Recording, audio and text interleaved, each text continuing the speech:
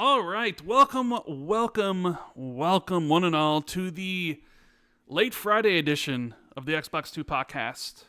I am one of your hosts, Randall Thor 19, the man with the million, and joining me this week, we have XboxERA's lead podcast host? Yep. I don't know exactly what your role is, but everybody knows you as Mr. Rumor Mill himself. You know, the greatest and most well-known Fortnite leaker in the industry. Lover of all things Nintendo and hater of all things Xbox. We have Special Nick joining us today. What's going on? The only man important enough to have the thumbnail changed. That is true. The only one. That is true. Definitely. You're the No only one person else- that's no changed one the else. thumbnail. Yes. And you did it yourself. Yep. I did. And made sure and forced you to change it. That is right. You're like, my one demand for coming on the show. You know, some people are like, I want M&Ms in my dressing room, but only the green ones. Well, Nick's request was, I better be in the thumbnail or I'm not showing up. Yep. So That's right. we are here. I'm the only person. Which is, you know, it's. I reached out to you, and then you're like, can you come on? So it's like we did XboxERA last week together, Yes. and here we are this week. So I don't know how much because we talked a lot about this stuff last week, but I guess there's always something new to talk about, right? Well, Gamescom just happened. Gamescom did this happen. There's some things there, but you know, since I talked to you last week, how's your week been? My weekend was okay. I went to the I mean, I say the weekend was okay. For me, it's. Are we talking about last week now? Yeah, like what, you know, since we did XboxERA last week. I don't know, man. I'm not a YouTube millionaire like all of you. I work during the week. I wish. I work sadly, so my week was filled with that and kids playing sport and going to training for sport and all that sort of bloody crap, which I'm completely over. But my son is sick, so there's no basketball for him today. And my daughter's basketball game happens while you and I are doing this podcast, so I don't have to worry about going to that. But I've actually been trying to juggle many games this week. And it's winter Like down there many in games. Australia, right? It Or is. what It's would winter. classify as winter for you? Yes, but the funny part is it is winter here, but like yesterday it was 20 degrees Celsius, which is quite warm for winter. I think today is supposed to be 19, Monday 21. Like we've had some unseasonably warm winter's days this year, which I am not complaining about one iota because I love the heat. The hotter the better. Love it. Right. So good. Yeah. What about you, mate? What have you been up to? I mean, you know, playing games, watching TV, reading books, you know, the usual stuff.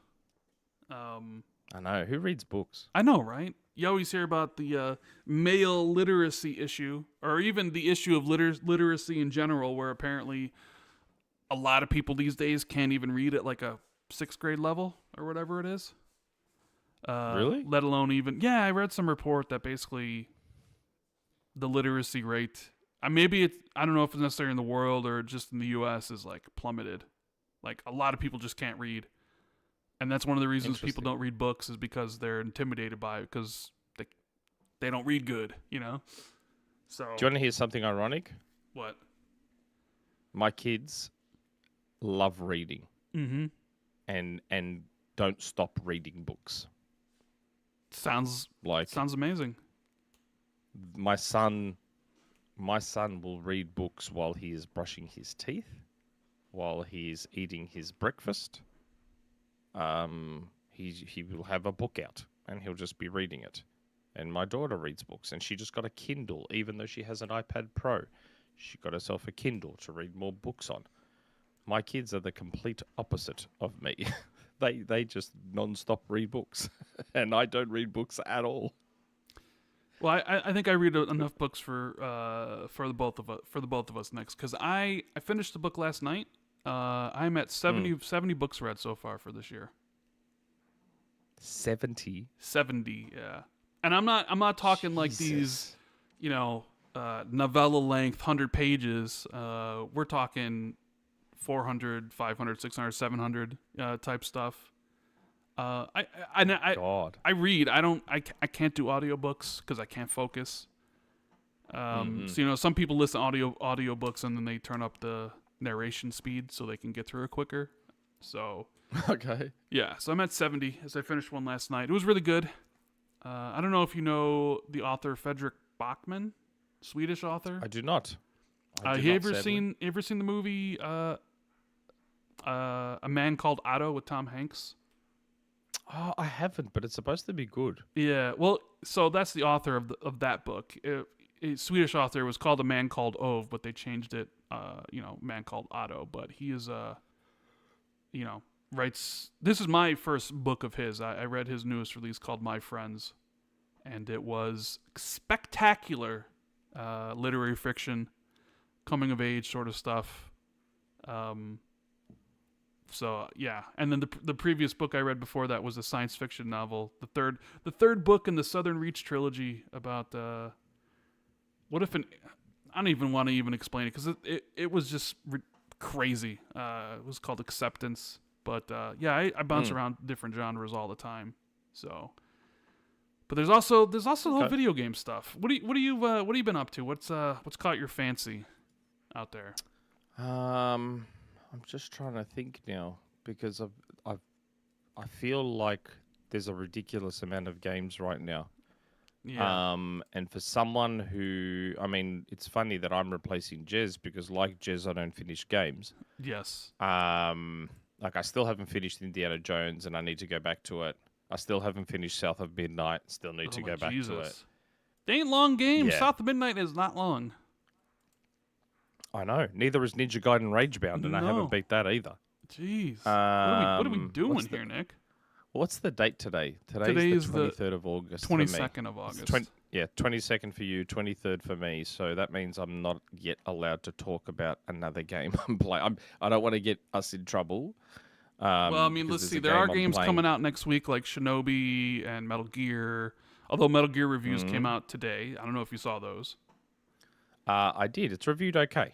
It reviewed okay. Apparently, in the 80s. Apparently, doesn't run well on the PS5, and even runs worse on the PS5 Pro. I guess is what the scuttlebutt is on the internets, the interwebs. That's because the Xbox is a better console. Everyone knows it. Does the game run better on the Series X than the PS5 version? Probably. I don't know. I haven't looked into it. I don't know. I want to play Metal Gear Solid Delta a lot. So do I. But apparently it's like running at 720p in performance mode on the Pro and the PS5 or something, which is like really anywhere between 720p and 1080p for the scaling, I guess. I don't know. Jesus. That's Isn't it an Unreal Engine 5 game? Yes, it is. And that's Virtuous, the devs behind Oblivion and Well, that probably explains why the Xbox version runs better. Well, maybe. I don't know. I don't know if hopefully it does. But you wouldn't think that the PS5 Pro version would run the worst. But maybe that's a UE5 issue, perhaps. Maybe. It could be. It could be UE5, a combination of UE5 and because my assumption is that Virtuous got some handy experience with the Xbox dev environment while they were doing Oblivion. Because by all reports, the Oblivion remaster is pretty good. Like it's a good port or whatever. I guess it. No. Yes. I think originally people were saying it was, but I think it had a lot of issues and. Maybe they updated it quite a bit. I guess I suppose it depends on who you ask. Oh, okay. If it was like that good. I think it exceeded people's expectations at launch, and then the thing with like those type of games is like I think there was some bug where like the longer you played, the worse it like ran or something.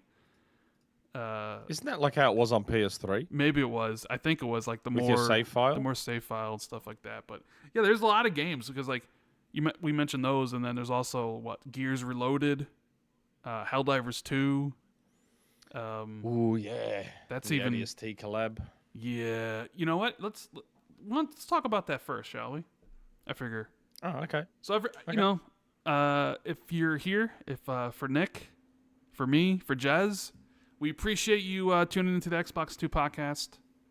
Sorry Jez couldn't make it, but he's in Germany experiencing all the wonders of the Gamescom show floor, and all the smells, I'm sure, are very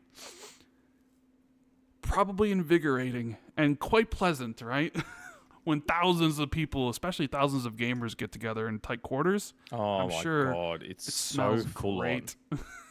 It is so full on in there. Like last year when I was there, we got in. Ursula and I got in like a day before the full on public, and it was packed, and it was even packed then. Once they let the public in, oh boy, it was sardines.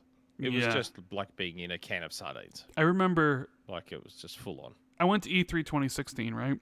I think one of the last years it was press only, or still kind of press only before they opened it up to the public, and still a lot of people at those things. And I remember like walking down the hallway, and then there was like 3 people walking toward me, and as soon as kind of we got close, like they're on my left, I was just hit by this, like I was like, oh, what the fuck? I was like, what is that? Gross. I was like, the worst, like, pungent BO you could possibly smell.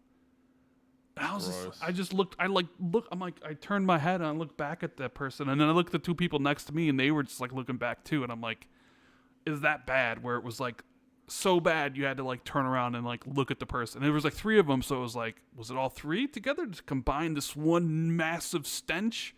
It was one person or whatever, but it was just like, and that's one of the, I mean, I haven't forgotten about it, so it stuck out in my memory. I can even imagine the hallway I was in, was walking through it, and then boom, it hit me, and I was like, what the hell was that?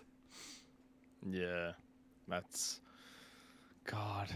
so gross. I know. I don't know. I've become one of those weird people, and Jesse thinks I'm weird because I now wear 2 types of deodorant.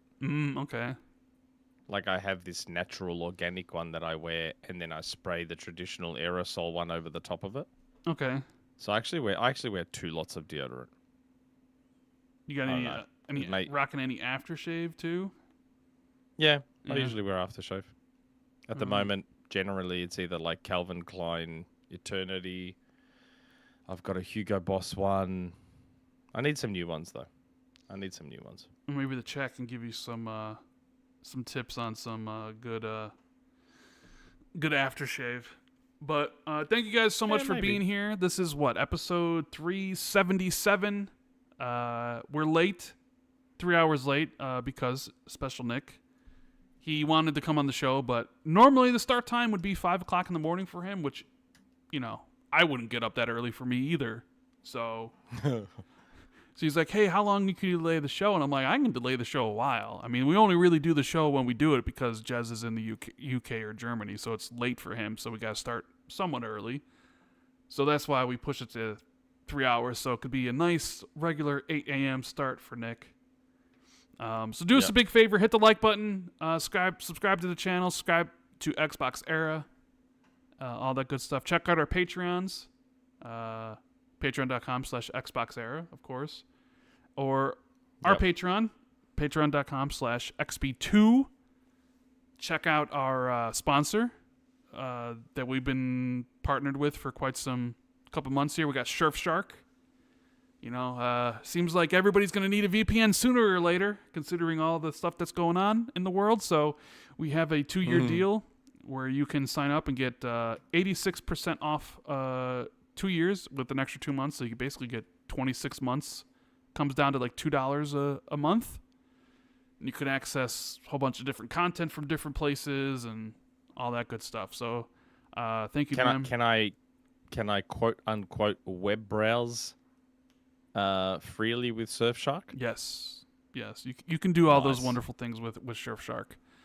Nice. What do I want to give a shout out to? Undetected, right? What? Undetected, right? Undetected. Very, very much undetected. Yes. Oh, good. I want to give a shout out to our Patreons before we move on, if I can find the list. Here we go. for the Xbox 2 MVPs. The question and answer thread is up. If anybody wants to drop us a line over there, me and Nick will be taking questions at the end of the show from the Patreon. So we got the Xbox 2 MVPs. We got Resin Force, iMike Zero, Tier, Shrapnel, Inner Machine, Holy Dark Death, Steve Stompy, 09C Mine, James Wiseau, Trickster for Trey, Laser Wolf, Battered Haddock, Army Dude 52C, Foreign Object, RS Donk, Silas, James Moore, Fantasticals, K-Trox, Bright Tundra 1, Discarded Caboose, Justin Duell, Sean Kramer, PB Broking, Asa TN Madison, Governor Grimm, DZ Huffin, Wagerman, Pat Rock, Scarcely Relevant, Adam Bartolo, Briggs Country, and Wolfgang KPZ. Thank you guys so much for your continued support of the illustrious, as people would say, Xbox 2, although I don't think so, but that's what people say sometimes. But anyways, thanks for your support, everyone. Yeah. Whether you support us or Nick, because I also support XboxERA. I'm a Patreon. Although nobody on XboxERA is a Patreon of Xbox 2. This is shameful. I just joined for now quickly on the free, like last week after we talked about it, I joined up on the free tier to begin with. Yeah, the mooch. The mooch. It's like, let me get a free tier. Okay. But I said, hey, another way you can support Xbox 2 is with super chats. That's right, super and chats. we already have a couple of those. Okay, so I'll get to those. Let's see. We'll go to the super chats. We got there's 2. Silas, member for 22 months, says, "Okay, Rand, since next week Jez will be talking about World of Warcraft housing for 4 hours, now's your chance to vent about Fallout Season 2 going weekly." Yeah, at least this week I don't gotta hear about World of Warcraft. I don't gotta hear about the cinematic that Blizzard plays. Although the Blizzard cinematics, Nick, are always next level. Really, they're the best in the business. It's just too bad they're tied to good. games that I have just hardly any interest in. Like, you know what I mean? If only. Yes. And I always said that to Jazz. I'm like, imagine if World of Warcraft looked like its cinematics instead of a game from the PS2 generation. Why does it still look like that? I don't know. I mean, because there are some good-looking MMOs these days. But who knows? But I'm sure Jazz is super although I think Jazz did say his game of the show is Chronos The New Dawn. Over even maybe World of Warcraft tweet. stuff. So, I don't know. We got MM Machine who says, "Oh my goodness, Nick on the show? What a treat." Yeah, baby. Nick is here. Thanks, mate. And thanks, M Machine. It'll be a lot of fun. We have Risk It for the Biscuit, fellow Australian with Nick. Why is Collinwood ruining a perfectly good season, and why aren't they going to win the finals for Nick? I have no idea who those are, what that is. He's talking about my football team. We played last night. I went to the footy last night. We did win, but we struggled. Okay. I'm not going to lie. We do appear to be somewhat cooked. So okay. I'm no longer as confident of us winning.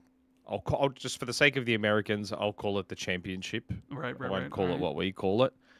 I'm not as confident of us winning the championship as I was earlier in the year. We could pull something out of a hat, I don't know, but I'm not as confident as I was. Hey, we do appear a little bit cooked. Chicago, we never win anything, man. I know we don't. The last Chicago Bears Super Bowl victory, 1985. The last really? Yeah, 1985. So it's been a long time. The last Chicago Bulls championship was 99 when last season with Jordan and all them. The last Chicago White Sox World Series, 2005. Jesus. The last Cubs World Series, after they had lost for over 100 years, I believe was 2016. Although the Cubs are looking like they might be in the playoffs this year, but I doubt they have enough to win the World Series. And the Blackhawks, God, when was the last time the Blackhawks won the Cup? Was it 2012, 2010? I know they won it 3 times in recent years, but it's been a little bit of time. But everyone obviously wants this. I don't know. Your dad told you that Chicago is basically the closest place to Melbourne, Australia, right? Yeah. Even though like we have 2 baseball teams, we have a hockey team, it's really at its core, this is a football town. It's all about the Bears. And the Bears have sucked for the longest. They haven't won since 1985. Really? The last 10 seasons, they've had one winning season out of the last 10, I think. They've been awful, but 85. That's when my wife was born. I was 4 years old. 85. You know, I was 5 years old. That's right. 85? You are a little bit. You're the elder statesman here. Usually it's me with Jez. We're kind of flipping the tables. Jez is young, isn't he? Jez is a little bit younger. Yeah. Yeah. He's getting up there though. Oh God, 85. Jesus. So Collingwood's last premiership was in 2023, so it was very recent. So I figured this kind of is going to piggyback off of our conversation last week when we were talking about the Helldivers 2 coming to Xbox. Because was the collab officially announced last week? I forget what the reason was. It was on an XboxERA topic. Do you remember? Was it because the collab wasn't announced till this week, which was after XboxERA? Was it because it was teased? It was teased. It was teased. Xbox it was era. Teased in the trailer at the end, and we speculated about it and all that stuff. And we have the details now because they dropped the trailer for it, and it's great trailer. It's not a new map, unfortunately, which I'm sure people would have loved, but maybe that would have been too much work. But basically, it's like you get some skin. You get a skin from ODST. They call them war bonds. War bonds. They call them war bonds. Yeah. So it's 2 skins. Weapons from Halo. I think it's yes. The assault rifle, Mac the pistol, shotgun. Yeah. And I think one submachine gun. I think. And then I think there's some cloaks and some other stuff, but it really does look like a well done collaboration. Very. It really kind of does seem to fit the world that's going for. Oh yeah. So they've got they've got the assault rifle, the shotgun, the M6C SOCOM pistol, the M75 SMG. They've got, what do they call them? Patterns. I don't know. They call them patterns. And there's all these different vehicles. The rookie icon, the honored heirloom, eyes of the clandestine, a couple more player banners, and an armor passive called Feet First. And 2 armor sets. The recon set, the very, very infamous recon set, and the Hell Jumper. Yes. It looks good, man. It looks good. Really good. Are you gonna the most expensive one? It's the most expensive one as well. So since you are known for spending your hard-earned money on Fortnite skins and other skins of various things on different games, how quickly will money be leaving your wallet to go spend on this? I tried to pre-order. It was not there. You pre-order. I tried to. Are there games that actually allow you to pre-order skins and stuff? Yeah. Usually when there's I think when there's bundles and stuff like that, sometimes you can pre-order them, I think. So I looked for it on the PlayStation store because I bought Helldivers on PlayStation, not at launch, but not far from launch. And when this got announced, I was like, surely this is on the PlayStation store. It comes out next week. Yeah. So I jumped on there to pay for it, and it wasn't there. It probably won't be there till the 26th. But I mean, it has got people talking. I mean, the collab and Helldivers 2 coming to Xbox has got people talking, right, for an extended period of time. It has. Some people. But for some of us, it's old news, eh? Sure. For some of us, it's old news. Sure. Some of it, even though, I would love to know the discussions about it because I think you were the first one to talk about it. Back in January. I think it was early 2024. I'm not exactly sure of the date. Maybe it was January, maybe it was February, maybe it was March. I'm not sure. It was March or April 2024. And you got a lot of pushback from different areas of people saying, never going to happen, blah, blah, blah, blah, blah, blah, right? And to be fair, I didn't say Helldivers 2 was coming to Xbox.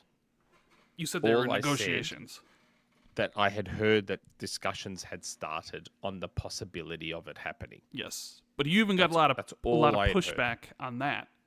That there's no way they're talking. That's bullshit. Yeah. Et cetera, et cetera, et cetera. Making it up. Yeah. Stock standard. But then, to your credit, you also said, hey, looks like discussions didn't go well, so. Yeah. I did. But then they I did. said that too. So I sort of wonder, like, what happened to go from discussions didn't go well to then, well, the game's actually coming, and now it's got a Halo crossover, you know? So something clearly happened. My assumption is, so, and again, I don't know, this isn't anything I was told. My assumption is that when discussions started, both sides were probably being quite stubborn on their demands. So I would, at a guess, say that Sony just wanted everything paid for, like everything paid for. And Microsoft's like, well, fuck no. And they probably came back with something else.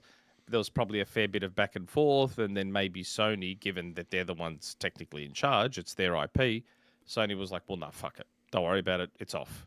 And then that's probably the point where I heard from my guy discussions are off. And then maybe Microsoft caved and came back with a deal that was satisfactory. Because despite what some people in Twitter land believe, discussions can be off and then back on and then off and then back on. Like, that's how business and shit works. Yeah. So definitely, clearly a deal was worked out. Yeah, and I mean, the Halo thing is going to be big for the game, because I would imagine, because it's not just Xbox players. Like, it's going to sell the game to Xbox players, right? There's something for Xbox players at launch. It's a co-op game. It's a shooter. It really looks like Helldivers 2 is a separated at birth of the Halo franchise anyways. You know, it's like, if maybe if, 343, if Microsoft had more vision, I guess, for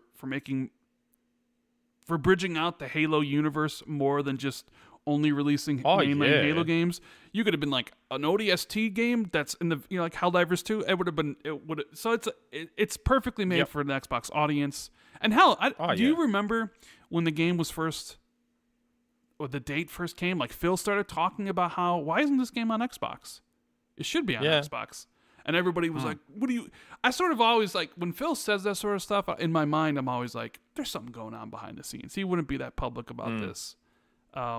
It took a little bit, but that Halo thing is going to help it regain players. Like, I'm sure plenty of people on PlayStation are going to go log back in, buy that, War Bond. Same thing with PC. I will be there straight away. All the new Xbox players are like, why am I going to play Gears Reloaded for the 100th time? Why do I want to play this remaster instead of playing this new game to me? So I have seen people suggest and speculate about this, Nick, and I wanted to get your opinion on it. When it was, the collab was revealed, and it was like Helldivers X or Helldivers Cross, and they said Halo ODST. They removed the 3, and they just called it Halo ODST. Now, I've seen it suggested by people in the Xbox community and others that could this be the next Xbox? Could this be the next Halo game we're actually getting, where it's ODST branded? And that's why they changed the branding, because the next game that, Halo game that's going to come on all platforms, even on PlayStation, is going to like be a multiplayer ODST game or something. Like, people have really kind of hung their hat on the fact that they dropped the 3 from ODST, which I think makes a lot of sense anyways, because Halo 3 is 20 years old. So it's like, that's right. You would drop it and just call it ODST, Halo ODST. You don't have to call it Halo. But there's a lot of people speculating that this means more than just a logo fix. It means there's a, maybe certain Affinities multiplayer game that supposedly is coming, Project Eros or whatever it is. Maybe that's a ODST game, and that's releasing first, which is why they're doing this collab or whatever. What do you think about that idea? I wouldn't have thought so. To me, it just feels like they're dropping the 3 because it makes sense to drop the 3. Like, what would be the point in keeping the 3 there? The whole point of it is, the idea is that the crossover is with ODST. It's with the Shock Troopers, and the Halo is there so that the PlayStation audience that wouldn't know what the hell an ODST is go, oh, well, we know what Halo is. Oh, so this is Halo DLC. What do you achieve by putting the 3 there? There's no point. Like, oh, hey, remember this old 360 game?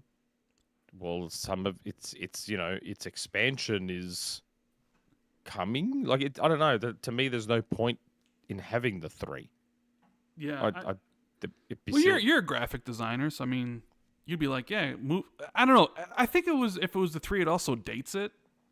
People might look at that and be like, Yes. Halo 3 ODST. That's what was that? 2009, I think. Yeah. 2008 or Like, whatever. What would be It's the like, point? yeah. So just drop it. No, I mean, I actually think it would look odd to have the 3 there. yeah.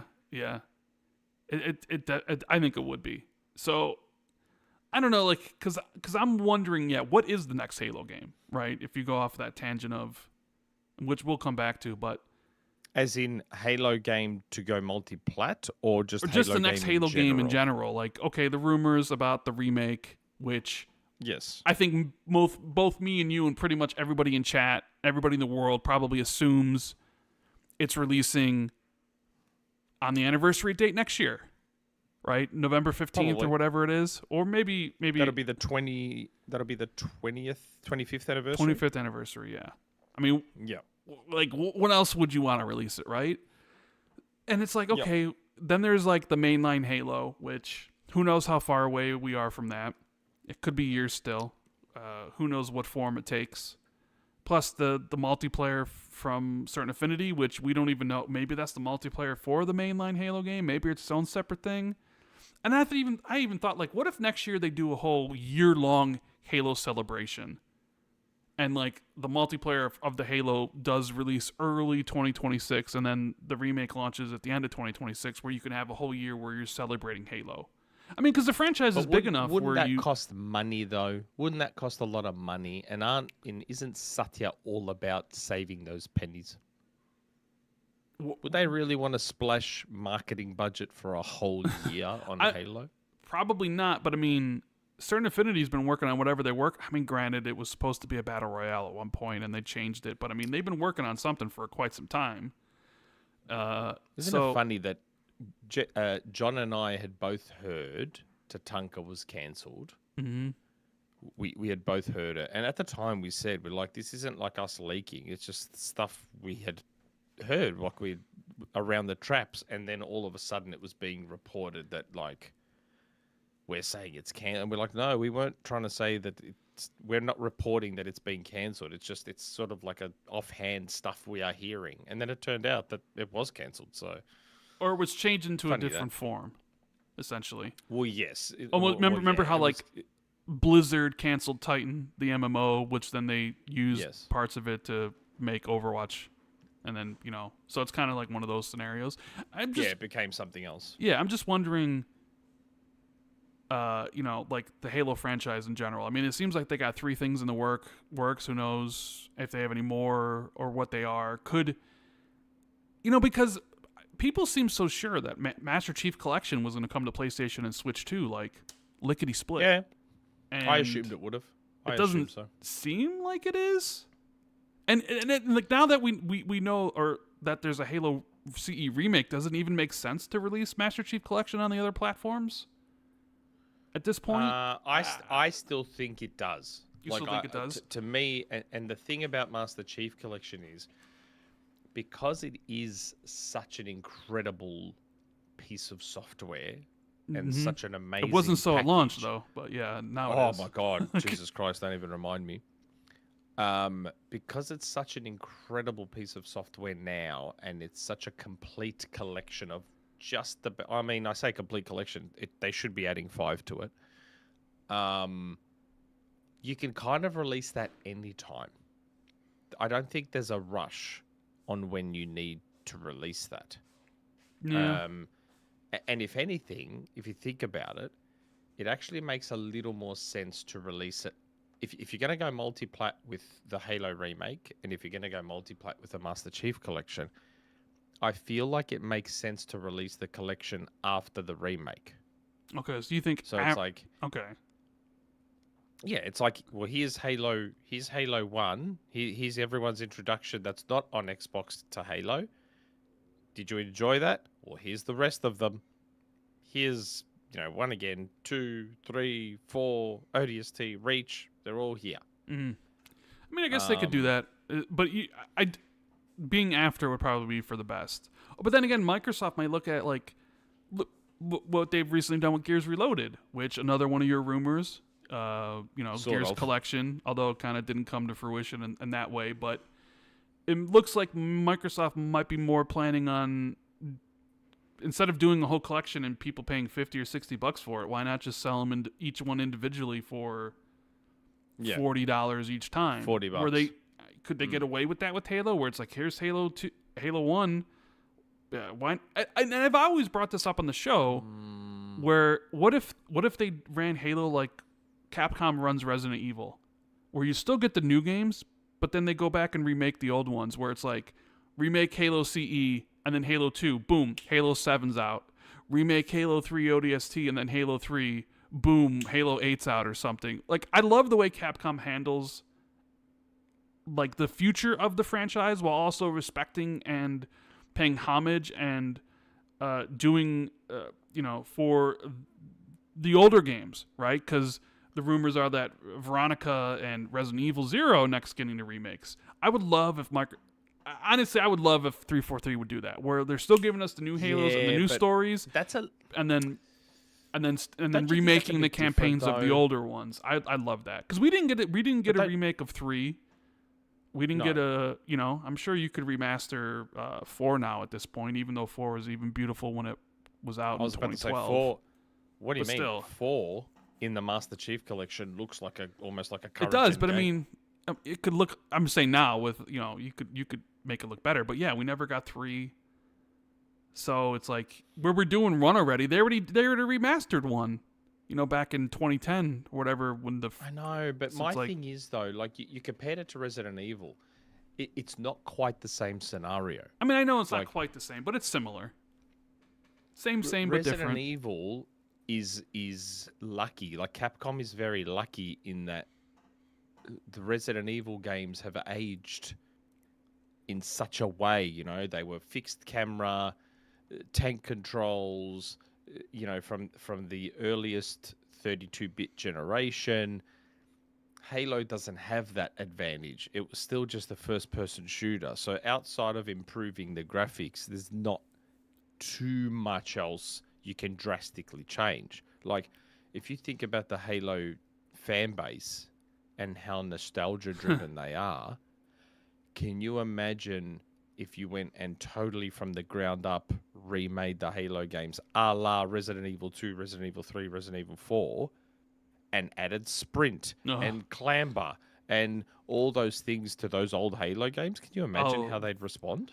They would have brain aneurysms. You would see blood pouring out of their ears and their eyes. But you see, they'll do that anyways. Any slight changes to anything Halo related, and the hardcore fans, they blow a gasket. But I mean, how else are you supposed to appeal to new?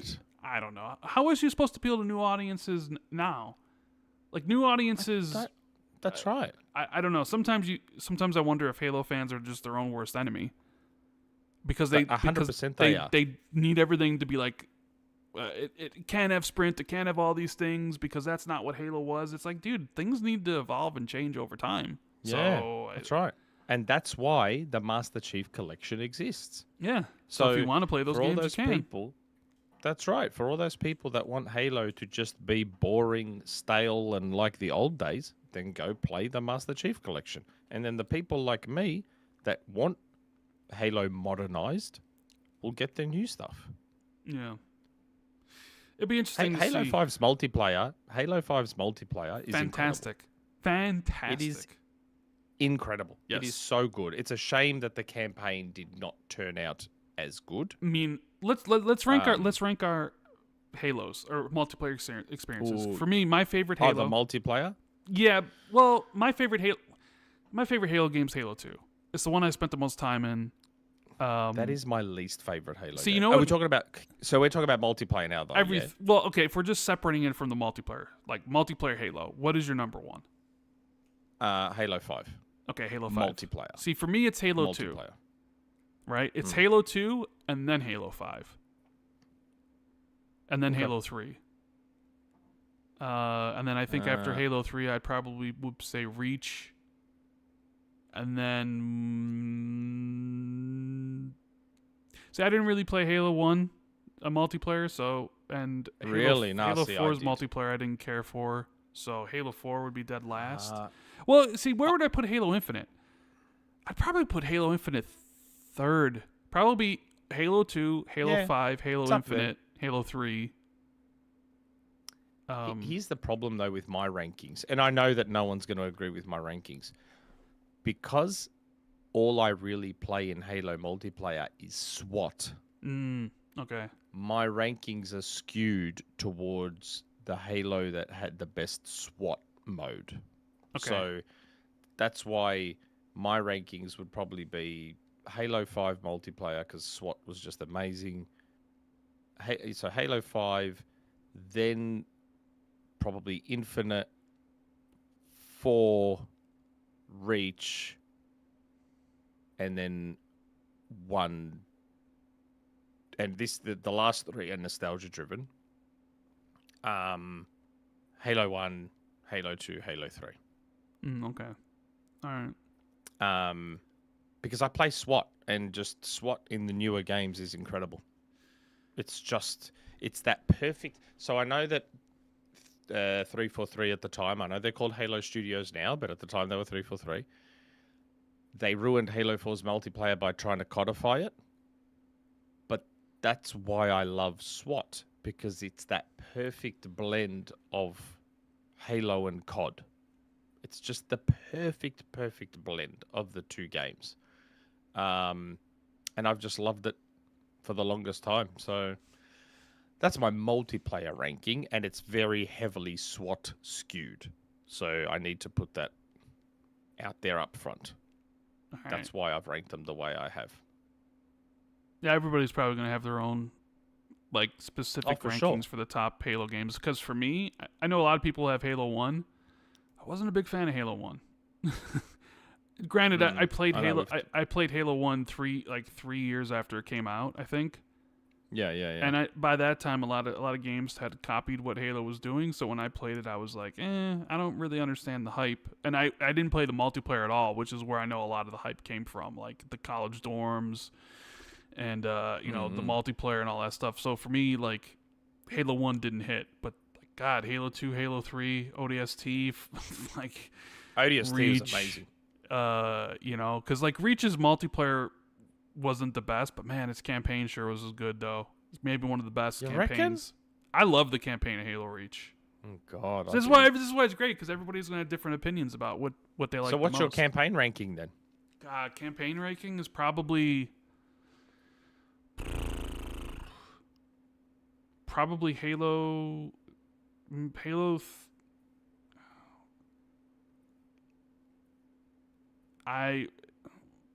Probably Halo 2. God, you're struggling. Halo 2, Halo Reach. Wow. Halo 3. ODST. Infinite. 4. 1 and 5, I think, would be the ranking. 5's the worst. You've got 1 second last. I didn't like 1. I've said this repeatedly. I didn't like 1 at all. Wow. I didn't fall in love with Halo until Halo 2. Nah, my campaign ranking is Halo CE, ODST, then probably maybe Infinite, and then 4, then probably Reach, 5, and 2. Okay. I hate 2. I fucking hate 2. Time has not been kind to Halo 2's campaign. I remember enjoying it back in 2004 when I didn't know any better and we didn't have anything else. But good Lord, time has not been kind to Halo 2's campaign at all. I think I've told this story before, but I'll tell again. I don't know how you are with like spoiler culture. I'm not going to spoil anything, but I don't give a shit about spoilers. I've never cared about spoilers. So imagine me, 2004. I have Halo 2 pre-ordered. I'm going to get it, right? I go to the game, whatever it was, EB Games or whatever at the time. And I'm like, here to pick a pre-order for Halo 2. And the guy's like, all right, great. He's like, can I, interest you in maybe picking up the Halo 2 official strategy guide? You're going to need it. I'm like, nah, I'm good. Yeah. I don't. And this isn't an RPG. It's like I would get strategy guides for like Final Fantasy 7 or 8 or whatever, which I felt was worth it. Like, I don't need a strategy guide for Halo 2. He's like, I don't know, man. You know, those levels where you switch to the Arbiter and you got to play, they're pretty difficult, dude. And I'm like, the Arbiter? He's like, yeah, dude, like half the campaign you play as somebody else. You play as an alien, the Covenant. And I'm like, I just like stared at the guy. I'm like, my God. like, what? So I went home and started playing. I'm like, this mother, he literally spoiled. He's like, I'm going to need the strategy guide because you play as 2 characters in Halo 2. Like, I was like, I couldn't believe it. What a dickhead. I couldn't believe it. Oh, do you remember that? Like, I know that it was a big controversy back then with Halo 2, but to me, by far the biggest controversy where they did the old switcheroo was Metal Gear Solid 2. Oh, yeah, Metal Gear Solid 2, yeah. Do you remember the Like, there was no internet back then, not in the same way there is now. Like, I remember, no Twitter, I remember nothing. playing it and then finding for I remember getting Raiden, and I remember thinking like, okay, I'm gonna be switching back to Snake anytime soon. Like, yeah, they could, the thing is, they could never pull that off in this day and age. You know, they just couldn't. I mean, it'd be spoiled all over the place. Yeah, it would, because in Halo 5 you spent more time as Locke than you did Chief. I mean, hell, do you remember when Hellblade 1 came out and it was the whole rot thing? It was like, oh, don't die too much or you might delete your save or whatever. And then before the game even come out, journalists were like, don't worry, it's all fake anyways. Right? Yeah. Imagine if it was like back true. in 2004 where if you picked that up and it said that shit, you would have been like sweating. You would have been like, oh my God. Yeah. But, everything's got to be spilled on the internet. People watch a show and then they're already talking about it on the internet and spoiling it for anybody else who can't wait or whatever. That is something that the internet has taken away, hasn't it? Yeah. It's taken away the ability for, and I'm aware there's an irony to you and I discussing this, given I don't spoil that nothing. we leak stuff. That's all you. I mean, you're the one. Okay, bro. You're the one talking about spoiling those Fortnite skins and stuff. I reckon Epic allows that shit on purpose. I don't think they even I reckon care. they do it on purpose. You think they? Yeah, would I don't even think care? Epic gives They a might shit. wonder where the well, leaks are coming from, though. But it's free marketing. Like, if you think about it logically, it is free marketing. Even with some of your rumor mills and the stuff and leaks, how many people have like suggested to you like, this is a controlled leak? Xbox is telling you this stuff to put it out there, and it's like, absolutely not. Are you serious? Absolutely not. Serious? Guys, do you know how much Microsoft has like complained about me? Like, why do you think John and Jesse got so upset? Why do you think they got so upset about the Fable thing? Like, if you guys think that shit is controlled, it is not. That was now, when I you can't said. speak on. That was when you said Fable might come out in 2027, so 2026. Yes, that when I heard that it might slip to 2027, and that's the funny part. All I said was that I heard it might. I didn't say. Well, you see, but that doesn't make good headlines. It's got to be industry insider says Fable's coming in 2027, and then clicks will get. Not that. Could, still a long time away, right? Maybe it releases. Maybe it's gonna get delayed because Grand Theft Auto gets delayed, lands right in the time frame Fable's supposed to get released, and Fable's gotta get delayed again because you're not releasing against Grand Theft Auto. But that's what I'm saying. I wouldn't be surprised if that's again. Do I even say anything now, or is it going to get twisted? I wouldn't be surprised if that is why I heard as early as I did, because maybe they're like, why don't we just get the fuck away from Grand Theft Auto altogether? Maybe. Why don't we just get away from it and just take all the doubt out of it, take all the stress out of it, take all the bullshit out of it, and let's just go give ourselves extra time and go 2027. Then we don't have to think about it. Well, part of me is like, well, Phil did say it was coming, so those 4 games are coming, so yeah, probably one of them get delayed. Right? Because Phil did say to you guys, Everwild's coming along great.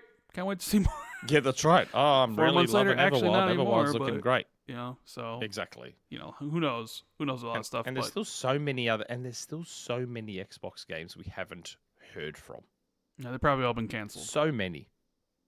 Like, I said after those other games got cancelled on that episode of our show, I was like, how is Contraband surviving these cancellations? And here we Yep. are, a couple of Here weeks we later. are. You know, where is State of Decay 3? That's another game that Phil said on our show on which episode? Episode 100. He was like, oh, I'm really excited about State of Decay 3. Well, it's because But Phil's we a have huge fan of seen- the state of the friend. He loves State of Decay. Okay, but we've seen nothing of it. I know. Well, I mean, it must be good that it survived this round of stuff. Otherwise, it probably would have been canceled. But then again, I don't know what you would do. Like, did you shut down Undead Labs if you cancel it? Because they got nothing else. Oh, God. You know what I mean? Like, okay, That would be you a shut down, disaster. you cancel Perfect Dark. I mean, you pretty much got to shut down the initiative at that point because they don't. It's not like they bring in any revenue. They have no games they've previously made. No. You know, you shut down Everwild. No, Rare can still exist because Sea of Thieves is extremely successful.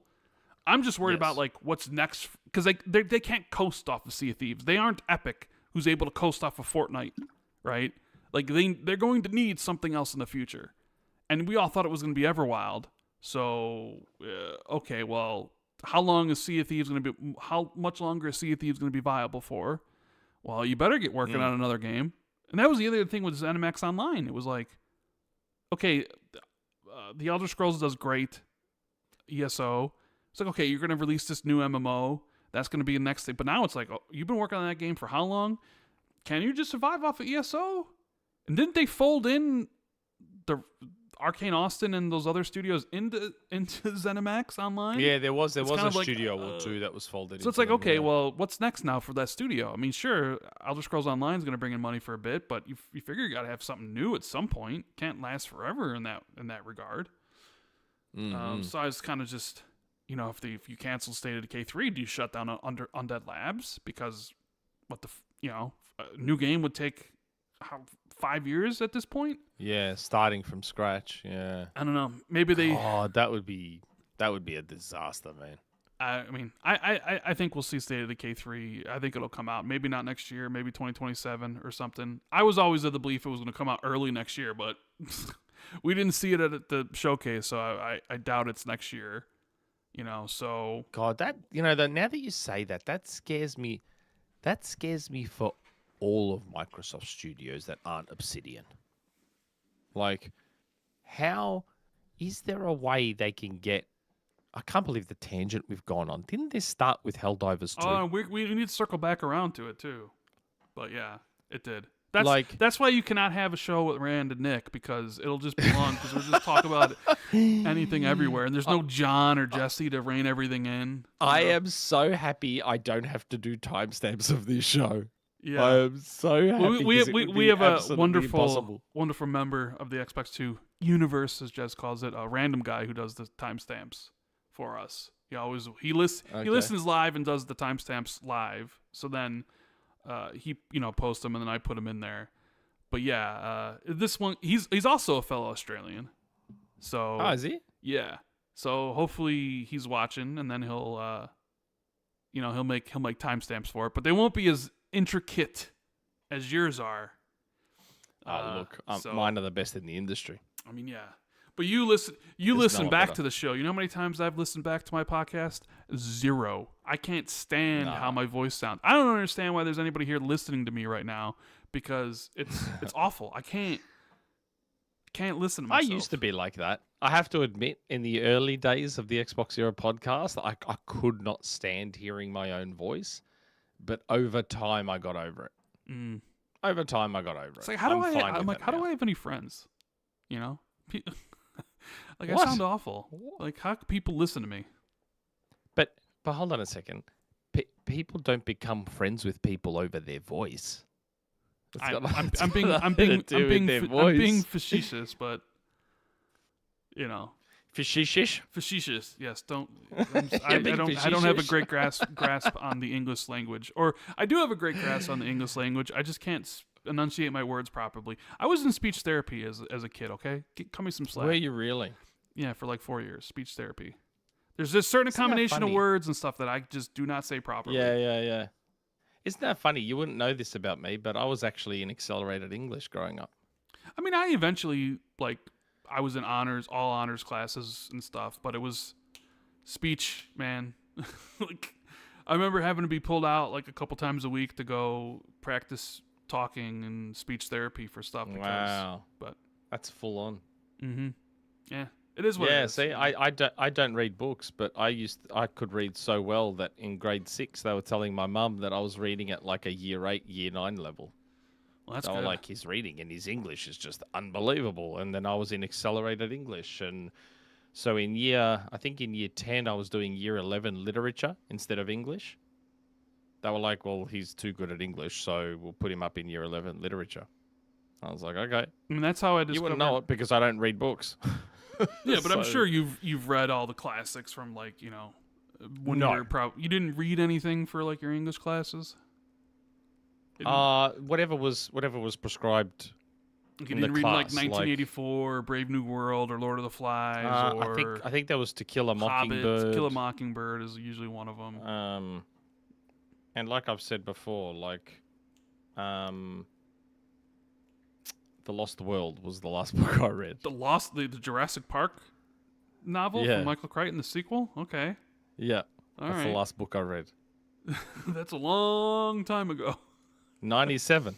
Yeah, That was when I read it. it was a Great book, though. long time ago. Yeah. Such a good book. It's weird because Really I good actually saw I read Jurassic Park novel before I saw the movie, and I was always like, man, some things are like, that was probably my first experience of reading a book and then seeing something changed in the movie adaptation, where I was like, wait a minute, where's the whole pterodactyl stuff? Because there's a whole like pterodactyl Yeah. section in Jurassic Park novel, and I want to say Yeah. it's been a long, now correct me if I'm wrong, maybe somebody knows, maybe you know. It's been a long time since I read the Jurassic Park novel, but there was the boy and the girl, and in the movie the girl was the hacker, but I could have sworn I remembered that the boy was the hacker in the novel. It wouldn't surprise me. I don't remember. But There's a it's lot of been stuff. like forever since I've read it. The big differences I remember was that John Hammond dies in the first book. Yes. He gets killed by, I think, the Compies in the first book. There's a dinosaur in the second book that only the arcade light gun shooter explores. The Carnotaur, the ones that in the book supposedly camouflage, which would have been an amazing dinosaur to see on screen. But only the Sega light gun arcade game explored that, and it just comes out at you out of nowhere. It just appears from thin air. It's so good. There's a whole bunch of differences from the second book to the movies and stuff. Oh yeah, I mean, Hammond being alive is a big change in general in the movies. So very big. But let's circle back around. Another tangent. Okay, you want to go another? Let's circle back No, around. I'm saying back like to, we've been on yeah. another tangent. Yeah, let's circle back around to the Xbox PlayStation crossover stuff because Okay. friend of the show, I think both of ours, middle-aged game guy, Mag, put out a rumor that Returnal Yeah. is in consideration to come to Xbox. Discussions potentially like I had with discussions, Helldivers. all that sort of stuff. It's interesting because me and you had this almost exact discussion last week where we talked about didn't we? potential games. You know, if Sony's, because I am of the opinion like, hey, I think Helldivers 2 might be a litmus test. How well as it does. If it does really well, let's explore more. Makes sense. If it does poorly, let's scale back our plans. And I think you were of the opinion that you think anything that's an advertisement for PlayStation, like God of War, Yes. or Spider-Man, Yes. or Last of Us, would strictly Last of just Us. remain on PlayStation because you felt that Sony feels that sells the console experience and all that stuff. Yes, they are games that I feel Sony maybe internally views as marketing for the PlayStation platform. Yeah. And then I So- brought up like an idea of like, well, what about Returnal? Which is like, okay, because I've already seen the spin. I'm sure you've seen it. Like the spin already was Xbox will never get any games from PlayStation, and then Yep. Helldivers 2 came, and it was like, well, Just it won't- games as a service. you only get games as a service, and is Helldivers 2 even first party? And now the whole Returnal rumor, it's like, well, you're not going to get a AAA flagship game. So now it's already like the goalpost has been moved so far. But Returnal's a game that didn't sell well to begin with. I mean, I don't think very well, but it's also like co-op. Because I think one of the last updates had a co-op. It's a shooter. It's a roguelite. Maybe it's one of those things where Sony might view it as, because I know how Sony originally viewed their PC stuff, where they felt it was an advertisement to get a PlayStation. Like, oh, yes, get God of War 2018 on PC, but Ragnarok's coming, and it's not going to be on PC for a bit, so maybe you PC players want to buy a PS5. I don't really believe in that strategy. I don't think it works. Because I don't think it works either. I think PC guys are like, screw you, I'm just going to wait. You're not going to bring the first game to me and then not bring the second. Right? Correct. Like, you're going to bring them all. I don't want to, I'm on PC. I'm PC Master Race. Why would I want to leave my 4090 to go play on a lowly PS5? Because that's how the PC Master Race people view about consoles. So I never really thought, like, that was really much of a, they're going to convince PlayStation guys or PC guys to buy a console to play the sequels. But with that sort of twisted logic, which probably makes sense if you're trying to push that as, like, well, why are we doing this? Well, it could be like an advertisement, even though it doesn't make sense. But they might view it like, oh, Returnal. Okay, well, maybe that could be an advertisement for Xbox guys to get a PS5 when Soros comes out. They like House Marquee and Returnal enough. Like, oh, here's Soros, which is a new game on the PS5 that's similar to this. I can see them maybe justifying it in that case, where it's like, the game didn't sell enough that much. We bring it to Xbox. It gets a boost. People play it, people buy it, and then maybe they go and they, potentially be interested in Soros or whatever, right? The justifications one could make in their head from why you would do that. But I'm just throwing that out as like a potential reason. But I don't think, I'm of the opinion, and I know Jez agrees with me, that even if PlayStation put Spider-Man and God of War and Last of Us on there, I don't think it hurts their business whatsoever. I don't think they sell less PlayStations because of it. I don't think they make less money because of it. I don't think it hurts the brand in the way that potentially going multi-platform might have hurt the Xbox brand. I guess it depends on who you ask, but I'll try and remain as consistent as possible here, because I don't know, because I like to be consistent. I've never thought putting games on PC would affect the consoles. I said it when Xbox did it. I said it when PlayStation did it. I said it before PlayStation did it, that if PlayStation does it, it won't affect them. I just, in the end, the console audience and the PC audience are very, very, very, very different audiences. Like, I gave PC gaming a chance like 3 times, and I was like, I can't do this. It's not fun. I don't enjoy it. It's too much work. It's too expensive. I have no interest in this. So I don't think putting games on PC hurts the consoles. However, I do think, maybe not in massive numbers, especially now. Earlier days was different, back before everyone had established their digital libraries. I do think that, so for example, right now, my backwards compatible library is ultimately, really, at its core, that is what's keeping me tied to Xbox now. Okay. That backwards compatible library. If that backwards compatible library didn't exist, then what real reason would I have to go and spend the money required on an Xbox going forward? If they're putting their games everywhere, if the backwards compatible library didn't exist, what reason would I have? Whatever reason you'd come up with in your head, I guess. If that's none, then it's none. If it's whatever, it's, I mean... But that's what I'm saying, though. That's why I'm saying the backwards compatibility is what's tying me there. Sure. If PlayStation were to now decide, if that's the path we're heading down, where it's looking like PlayStation may end up in a much slower fashion, release their games on Xbox, on PC, on Switch, or whatever, because I'm not tied down by a backwards compatible library anywhere near the level my Xbox One is, what reason do I have to buy a PS6? and I wouldn't be the only one in that boat. Sure. So while I don't think it would hurt PlayStation's console sales in massive numbers because they are the market leader in that space, it would still hurt them a little bit. I am a relatively big spender. I bought a PS5 day one. I then went and bought a PS5 30th anniversary. I've got a DualSense Edge. I've got Pulse headphones. Like, I am a fairly high spender. I've subscribed to Plus since 2007 or something like that. Like, so if they lost me, yeah, I'm just one person, but I'm one person that has spent tens of thousands of dollars. I guess the question. I guess the thing is, a hypothetical future scenario, right? Before the PS6 comes out in whatever year, 2027, 2028, 2029.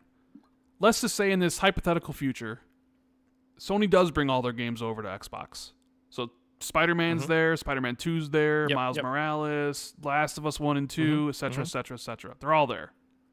But there is a gap between how quickly they do come. So let's just say God of War Egypt is coming out, and it's the next big game or whatever it is. And it's coming out in 2020. It's a launch title for the PlayStation 6 in 2028. But the earliest it would come to Xbox is 2030. Does that still give you an incentive to be like, I still want to buy a PS6? I don't suffer FOMO. Okay, so but a lot of people do. I guess was the point I was going to try to make. Where it wouldn't bother you, but it would bother a lot of other people. Where that was like, well, one, I can't wait. Like I need to get a PS6 because I got to play those games right away. So while it may come to Xbox, whatever, it doesn't matter because I'm not going to wait 2 years to play God of War. You know. Because I do sort of agree with you in the sense that if they brought games to Xbox, I look at my PlayStation, I've turned it on twice this year. Once to play Death Stranding 2, and another time to play Sword of the Sea. And I'll probably turn it on again to play Ghost of Yota at the end of the year. But that's it. That's 3 times. Yeah. Right? Mine mostly turns on just to play Fortnite. So, and if that future that I just said happened, I'd be like, well, if they're bringing all their games to Xbox, I don't have a reason to buy the PS6. But I'm not saying I suffer from FOMO, but 2 years is a long time. You know what I mean? Like, I would probably get a PS6 because I would want to play those games when I want to play those games, not wait to play them later. So 2 years is a long time, but at the same time, are you short for games to play? No, I mean, I'm never short for games to play. I mean, I'm just, there are some games I might want to play that I want to play then and not years later. If the entire video game industry crashed tomorrow and went away, my backlog would last me till the day I died. That's how many games there are. Sure. I mean, I'm serious. If video games stopped tomorrow, most people on Earth would have enough games to play till they died and beyond. That's part of the reason I don't suffer FOMO. Can I offer a hot take? I sort of feel that the whole backlog thing is a smokescreen. In the sense that not for everybody, but let's just say the industry dies tomorrow, but you can still play the games that you have.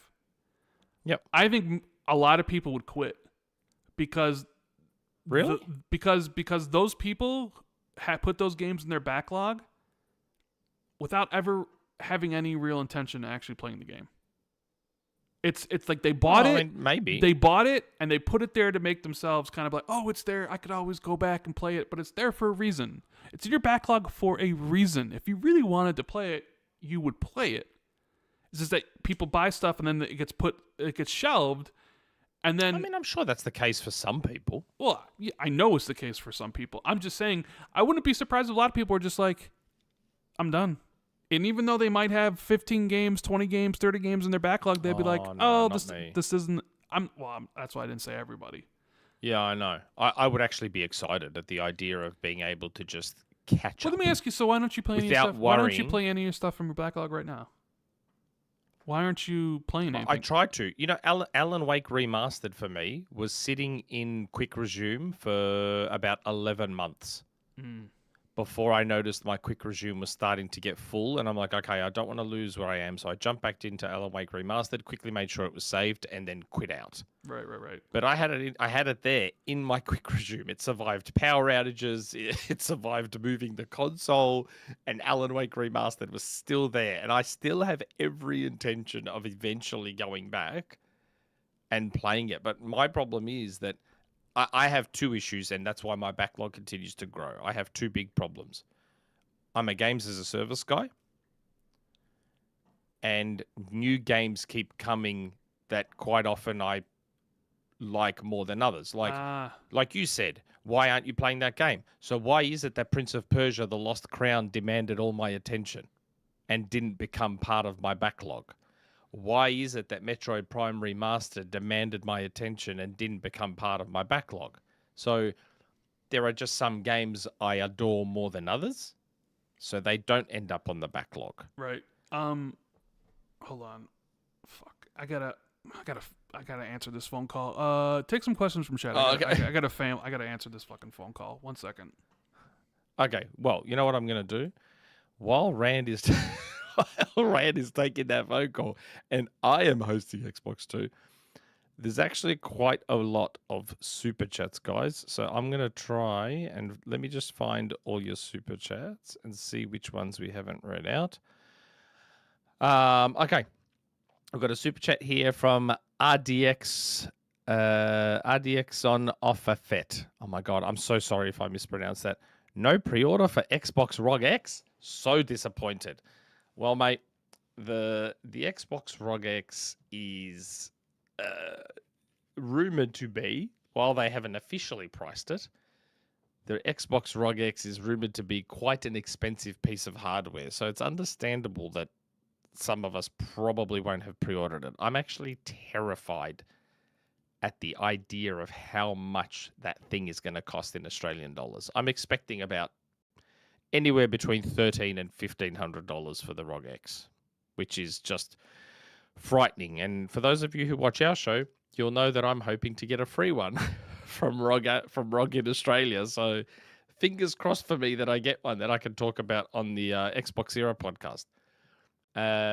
Purple Haze 4564. If an indie studio made like a speedster game that has nothing to do with DC, it's in its own IP, people would play it. People are wanting that. A speedster game that has nothing to do with DC. Can you, Purple Haze, can you please clarify what you mean by that? What do you mean by DC? As in comics DC or something else DC? Because I'm not sure. And I sorry I'm doing this horribly because Rand had to go suddenly, but I'm not sure what you mean. What's next? Chris R3464. I don't think Halo could get the Resident Evil treatment. Resident Evil is single player only. Halo games have single player, multiplayer, Forge, etc. Yes, that is a good point, and I wish we had read this super chat out when we were talking about Halo. But yes, there is that aspect of it. Although Resident Evil 3 Remake did technically have a multiplayer section. For me, it was more the reason they can't treat it like Resident Evil is because those games are first-person shooters, and first-person shooters haven't evolved since Halo to the same level that third-person games have. Like if you think about Devil May Cry used to be fixed camera, God of War used to be fixed camera, Resident Evil used to be fixed camera. They've all now evolved to over the shoulder and much more cinematic, and you're much closer to the action and all that sort of stuff. So it's a little bit different, and that's why you can remake them in a more modern way versus Halo. So I don't think, because again, as we said earlier, if you change Halo too much, too many people will complain. So it's not quite the same thing. Sorry if I'm doing a horrible job answering these questions, guys, but I need to cover Rand as long as I can. Kylo 12345. Which is larger, Rand's ego, Nick's ego? Dude, as if you don't know the answer to that question. 100% it's mine. I don't even think Rand really has ego, does he? I don't. I've never viewed Rand as someone who's a little bit full of himself like I am. I think Rand's a little more humble. Maybe behind the scenes, Rand has a bit more of an ego, but not publicly. Definitely not more than me. Absolutely no chance. We Robbo, I can't. We Robbo, I can't. I'll leave Rand to answer that one when he comes back because I don't know if he's read Malice yet. RDX on Sofafat again. Man, Jez sounds weird today. Yes, I do. I do sound very weird, but I would argue that my accent's better than Jez's. Jez eats beans too much. Vulord666. Nick, does the Xbox full screen experience or Steam OS/Steam Deck affect you potentially being a PC gamer? Do you think the UX takes down a barrier? Well, I hate Steam. I don't know if you've watched our show and you're aware of me, but I've always hated Steam's UI. I reckon it is by far the worst UI out there. It's one of the reasons I prefer GOG. I prefer Epic because Steam's UI is crap.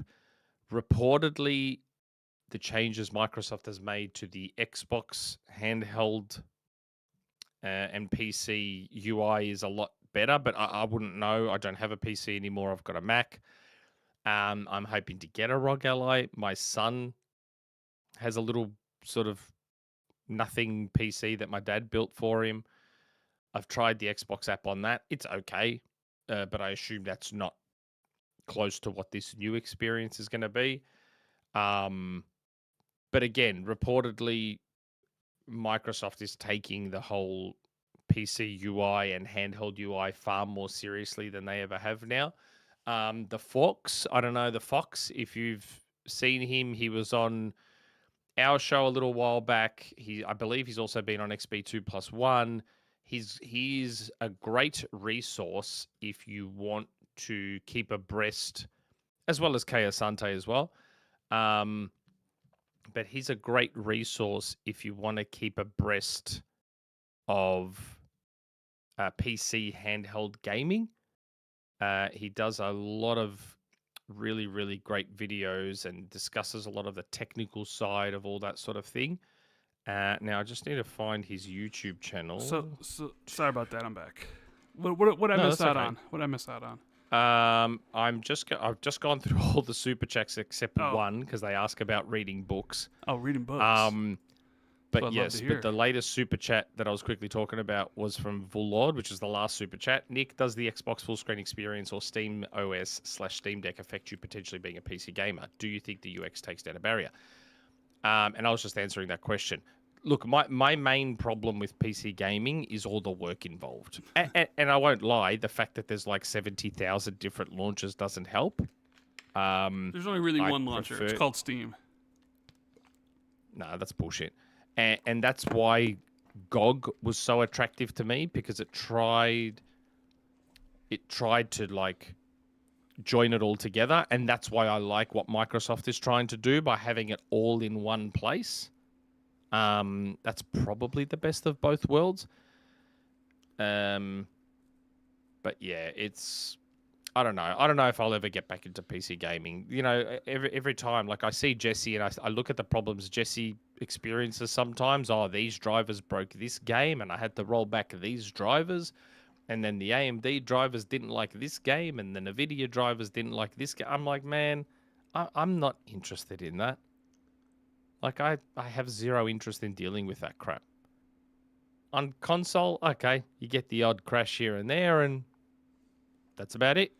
That's the worst you really deal with generally on console. You don't deal with anything else. It's just more convenient.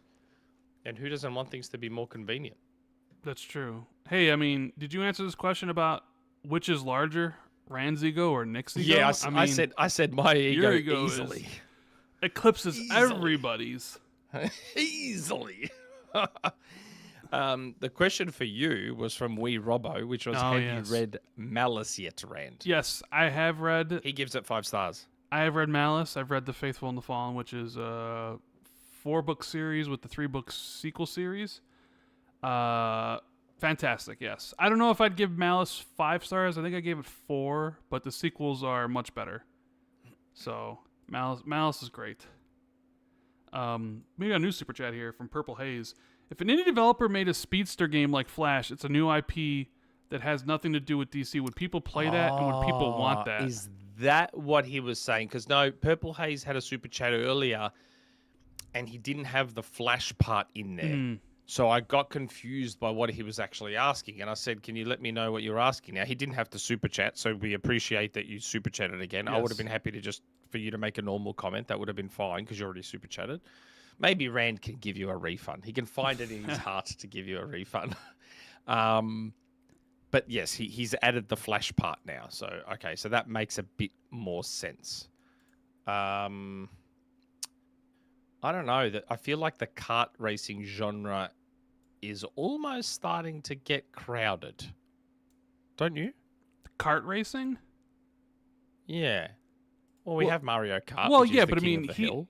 I think he was talking about he wasn't talking about kart racers, was he? He was talking No, about. I know, but that speeds like, is he referring to like the Disney speeds? No, game? he's referring to if like a Flash game where you run around super fast. Would people buy it if it was a new IP and wasn't tied to something like the Flash? Oh my god! When I thought of Speedster, I thought of racing. No, he's talking about he's Disney talking Speedster? about like if someone made it Infamous and it was like a speedster instead of whatever Infamous was, would people be interested in it if it wasn't tied to an IP? Probably not. I mean, I guess it depends on how it looks and who's making it. I would say, if CD Projekt Red's next game was based around a speedster in an open world or whatever, people would be hyped. Maybe. Based on the pedigree of the studio. Maybe. But yeah, so.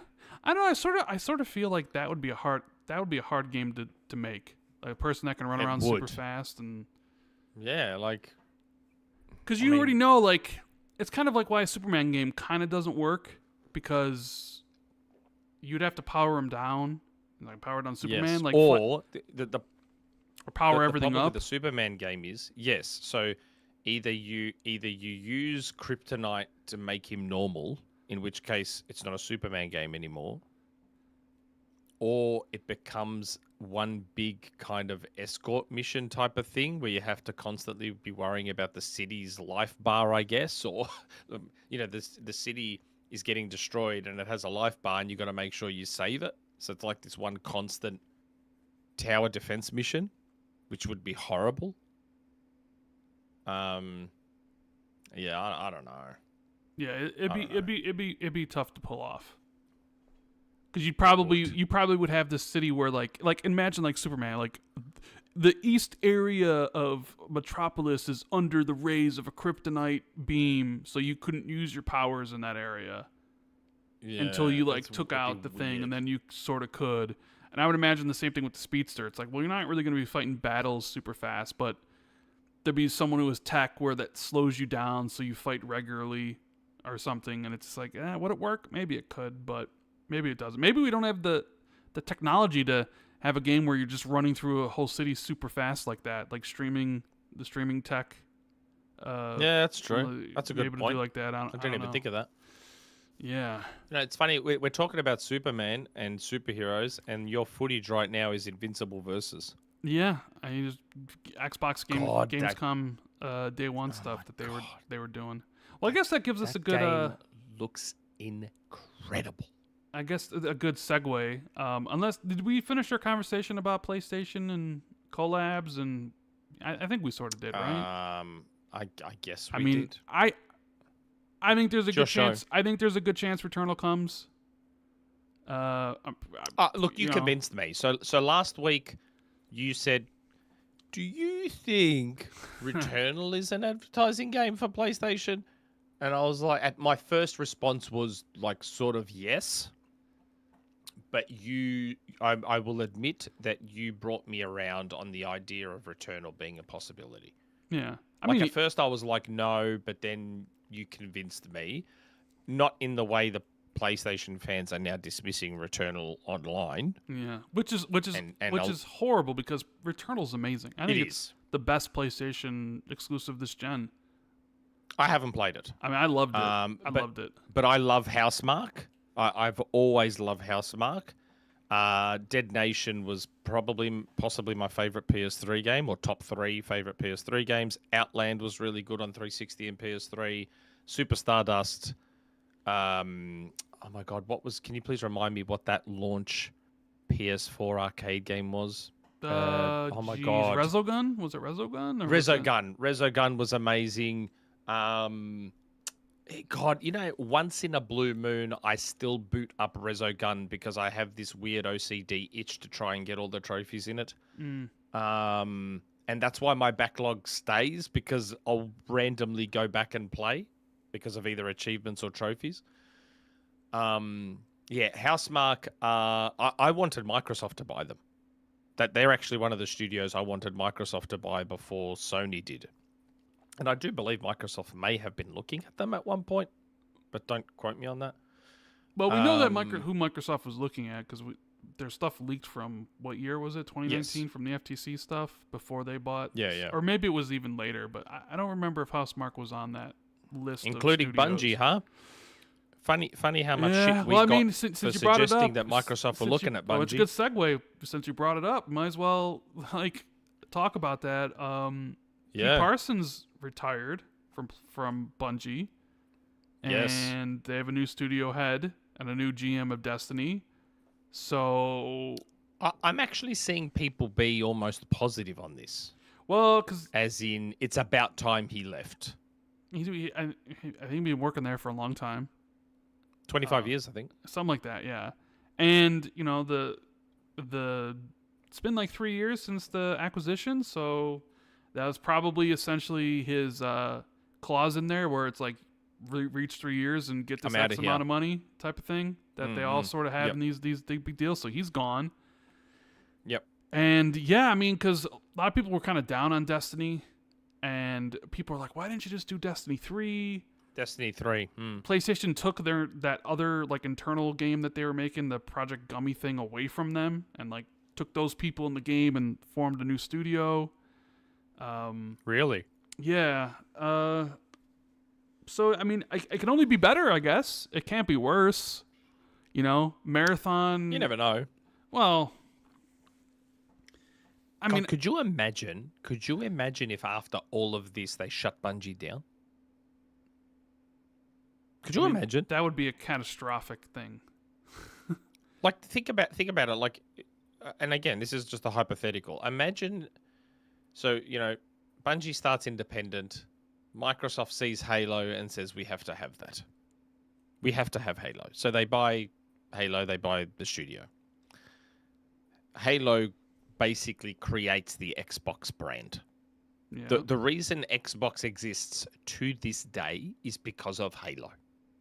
If Halo didn't exist, then neither would Xbox. Then Bungie gets upset because they want to be able to do something other than Halo.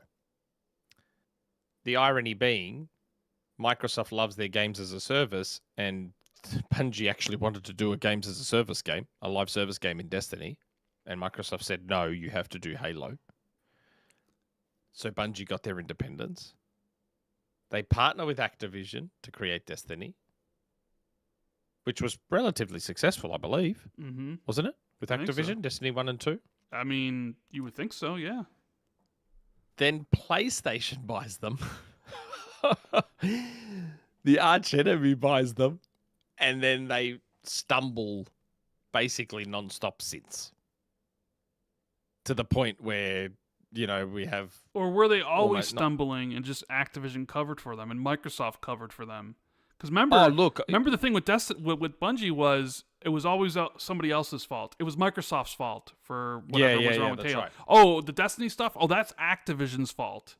And then they went independent, and it was like, well, you got nobody else to blame anymore, and that's right.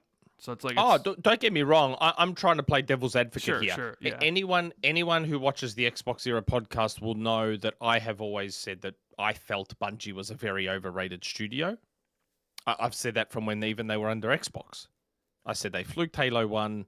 They basically admitted that the best part of Halo 1 was an accident, which was that pistol. And then like Halo 2 was whipped up in last minute because they spent the entire development time playing multiplayer and forgot about the campaign. If you watch the Vidocs, it's all there in the Vidocs. Yeah. They spend no time on that campaign because the E3 demo was fake. It's a good thing back then when you can make a campaign in a year, unlike now where it takes forever. I've always said that I thought Bungie was a fairly overrated studio thanks to Halo 1. So if we're talking me specifically, different ball game. I was just trying to be a little more diplomatic in terms of how the general public views Bungie in a much kinder light than I do. But I just think it's crazy that we're in a timeline where they could potentially, in the relatively distant but not too distant future, maybe Sony just says, you know what, let's just cut our losses.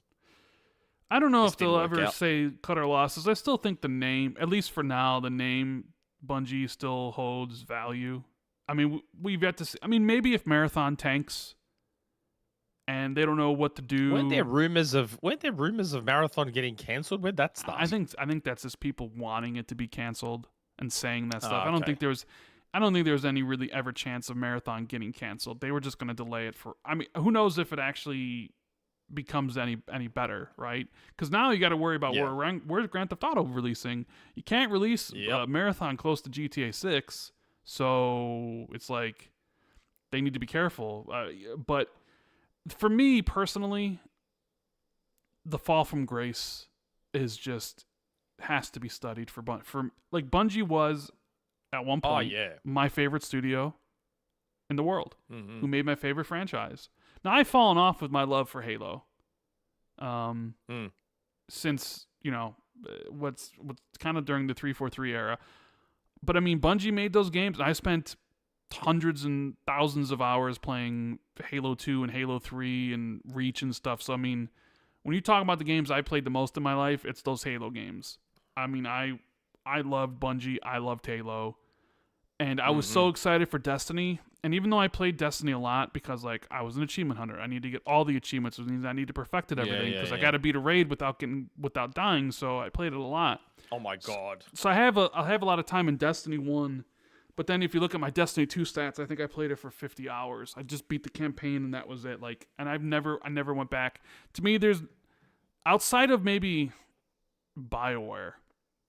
There hasn't been a big as a fall of grace because if they release a Destiny 3, I wouldn't care. I already don't care about Marathon. Neither do I. It's like I tried it, and this is a studio that like we were waiting on pins and needles for every vid doc, every sort of ARG that they would release for stuff. Where you get so excited, I couldn't care less, and it has nothing to do with PlayStation buying them. It's just like kind of whatever products they would be, and it's just like, man, some of these studios from back like the early 2000s. Yeah, I know. Where we're like BioWare was like the king, man. Like, KOTOR and Jade Empire, and then like Mass Effect and Dragon Age, and you look at what BioWare is now, and you're like, Jesus Christ. Do you reckon? Because EA, so that meme, that Papa EA meme, where they kill studios, has been around for a long time, and a lot of people had that for BioWare. Mm-hmm. Do you reckon? So we know that Microsoft had their big spending spree there was a period there of about 3 or 4 years where they were just looking to buy or buying everything. Right. They were either buying or looking to buy everything. Mm-hmm. Do you reckon there was ever a meeting between Microsoft and EA, whether that's Phil and Andrew Wilson? Do you reckon there was ever a meeting between them to maybe discuss the idea of Microsoft buying BioWare from EA? At a time when BioWare was a bit lower and they were struggling and people were talking about, so they're going to get shut down. So that would be anytime after 2018 then? Because that was pretty much the only time they would have been looking, right? Like late 2017. Do you reckon there was ever a meeting? Like, do you reckon that so think about it, right? So, and this is the I got to be careful how I word this. This is the thing about inside info and all that sort of stuff, right? So there's a lot of stuff that people hear, whether it's Jez, whether it's me, Grub, whoever. And some of this stuff we hear, we don't talk about. There's stuff that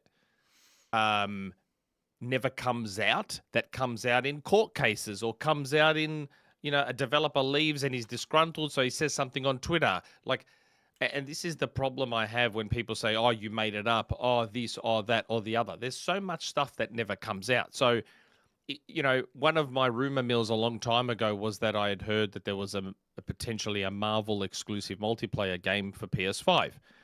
And, for a long time, we never heard anything. And at the time, my source said, I think it might be by Insomniac. They're not sure. And that's what my rumor mill was talking about. And then we heard about nothing. And then all of a sudden, the FTC case happened. And we heard that there was a Spider-Man multiplayer game by Insomniac that was cancelled. So the only way we found out about that was through... No, was it the FTC? Sorry, the Wolverine leak? leak. It was the Insomniac Wolverine leak, leak. because we actually saw the trailers and stuff. Yes. Sorry, the Insomniac leak, not the FTC. But the point was that we heard about it through something like that. And if that had never happened, everyone would have been like, well, you made that up. You could have pivoted and said, actually, Marvel Token? I was right. No, but that's not what I had heard, though. Right, okay. Because despite popular belief, I don't lie. I just say what I'm told. So I just wonder if there's a world where maybe 10 years, 5 years down the track, some story comes out that Microsoft were looking at one point to buy BioWare. Yeah, I mean, BioWare at that point was what, like post Andromeda, which didn't sell well. Yeah, which didn't do well. We didn't know what they were doing. What year was Anthem? 2019, 2018? God, I loved Anthem. Don't remind me of Anthem. God, I loved Anthem. I mean, it didn't do well. So it didn't. But all I kept thinking was, I need an Iron Man game like this. Yeah. Where is that Iron Man game? That's all I kept thinking. Oh my God, where is that Iron Man game? Jesus, now I don't know. I'm worried that's going to get cancelled. Is EA's the one doing it, right? With Motive? Yes. Yes. And Motive is doing the campaign for Battlefield 6, right? Are they? I don't know. I think they're the ones doing the campaign. Are they? They must be a big studio if they're doing both. I don't know. I think. I don't know. I just hope that Iron Man game doesn't get cancelled. I pray. And they did cancel the Black Panther game. And they have talked about how they kind of want to get away from licensed stuff, right? No, I know, but come on, like I know you can't tell me Black Panther's as big as Iron Man. No, obviously. I mean, do you think they kind of want to tie it somewhat close to Doomsday with Robert Downey Jr. maybe? That would make the most Secret sense. Wars or something? That would make the most sense to cash in on that. But it doesn't happen like the old days. See, in the 90s, games used to get made in like no time flat on tiny budgets. Yeah, I know. So the video game licensing games always came out at the same time as the movies and shows. Where now, because of the complexity of video game development, that rarely happens now. Yeah, it rarely does. Things take way too long. Things take way too long. I mean, look at this Invincible game that we're still looking at. Mm. The Invincible season 1 and 2 have already happened. And we're just hearing about the video game now. Season 3 happened already. Season 4 is supposed to start next year. Season 3 and they already renewed it for really? season 5. Yeah. Did season 3 already happen of Invincible? Yeah. Season 3 already happened. Oh God, I'm getting my timelines are so mixed up. But this game will have no link in terms of timing to the show. Because it's supposed to be a new. There's supposed to be a new season next. I mean, when's the Invincible game supposed to come out? Early next year. I think so. I mean, I think that's when the new season's supposed to come out. Season 4 or season 4, maybe. But a lot of things take fucking forever in TV. It's not even video games that take forever to make. For whatever reason, some of these TV shows take forever to make. Yeah, you wouldn't have thought so. Now in a now that COVID's done, you'd think. Yeah, Wednesday. 3 years in between seasons of Wednesday. What are we doing insane. here? The Game of Thrones, House of Dragon, 2 years in between each of that, 2 years in between Last of Us. Everything seems to take 2 years now. Which it's weird, isn't it? It's I hate that. Because I think it sort of stifles the momentum of stuff. It does, very much so. It kills the hype. It kills the momentum. I know I've fallen out of a lot of shows because of it. The Witcher was one for me. Yeah, Um, I didn't even watch once they announced that he wasn't going to be Geralt yep, in me too. season 4. I was like, I didn't even watch season 3. I'm like, Neither, nope. yeah, neither did I. I I was like, watched like nope. the first And I episode. like season 1 and season 2. I was like, nope, Love them, love them, don't care. absolutely love them. And I watched the first episode of season 3, and I was like, eh. I can't enjoy this now, knowing that he's not going to be there for season 4, and it's been so long since season 2. I'm just like, I have no interest in this anymore. All And right. I adore Henry Cavill. Anyone who knows me knows that I adore Henry Cavill. But Have you watched the new I just- Superman movie yet? Where with the new Yep, Superman? I have. What'd you think? Because I have. I just we, watched we, it we last did week. a podcast on it for All right. patrons. We did So, a podcast on it. Are you positive about it? You negative about it? I liked it. I didn't liked love it. it. I liked it. But I will say one thing. So I'm a Man of Steel guy. Okay. You know, as I just said, I love Henry Are Cavill. you a Zack Snyder guy or just a Man of Steel guy? I'm a Man of Steel guy. Okay, good. I'm a Henry Cavill guy. Good. Well, I thought David Cornsweet did a great. I think he was a great Superman. Yes. What I said in our show, Sick and Nick's Flicks, was that while I prefer Henry Cavill as Superman, and to me Henry Cavill will always be Superman, I think David Cornsweet did a great job at this Superman, and I don't think Henry Cavill's version would have worked in this movie. No, I don't think If so that either. makes sense. You know who so my the- Superman is? Who? Tom Welling. Don't say Brandon Routh. Oh my god. Tom okay. Welling. I thought you were going to say That you know who my Lex is? Michael Rosenbaum. my Lex is Kevin Spacey. I was a Smallville fanatic. So to me, Tom Welling will always be Superman and Michael Rosenbaum will always be Lex. Although Nicholas Hoult did an amazing Lex in this one. Although a little bit more Really? I You thought think so? Yeah, he was because he was more in line with like Lex from the TV show. Actually, you know who my favorite Lex is? I just remembered.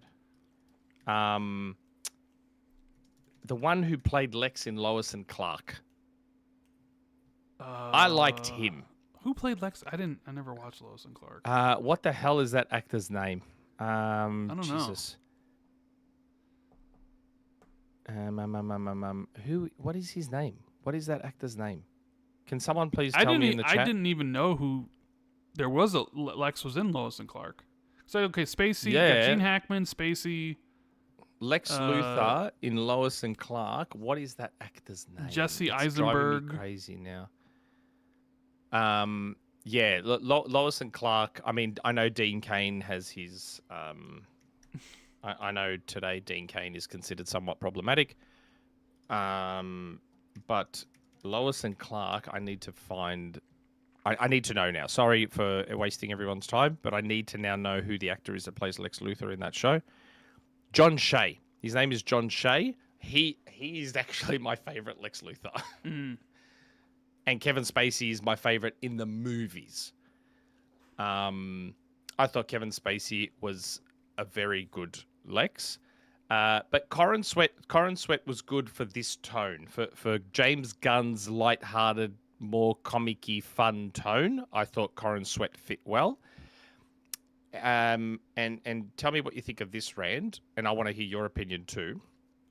My favorite part of that entire Superman movie, and everyone I've told this to goes, really? That's weird. My absolute favorite part of Superman 2025 is when Lois does the impromptu interview with Clark in their apartment. The interview part is pretty great. Yep. That is my favorite part of the entire movie by a mile. I love that bit. It was good acting. That part of the movie, I think, did the two characters the best.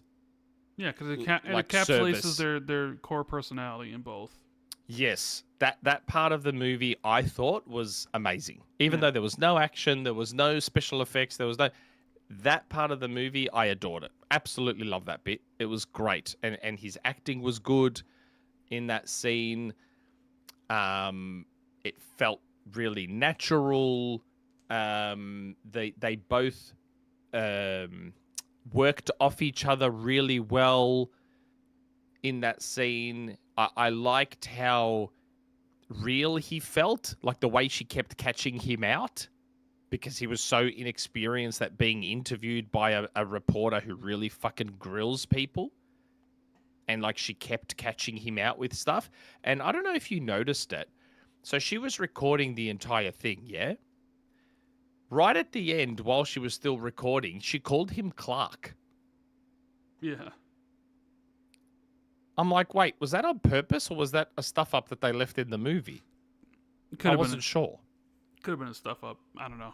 Maybe they didn't realize it because she called him Clark right at the end of that interview while she was still recording on her little tape recorder. I mean, she called him Clark a bunch of times in the interview. No, she didn't. She called him Superman, remember? She kept saying, because this is on the record, yeah, Superman. But then there was one time she's like, Clark, and he's like, well, you obviously can't use that. No, I don't think so. I watched it again. She only calls him Clark once at the end. Well, either way. You know what? I'm going to watch it again and get back to you. Okay, I'm going to watch it again and get back to you. So, what was your favorite part of that movie? I've always, favorite part. I mean, favorite part. I really like the interview too because I think it encapsulates both their personalities and what they are and what they stand for. Yeah. I mean, anything with Crypto I thought was great. I loved Crypto. He was funny. Mr. Terrific fight scene was fantastic because I didn't know anything about Mr. Terrific was brilliant. Neither did I, but I thought he was about brilliant. him. So I was like, okay. Because I'm such a Smallville fan, I love anytime like his Kansas parents are there. So like that moment with his dad and stuff. Like hold on. So you watched Smallville? I never did. Yeah, I watched Smallville. So what are his parents like in Smallville? They're not like that. Okay, and that's what I thought. I really didn't like what they did with his parents in this movie. I didn't like it at all. They made them feel like dumb redneck hicks, and I did not like that. No, I mean... Not that they were bad people. They weren't bad people. They were kind-hearted people. But to me... I could get that because like they talk slow and stuff, but I've always been a fan of his relationship with his parents in Smallville, and I really wanted to see that, and I didn't like his relationship in Man of Steel because I thought like Kevin Costner, because the whole you might have to let people die, Clark. It's like, shut the fuck up. Jonathan Kent would never say that to any iteration of Superman. You know what I mean? Like I hate the fact that he wouldn't let Superman save him from the tornado. Get the fuck out of here. There's so many problems I have with Man of Steel, even though I like the movie. So I didn't like the iteration of that Martha and Kent at all. See, I did. I love them. I didn't, but I really like this iteration of him, and I get why people say like, oh, rednecks, farmers, because they talk slow or whatever. But apparently, it was like based off of I saw this and I listened to it, and it's like based off of like someone at Howard Stern's crew, like his parents, like play, but not in the way you think, because you think Howard Stern. They played like a recording of this guy's parents, and they sound exactly like the Martha and Kent. Just like sweet old people.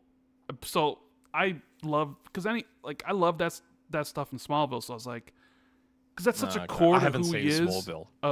of his like relationship with his mom and dad. So seeing that and seeing how much it affects him and stuff. So. Oh God, you're gonna hate me. Like I loved Kevin Costner and Diane Lane as his parents. Like when Kevin Costner died in that scene, the first time I saw it, I cried. I actually cried. I was irrationally angry because I'm like, he could save him and nobody would even be the wiser. I was just like, what are we doing here? And then him telling him like, yeah, you may let all the kids on the bus drown, Clark. What?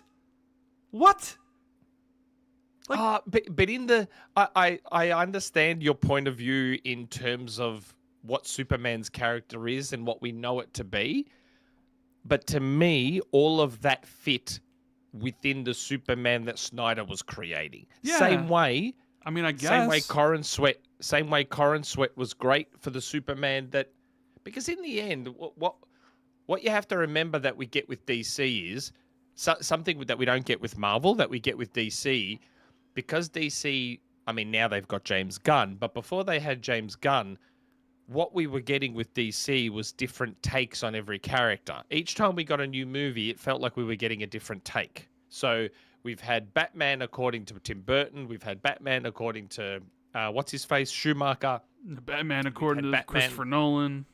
According to Christopher Nolan. According to Reeves. Matt Reeves.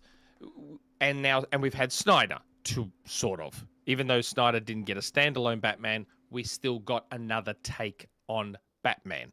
So, and every Batman was very different. They all behaved differently. You know, Affleck was very dark and He's old Batman. Because normally we get like, I just turned Batman. You know, we don't get someone who's I've been Batman for 10 years already. You know, kind of thing. Yes. So my rationale with Kevin Costner, Kent, like people are like, and I'm seeing it in the chat as well, like, oh my God, you know, he would never let kids die. It wasn't, Kevin Costner's perspective wasn't about necessarily, oh, I don't give a shit about people, let them die. It was about protecting Clark at all costs. He understood the weight that would come on Clark if the world found out he was Superman.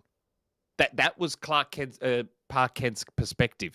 It was all about protecting his son because of how much he loved his son, and he did not want his son to have to deal with the weight of effectively being God/Jesus to the world.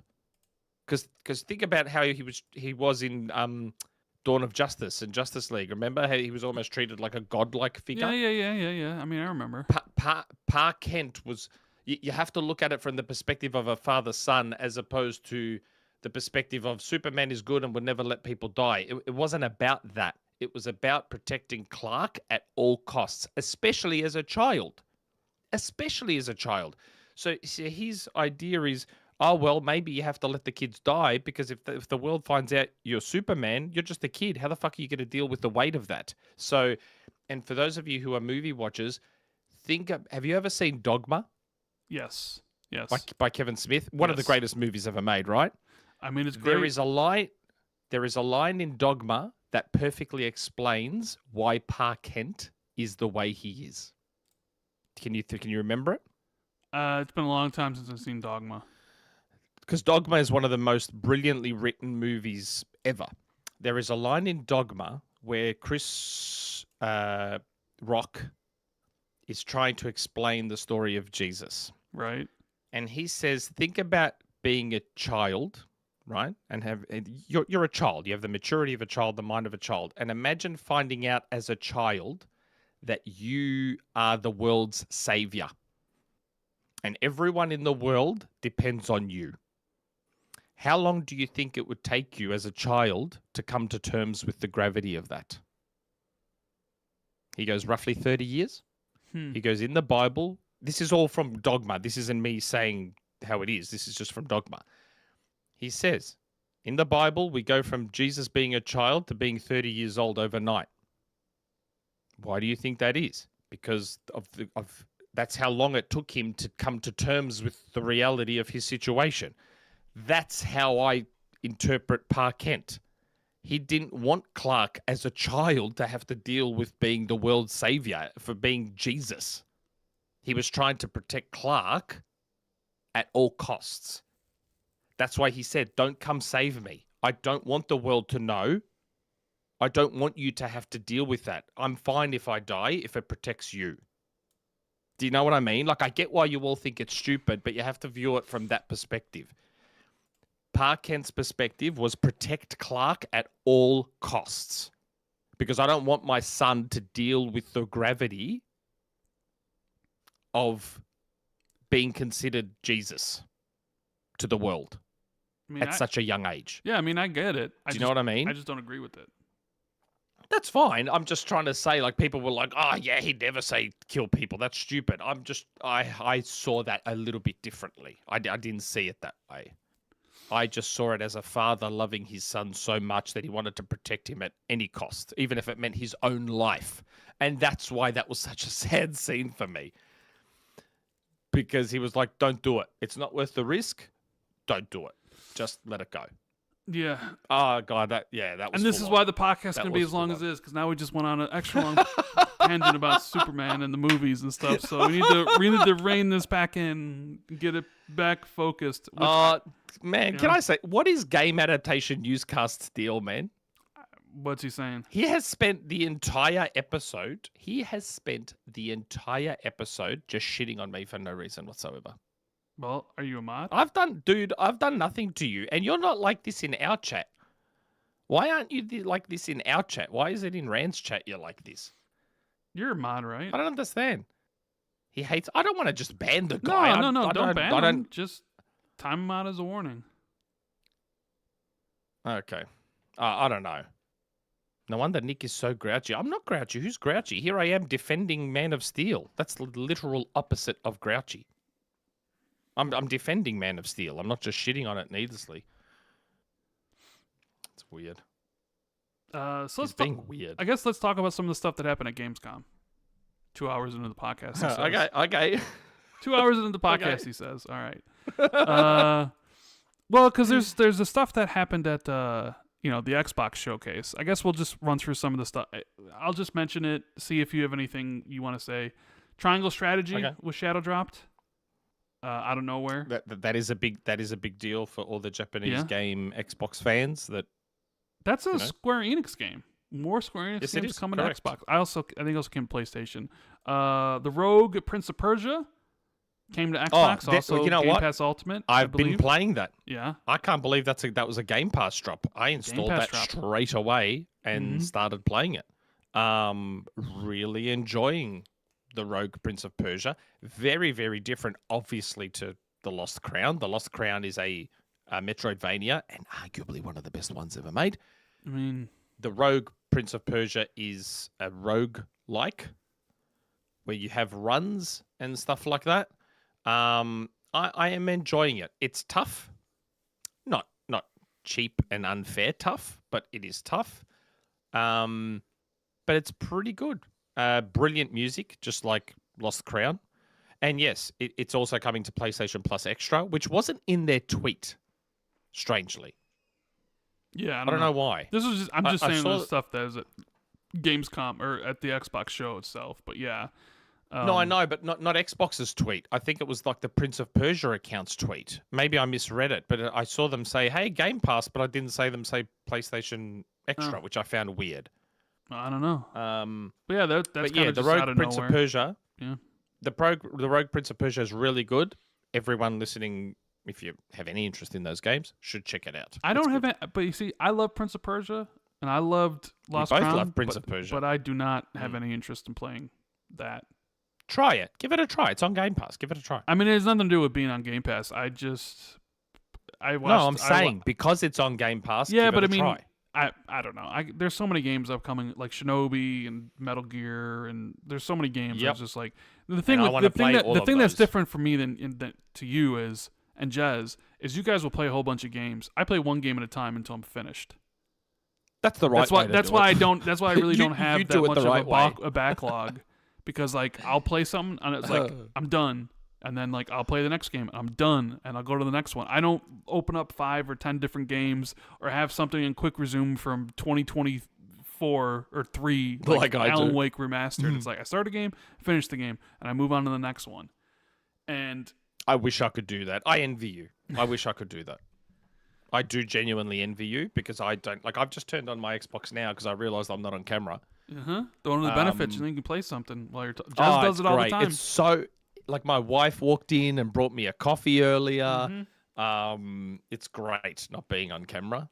But I am obviously robbing the world of being able to see my face. I guess that's down. But you could play. Jez is always playing something while we, Yeah, but I won't be able to concentrate properly if I do that. Yeah, that's why Jez plays multiplayer games. So he doesn't have to think. Yeah. Jez probably has a skill. Like right now in my quick resume, I have the Rogue Prince of Persia, Balatro, Ninja Gaiden Ragebound, and Hellblade 2 Senua Saga, and a 5th game that I am not allowed to talk about in my quick resume.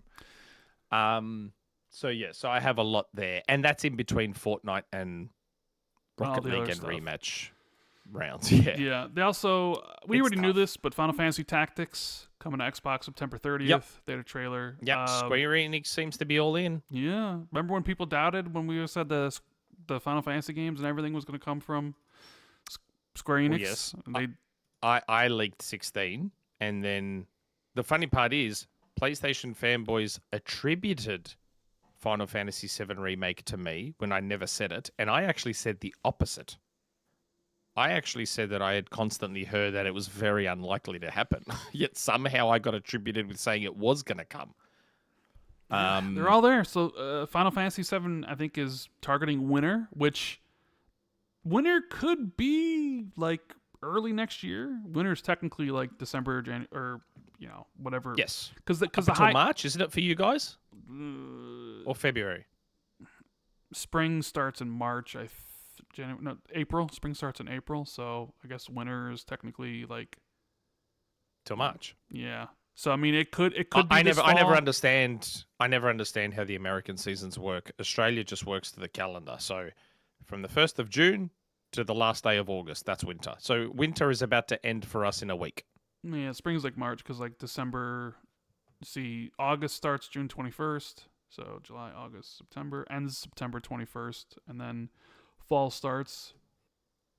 Like September, October, November, whatever. But yeah, so then we got Indiana Jones DLC, which I'm looking forward to because I really, really liked Indiana Jones, even though I can't get my 1,000 in that game. I need an excuse to go back. Can't get my 1,000 in that game because the stupid puzzle Why? glitched. One of those, I literally have one puzzle left. One of those gear puzzles in the jungle swamp level. Which I'm up to now. That's what I'm up to. So like there'll be like these giant gears on the floor, and you got to put them into the puzzle. Yeah. They're non-interactable. They just are on the floor, but I can't interact with them, so I can't solve this puzzle. Really? So I can't get the last. Have they not patched it? No, and every time they've patched it, I've gone back in, and nope. Sure enough, it has not been fixed for me, and it's literally the last relic I'm missing. And then because I don't have, then you need all the relics to solve the last thing to get the last note. So I'm like literally prevented because this one thing has not been fixed in my game. And I'm not going to replay the entire game collecting everything again. No, you're not going to start all over again. Because I wouldn't have a problem starting over again because I like the game. But I'd have to start over and do everything again. Find all the notes. Yeah. Get all the relics. I'm like, I'm not doing that. But I am excited to play the new DLC because I like the game. And that's coming out September. It's coming to Switch 2 as well. Yeah, that was a big announcement. A lot of people are like, oh, Switch 2. It's like, yeah, things are taking time to come to the Switch 2 because Microsoft didn't have any dev kits. They were, Nintendo was pretty stingy about giving them out. So, and then of course, I think Nate the Hate put it out there that Starfield is going to be coming to PS5 and Switch 2 next year. So yeah, it's taken a while. Yeah, it's taken a while. John reported. Actually, on not really, Starfield. because when you guys reported it was coming or whatever, I said that the earliest it could happen is fall 2025. And then it's coming like spring 2026. So it was always going to take a little bit, even though it was planned. Yeah, probably. Right? Well, I mean, all John said was that the plan was for post first major DLC. Well, now it'd be after that. Yeah. Well, I mean, that could fall for anything, but now it's basically going to come with the next big update, probably alongside the. You reckon it would come alongside like the Switch 2 release and the PS5? Like, you think they're going to do it at both at the same time, plus the new expansion, plus the big update, and then have like, okay, here's I'm not saying it will, but like our Cyberpunk 2.0 update, essentially, where a lot of the stuff with the game is maybe improved upon, and then you're on the new platform, and here's the new expansion. So do you think it'll be everything all at once, or it'll be like it's coming to PS5, let's just say March, and it's coming to Switch 2 some other time? Do they piecemeal it? It would make sense or, to do it all or together. It will be all together. I think they'll probably be all together because you only got to do one marketing push for that, right? Like, okay, well, here's the thing for the expansion and the different platforms. And makes stuff. it a bigger deal. It makes it a bigger deal. I feel like if you do it spread out, I don't know if Starfield is big enough to sort of garner that sort of drawn out process. I reckon they just do it all as one big celebration. Hey, PS5, Switch, DLC, it's all there. That to me feels more likely. Star Sand Island, Tropical 7, Flight Sim update, Invincible Versus is coming in 2026. Oh my god, Invincible Versus. Yeah. Like I could not be more excited for that game. Every time they show it off, it looks better and better and better. And when I found out, I don't know, when was it? Was it a month ago, something like that? I can't even remember. When it was sort of unofficially revealed that this was a lot of the original Killer Instinct team, I was like, holy shit. No wonder this game looks so good. Like, like Killer Instinct is still one of the best fighters ever made. So to know that this game is going to be sort of that lineage is just incredibly exciting. I can't wait for Invincible 2, although I don't think there's good news on the Killer Instinct 2 front, but yes, that's, I guess, a story for another time.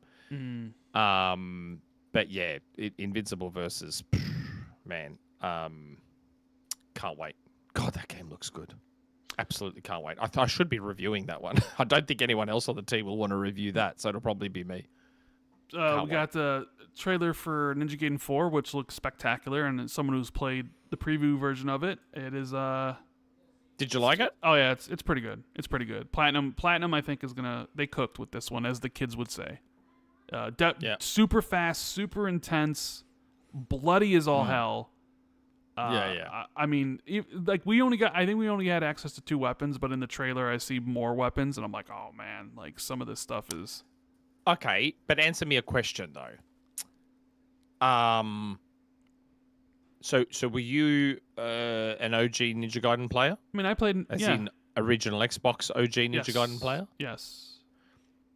So for the quote unquote purists with Ninja Gaiden, do you think they will be happy? I mean, I don't know what the OG Ninja Gaiden people really want. I wouldn't consider myself I like Ninja Gaiden, but I'm not like, it has to be this way. You know what I mean? And that's what I'm saying. That's why I was asking the question. I wasn't sure if you were one of those people. For example, John is one of those people. John is very particular about what a Ninja Gaiden game should be. So that's why I was curious. And what did Johns think about it? I'm not going to, I don't want to spoil John's impressions. I was just curious.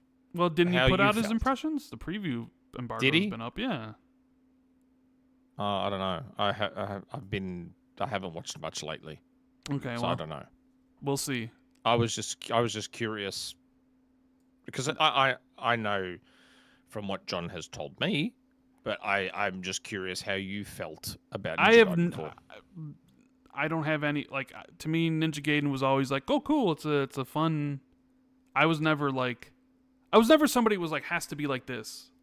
So if there's changes, like look, I haven't played the OG Ninja Gaiden in God knows how long, probably since it first came out. Mm-hmm. I didn't even play the Ninja Gaiden 2 remaster that came out this year. I mean, I played it back on the 360. I started it, haven't finished it. I like Ninja Gaiden. I don't necessarily love Ninja Gaiden. So seeing 4, I was like, okay, that's cool. Platinum. I mean, Platinum. They're a great studio when they're on their with their A team. Like they've released some trash in the past, but they've released some masterpieces. Bayonetta, incredible games. Vanquish, Metal Gear Rising: Revengeance, Nier Automata. Like I feel like this is a more return to those than it is like Babylon's Fall or Legend of Korra or the Turtles game or whatever. But I guess we'll see. Maybe people like me will rate the game higher, and people like John will be like, "Where's this and this and this?" But then he'll be the first one to. Does he also bitch about Halo changing? Like, because I know John's a big Halo person. Or does John want? Yes. So he wants Halo to change, or he doesn't want Halo to change, but Ninja Gaiden 4 is too strict. Yeah, I mean. John with Halo, he's okay with change in Halo. I don't think John is one of those people that's clinging to Halo's past. But any change in Ninja Gaiden, I think John is mostly. No. Well, again, Ninja Gaiden, I don't want to spoil. And if I don't know if he's posted his video. If he has, go watch his video. Yeah. I was just curious how you felt. So I'm glad to hear that you really liked it. I haven't. Yeah, I mean, we only played it, the first but couple hours, so obviously it's like the whole game could fall apart after that. But I liked what I played of it. Then scrolling through the rest of these things, a lot of indie games, maybe coming to Game Pass. World of Warcraft trailer. Midnight. Yep, Is it Midnight? Is Jez excited for that? I haven't talked to him. I'm assuming he is. Chronos trailer gameplay, which everybody seems to be super high on.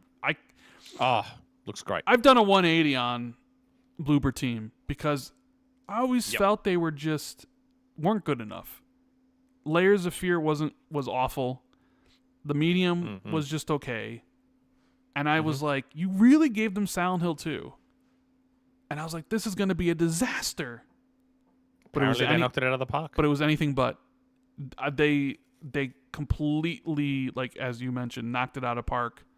I was in awe of what they did with that. And it seems like Silent Hill 2 was to them what Strider and Killer Instinct were to Double Helix.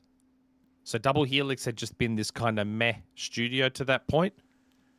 And then they did Strider and Killer Instinct, which were both incredible, and they were about to take off as a studio till Amazon bought them. So hopefully with Bloober now, that they've had their moment where they're now going to be taken seriously as a studio, hopefully maybe they stay... They're independent, aren't they, at the moment? Or are they owned? They're independent. Yeah, they're independent. They got Chronos, which looks great, coming on September 5th. Looks very good, like and I love Dead Space. Dead Space-ish. They also are doing a Silent Hill 1 remake as well. So are they? Yeah, that was announced earlier in the year. Then we got the Black Ops 7. So there's a lot of hate, but also a lot of fight against the hate of like going on with Black Ops 7. I think partially due because of the fight between Battlefield 6 and Black Ops 7. Yeah. Like a lot of people perceive there's weakness to be exploited with Call of Duty right now. Whether it's because they don't like aspects of the game, or they like Jez despises the skins in Call of Duty. So I don't understand why everyone gets so upset over it. They do. They get really mad about it. They get really mad about it. And I don't get it. See, the thing for me, as I've said it repeatedly, I only care about Call of Duty for the campaign.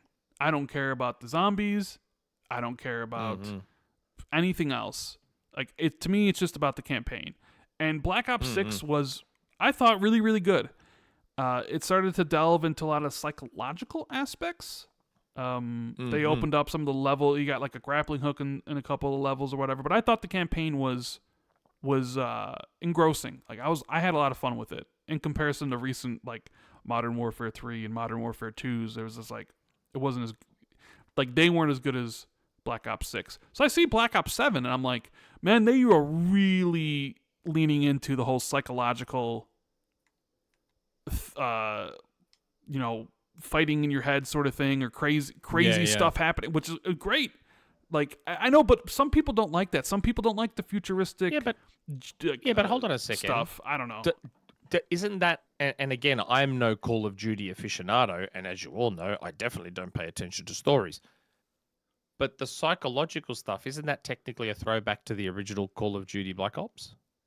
Where everything was in Mason's head and there was a lot of shit he was seeing that wasn't happening and all of that sort of stuff? Isn't that technically a throwback to the original?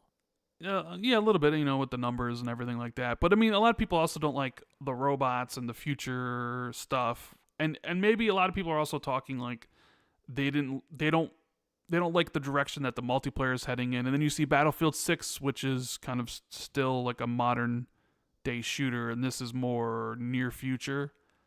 So they don't like the designs of certain things. But for me, I'm looking at the campaign stuff, and I'm like, I'm down for this. I love Milo Ventimiglia. I mean, Milo's great. This got 4-player co-op if you want. I saw them say that that's how the difficulty scales. So I wonder if you're playing by yourself, is it just easy then? Is this like easy difficulty? It's just one person? I'll play on my own. If you want, so that means if you want to beat it on veteran, you got to play out with 4 people. Yeah, that's right. I guess. That could be fun. I mean, it's like a big blockbuster movie where it's like you just go in there, enjoy yourself, don't think too hard about it, and just have a good time. Exactly. That's how I always viewed the Call of Duty campaigns. But man, which is your favorite? Which is your favorite Call of Duty campaign? My favorite ones are probably Modern Warfare, like the OG Modern Warfare. Mm-hmm. Uh, Black Ops 2. Infinite Warfare. I've never played Black Ops 2, believe it or not. Infinite War. Oh, like the remake of Modern Warfare, like the OG Modern Warfare, and That then was the remake great. of Modern Warfare. Yeah, the remake was amazing. Black Ops 2 or Black Ops 1. I think it was Black Ops 1 I really liked. Black Ops 1 was great. Yep. Infinite an underrated... Infinite Warfare was amazing. I have not played that one, but my probably second or third favorite COD campaign is Advanced Warfare. So Advanced the Warfare, one before Infinite Warfare. Yeah, I love the campaign in Advanced Warfare. I thought that was great. The multiplayer, worst in the series. I think people would say Infinite Warfare was Infinite Warfare was the one that didn't. I don't think that was the one that they kind of sandwiched it between Titanfall 2 and Battlefield 1. It was like Battlefield 1, Titanfall 2, and then Infinite Warfare. But was it? Yeah, like man, I loved Infinite Warfare, and a lot of people didn't like it because of the setting. They didn't like the far future stuff. But bro, I thought it was really underrated. I don't think it's really underrated. But man, you were piloting like starfighters in that game. Yeah. Oh god, it was a really really good campaign. But we'll see how the Black Ops 7 one is releasing on November 14th. Anything else here? Because then they did. Is that 2 official days. or is that according to rumors? No, that is officially announced. November 14th. Oh, okay. Okay. Here, and this might be my biggest surprise of the show.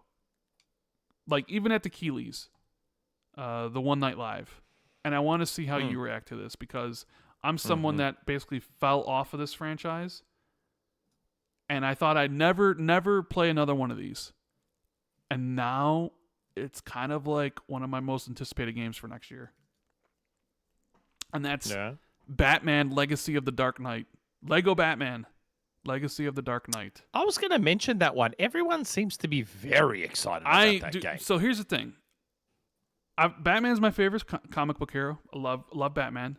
And interesting. I played all the Lego games, like going back on the 360 up to a certain point in the Xbox One generation, where I played The Hobbit and Lord of the Rings and the Pirates games and you name it. I played them all. And then I got to Jurassic Park, beat Jurassic Park, and then I got sick of the formula because it was the same thing. It was okay. So I didn't play any of the new Lego releases since then, like the Star Wars stuff or any of the other stuff. I started the Star Wars one, the latest one, the Skywalker Saga or whatever it's called. So I started that one. I'm like, I'm never gonna play a Lego game again.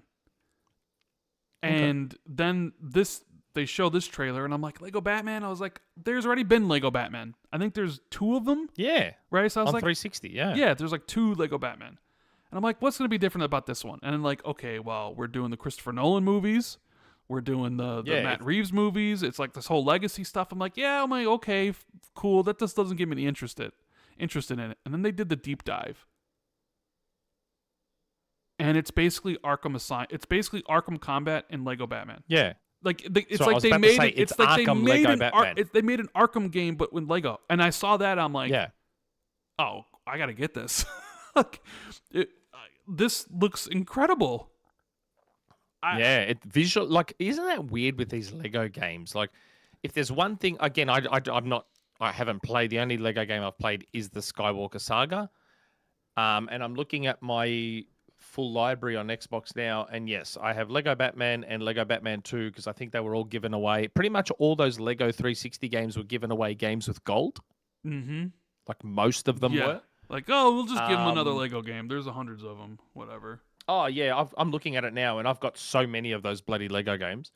One thing I've noticed about all of them, and maybe we shouldn't be shocked anymore, they're very weirdly beautiful.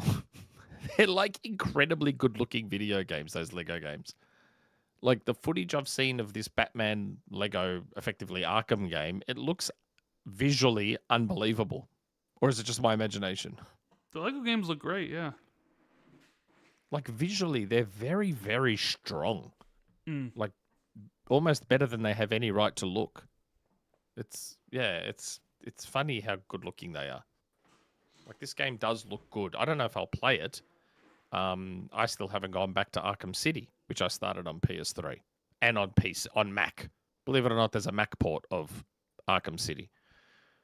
And I've started it on both Mac and PS3 and haven't gone back and finished either of them. But everyone seems to love those Arkham games. I mean, I love the Arkham games. So I mean, you talk about a studio. I forget what game Rocksteady made before Batman Arkham. Like we talk about, we talk about, like you mentioned, Double Helix. Like, Strider and Killer Instinct. We're gonna make them or whatever. I remember like when they announced like Arkham Asylum and that Rocksteady was doing it. People were like, Rocksteady, like this is gonna suck, because I think that their game before that, like nobody had heard of, or people said it was trash or something. I'm looking at their Wikipedia page now. They only made one game before Arkham Asylum, and that was called Urban Chaos Riot Response. Urban Chaos Riot. I remember the trailers for that, and apparently it was god awful. I never played it. So people were like, this developer of Urban Chaos Games making a Batman game? And then, that basically changed the fortunes of the studio around. And they became one of the best developers in the world. So sometimes it happens like that. It does. But yeah. And honestly, apparently they're back on Batman. Honestly, this Lego Batman thing was I think the coolest thing of the weekend for me. Like something that I think we sort of knew it existed as like rumors, but something that I was like, I have no interest in playing another Lego Batman game. I have no interest in playing a Lego game. And then seeing it, I was like, wait a minute. Okay, the movie stuff cool, but then it was like, oh, it's Lego Arkham. I'm like, I need to play this, because I don't know if we're ever going to get another Arkham game. I know there's rumors out there that Rocksteady's making a Batman game in the future. Yeah. But will it be Arkham related? Will it be... Don't know. Something different? So, in the meantime, I just heard Batman game. They didn't specify whether it was Arkham or whatever. I just heard that they were back on Batman. Then we have Hollow Knight Silksong. Big enough not to even be at any, like, Jeff's show, have its own sort of YouTube premiere. Yep. And could not care less for... I know you don't, but it finally has a release date. It's releasing sooner than anybody imagined. Very soon. A couple weeks. Mm-hmm. September 4th. Yep. They've even said there are going to be no review copies, because it wouldn't be fair to the backers who have waited so long. So there's going to be no review copies in advance. I don't have an issue with that. I agree with that in principle. Either. I don't have an issue. Yeah, I agree with that. I've always said, man, like, we're not owed reviewed copies.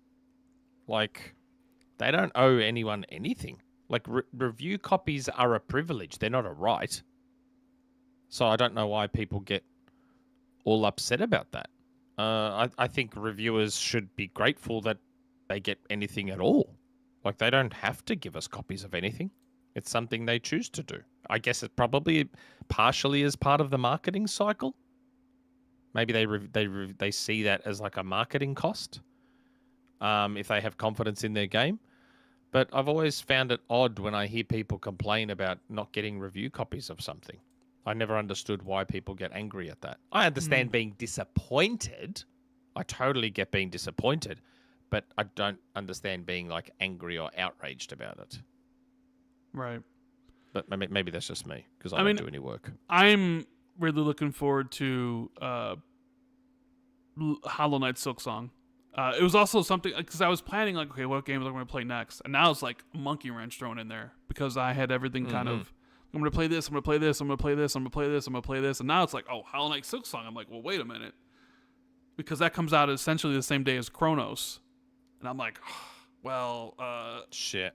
What am I playing here? I mean, I think I'm going to play Chronos first, because I would imagine it's probably also a shorter game, where Silksong is going to be much longer.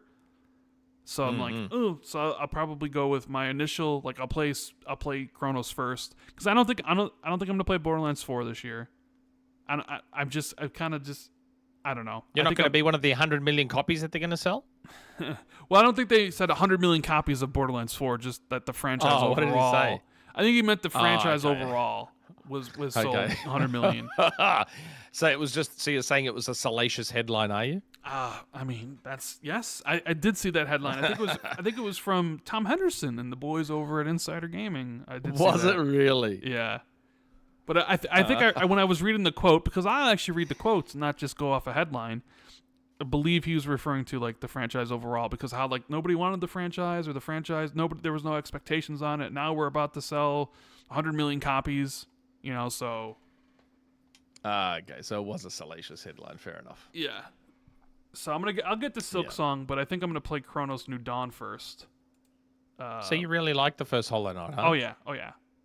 Now I would. Interesting. I do remember the battles between Ori 2 and Hollow Knight and Thomas Mahler, and people hated the comparisons or said that so I think Ori's better than Hollow Knight, but Hollow Knight's still great. I think it's far better. And look, I should be biased towards Hollow Knight because it's an Aussie developer. But I did not enjoy Hollow Knight at all. Did not enjoy. It was just, and everyone keeps saying, no.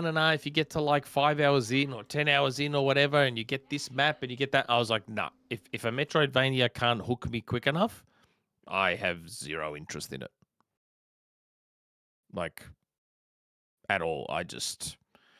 Yeah, every part of that game, the levels all looked, every part of it looked the same. So especially without a map, it was difficult to know where I needed to go or what to do. Yeah, the map stuff is, it just did not grab me. And I bought it on Switch thinking, yep, good Switch game, Metroidvania. And I couldn't get into it, like at all. Especially when you had stuff. You've got stuff like Metroid Dread. You've got stuff like The Lost Crown now. I don't know. And because of that experience with the first one, I just don't really have any interest in the second one. Because I don't expect them to learn any of the lessons from what was wrong with the first game. Well, I mean, the first game sold 15 million copies, so to them, maybe there weren't any lessons to be learned. And that's the problem. Like, the reviews were all glowing as well. So... I don't expect that Hollow Knight Silksong will be any different to the first game from that perspective. So if I didn't enjoy the first one, I wouldn't expect to enjoy the second one. Yeah. So I fully expect it, though. Oh, man, that kind of throws a wrench into the Game of the Year discussions, because I fully expect it to be. I fully expect the reviews to be pretty good, glowing. So I think we sort of talked about it on XboxERA last week, but even if we go right now, I think you look at the locks for games that are locked in for Game of the Year nominations. At the Expedition TVs. 33. Expedition 33. Death Stranding 2. Donkey Kong. I think are 3 locks. If Hollow Knight is good, I think you can almost probably slide Hollow Knight in there. That'll be the token indie? Yep. Well, no. I mean, I guess it could be. So that'd be 4. And there's 2 more spots, and it's like, well, there's still... Metroid Prime 4? Well, if that's coming out this year, Metroid Prime is you think is going to do really well. Ghost of Yotai, I mean, the sequel to a game that was not Game of the Year nominated. Oh, Ghost of Tsushima. Yeah, Ghost of Yotai will get nominated. Split Fiction reviewed incredibly well, which I could see getting a nomination. Kingdom Come Deliverance 2 scored really high. Monster Hunter World scored really high. Blueprints is one of the highest reviewed games of the year. Oh, yeah. I mean, there's a lot of games, and it's it's gonna be tough. It's gonna be tough, especially if you already think there's like 4 locks, because I think there's at least 3 right now. Expedition 33, Death Stranding 2, and Donkey Kong. And if you add Silksong, it's like, well, there's not a lot of space left to fight, but should be. Yeah. It's going to be a very interesting year. Now, tell me about this game. And again, like, I know you probably won't be excited about this game. Mortal Kombat Legacy. Yeah, I mean, I love Mortal Kombat. Interest? I maybe interest in just owning it to have it as like a part of my legacy, but interest in playing it, not really. I think I'll dabble. I do get a hit. I think I'll dabble. I do get a hit of nostalgia watching the trailers and seeing the games, because you don't understand. Like, I used to steal my dad's quarters and ride up to the bowling alley, which was like a mile from my house, on my bike. Yeah. And like, so I would wait, right? Because I have a brother and a couple sisters, and everybody was always doing sports, so I would have to wait until like everybody's out, right? So my dad's at my brother's basketball game, my mom's doing this, whatever, and then while nobody was here, I would go into their room, and I've repeated this, I've told this story before. Go in their room, my dad would have a gallon of milk, an emptied gallon of milk when he cut off the top, and he'd dump all of his coins into, and at the end of the year, he'd dump them out and get money for Christmas presents or whatever, right? Mm-hmm. And I would just grab a whole bunch of quarters. Back when you could actually play, arcade game for a quarter, right? Yes. And then I'd get on my bike and I'd ride up to the bowling arena, and in the bowling arena, right off to the side, they had an arcade with all the newest arcade things. So started out Mortal Kombat 2. And I remember one day I walking in there and it was Mortal Kombat 3. And I was like, oh my God. Oh, yeah. And then one day it was Ultimate Mortal Kombat 3. Yep. And, dude, we used to, like, even before we got our driver's licenses, if we, as a group, wanted to hang somewhere and not be bothered and be able to smoke, we weren't of age, we would go into the bowling alley and go into the arcade room and just sit there, play our video games and smoke, like chain smoke, a bunch of like 14, 15-year-olds, well, probably 15, because I think that's when I started smoking, but still. Yeah, so I mean, you're talking about pure nostalgia for me, seeing the trailers for the Mortal Kombat stuff. And I remember I remember begging my mom for Mortal Kombat 1 on the Genesis. Yeah. And stuff, and yeah. It was the only version with blood. It was the only version with blood. It was, yeah. But my mom was one of those. The crappy oh Super God. Nintendo version, mate. And I ended up getting it from my grandparents at Christmas because my mom didn't want me to get it, but I always knew my grandparents were a softie, so I asked them for it. Yeah. And I got it. Oh, and the death stare my mom gave my grandma. I still remember it to this day. I don't know. I'm excited about this collection. I love Mortal Kombat 4 on the Dreamcast. It was a very underrated Mortal Kombat game. It wasn't one of the best ones, but it was a very underrated Mortal Kombat game. But I do have one fairly major gripe with this collection. So they announced that Mortal Kombat Mythologies Sub-Zero and Special Forces are part of this collection. So this collection has Mortal Kombat, Mortal Kombat 2, Mortal Kombat 3, Ultimate Mortal Kombat 3, Mortal Kombat Trilogy, Mortal Kombat 4, Mortal Kombat Advance, Tournament Edition, Sub-Zero, Special Forces, and Deadly Alliance. Let's be real, it's missing one major game. Shaolin Monks? Shaolin Monks. I'm trying to understand and get my head around how Shaolin Monks is not part of this collection.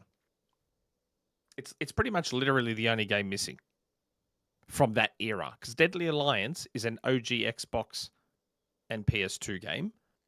So you can't say, it's an era thing, because there is an OG Xbox game there. So why isn't Shaolin Monks part of this? If they can eventually add Shaolin Monks, for me, this will be the greatest collection of games since the Master Chief Collection as a package and what it includes.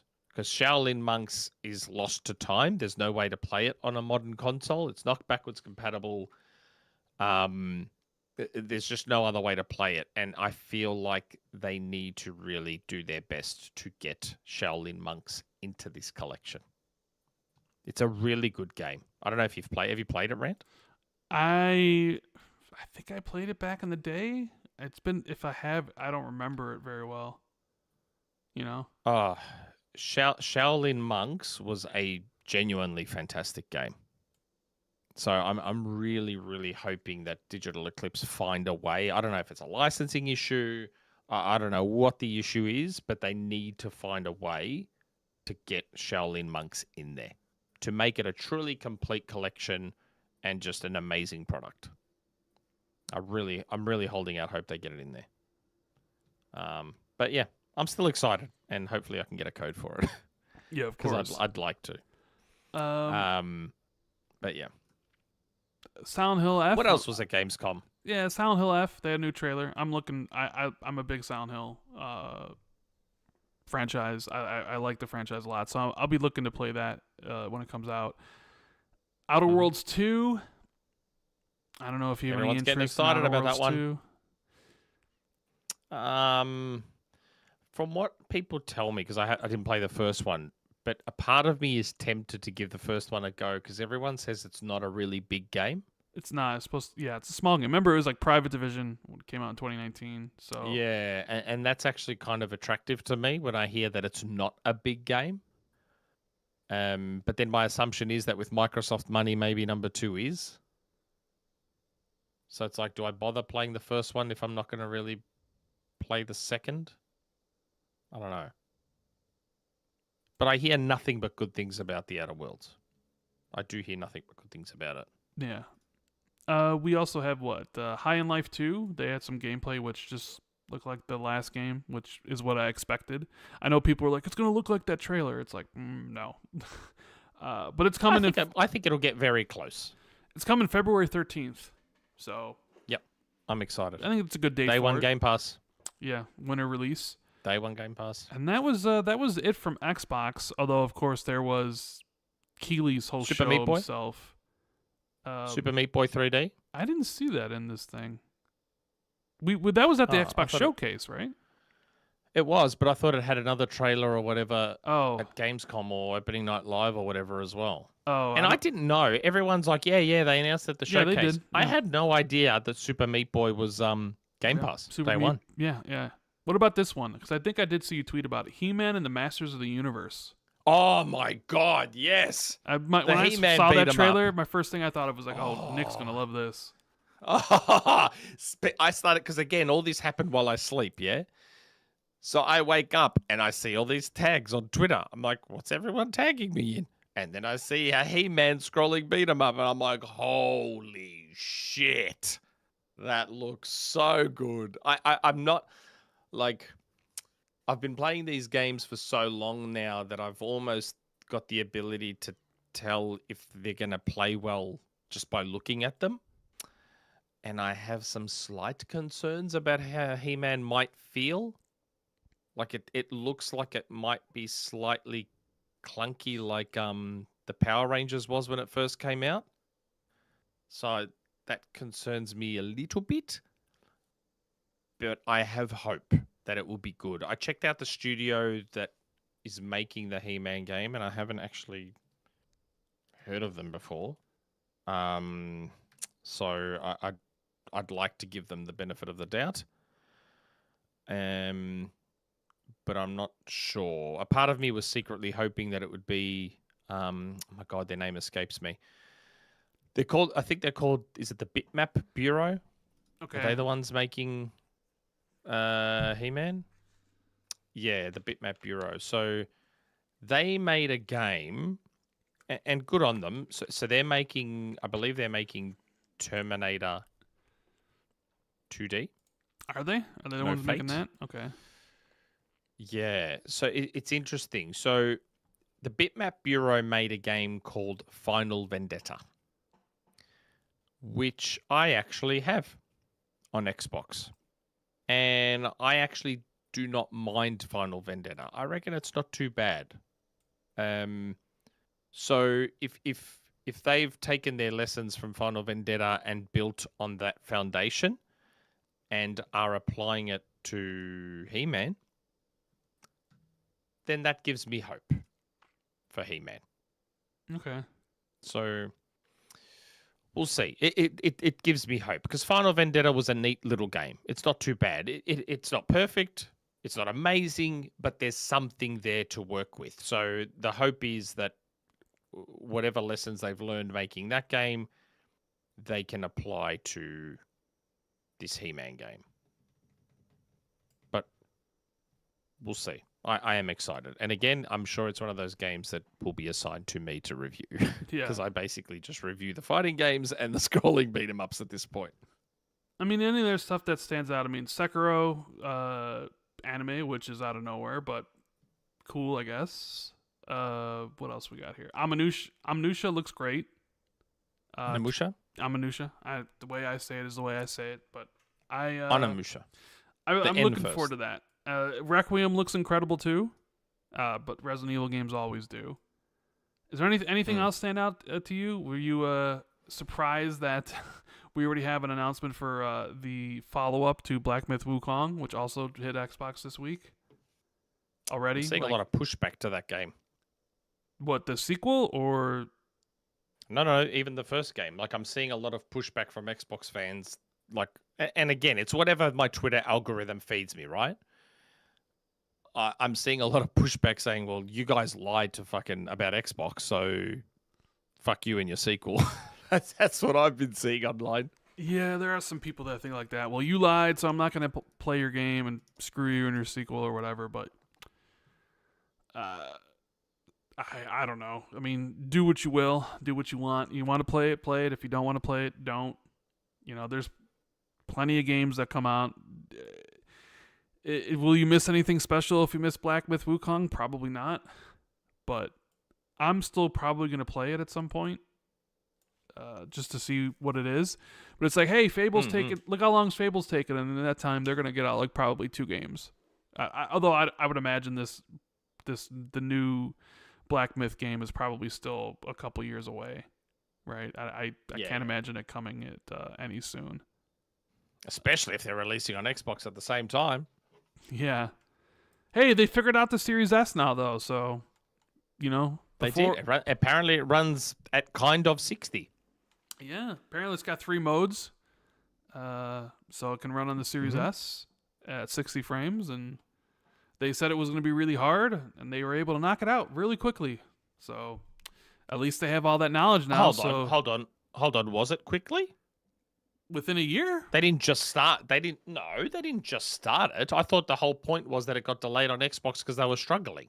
Well, but now that they have worked on it and they released the game and it runs however it runs in the Series S, I would imagine you take all that knowledge and move on to the next game, and you won't have that much problem with it, will you? Correct. So the second game, they should be fine, you would think. Yeah. You would think. Because they would be building on that. They would be building off of that foundation of the first game. I assume there's going to be a lot of asset reuse and all that sort of stuff. Yeah. We also got a Fallout Season 2 trailer. Did you enjoy Fallout Season 1? Did you watch it? Very much. Yes. I enjoyed it very much. I'm super excited. I thought Season 1 was spectacular. Considering I had no expectations very, very in it. And I was like, oh, this is going to be crap. Right? And then it was one of the best shows of last year. And I was like, man, how'd they pull this off? And now we get Season 2, and the trailer looked really damn good. And I'm New Vegas, yeah? Yeah. They're unfortunately, although I pretty much had said this was going to happen, they're going to go from the binge to the weekly drop. Which, you know, for Prime, I guess makes sense because outside of gamers who know Fallout, it's like you want to appeal to everybody, but you want to hook them. So doing weekly Fallout drops didn't make sense. But doing a binge of Fallout, and that's what happened to my family members. They watched it, and... they liked it so much they just kept on watching it. If it was a week-to-week thing, they would have watched one episode and been like, whatever. But the fact that they were allowed to watch them all at once, now they're anticipating it, and now they like the show, so they're going to continue to watch it, even if it is week-to-week. So, I mean, I thought it was a smart move by them to do that. Because, you know, me and Paris Lily always have this debate. You're probably right. Because he thinks watching week-to-week is better, and I'm like, binging is clearly better in every way. I prefer binging. Oh, binging's the best. There's no comparison. I'm sorry. The week-to-week stuff is the week-to-week stuff only is it's basically for the corporations, so they keep you subscribed for longer, so you don't subscribe for 1 month and then watch the whole show, and only like really for content creators who can make videos about it every single week. That's really who the week-to-week thing is for. Some people will say, well, I don't want to get spoiled, or everybody watch if everything's dropped at once, then it'll get spoiled for me that night because some people are losers and they can't, they'll watch it all right away. And it's like, well, yeah. I mean, I guess that's an issue you're gonna run with, but aren't you gonna run with that like for anything? If you're not like I think me and you talked about, if you're not watching something right away, there are gonna be spoilers on that shit right on social media immediately, regardless of whether it's the full season or if it's just individual episodes. Yeah. Look, I've always preferred binging, but I also, on the flip side of that, I understand the argument from a content perspective, from Netflix's perspective. Let's say I understand why they have shifted somewhat to weekly, because if you think about binging, right, the whole point of binging is that you binge. That's where the name comes from. So you wipe out all that content in a very short amount of time. And what the binging culture does is it forces the content creators to be constantly trying to pump out content, which is very difficult to do and it's very expensive. So I do understand why they've started, as an industry, they've started to shift back to the weekly model again, because it was causing them to pump out an obscene amount of content, which was costing a lot of money, and it has knock-on effects. So I get that Netflix used it as a hook to get people in back in the early days of streaming, but that caused an issue where they just had to spend billions and billions pumping out so much bloody content. So yeah. I get it. I understand both sides. I'll always have my preference, which is to binge, but I totally get why a lot of them have gone back to a weekly model. I understand it, even if I don't like it. Yeah, I mean, even Netflix is like, we're gonna cut them in half, like Wednesday part 1 and Wednesday part 2. So it's like we have 4 episodes and then 4 episodes a month later. It's like, that's actually the worst of all of them. Yeah. That to me is the dumbest way of the lot to do it. Like, why release 4 at once? Why not just spread those out over a month? That just seems weird. Like, why dump all 4? Everyone's just going to binge them, and then it's like, okay, well, now we sit here and wait for the next 4. Why not just spread them out? I mean, it's a way to, like, at that point. Make it last longer so you also can't subscribe for a month and then watch the whole thing. So, I mean, they do it with all their big shows. I mean, look what they're doing with Stranger Things the new season. It's like one week it's like 5 episodes, the next week it's like 2, and then the next week it's like the last one. So really? Or it's like November. I forget how it's structured. It was something like November is the first batch of episodes, and then end of December is the second batch, and then the finale is like New Year's Eve. Something like that. I forget the exact release stuff, but that's how it is now. I don't know. Like, I'll have a hot. Maybe this isn't a hot take, but I feel like Keighley can get rid of opening night live. Like, it is clearly third in the totem pole of his shows, where Game Awards 100%. and Summer Games Fest are clearly much better in every way. I feel like his opening night live stuff is just, there ain't a lot here. No, I know, but you have to understand, though, I feel like Gamescom's getting bigger and bigger now with the death of E3. Sure. So Jeff would feel like he needs to be involved. And I don't say that to bag him. I don't say that to knock the guy. I'm saying that Jeff being Jeff, he puts on 2 of the biggest shows of the calendar. He would see that Gamescom is growing in importance, in relevance, in size, and be like, shit, I need to have some kind of presence here. No, I mean, I agree with you. Continuing to grow. I agree with you. I'm just saying, I don't think there's enough content to put on 3 big shows a year. At least 3 entertainment 100%. shows a year. 100% agree. 100% agree. So, like, the Gamescom one is kind of just, it's like, all right, 2 hours long. It's like we already saw Resident Evil Requiem literally 2 months ago when he showed it. Like, I don't need to see more of it. Yeah, Outer Worlds 2, we saw a whole breakdown of it when you see it again. Like, there's just some of these things. It's like, whatever. It's clearly the redheaded stepchild of the Keighleys. You know? I totally get you, but Jeff's caught between a rock and a hard place. He kind of has to be there. Sure. No, I mean, he does. obviously, we as gamers don't care, but from a business perspective, I understand that Jeff needs to be there. Okay, He is now seen as the guy now. We have some super chats I want to get to. We got Erodimus says, Rand, thoughts on Alien Earth? Now, when I talked about it last week, have you gone and watched it yet? I have watched Earth? the first episode. I watched the first episode. Because I'm a fan. My wife is... my wife was very meh really? on the first episode. Yeah, which is making it tough to now watch the second episode because it's like I have to force her now. But I liked it. I liked the first episode. I think the second episode is better. Oh, personally. really? Because I haven't seen it yet, so I'm excited. The first now. episode I is want like to see the it. setup and stuff. I do think. Correct. I think the second episode might be better. But yeah, I'm really interested in the enjoying premise, though. Yes. I'm really interested in the premise. How they take Am I okay to discuss it, or are people going to say spoilers? Spoilers. I remember I had a person yell at me on your show for talking about it. I don't know what to say now. Otherwise, people are going to get upset. No, I mean you just say you like it or you don't like it. I really like it. I just like it. I like the premise. I like the concept of how they're effectively. I don't think this is a spoiler to talk about, is it? The whole concept of what they're doing with the synthetics. It might be some. I don't know. I mean, the whole concept of the show is they bringing back these species and ship crash lands on Earth, But I'm talking about the crew. I'm talking about the crew of the ship now. Oh, okay. Well, go ahead, say it. Is that a spoiler to talk about? I don't. Maybe some people might. I don't know.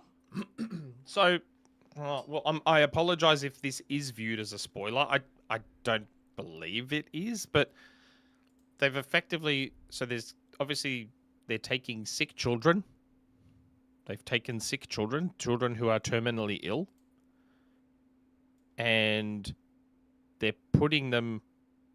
How are they doing it? What's the tech behind it? It's like they're... It's almost like... have you seen The Sixth Day? The Arnold Schwarzenegger movie?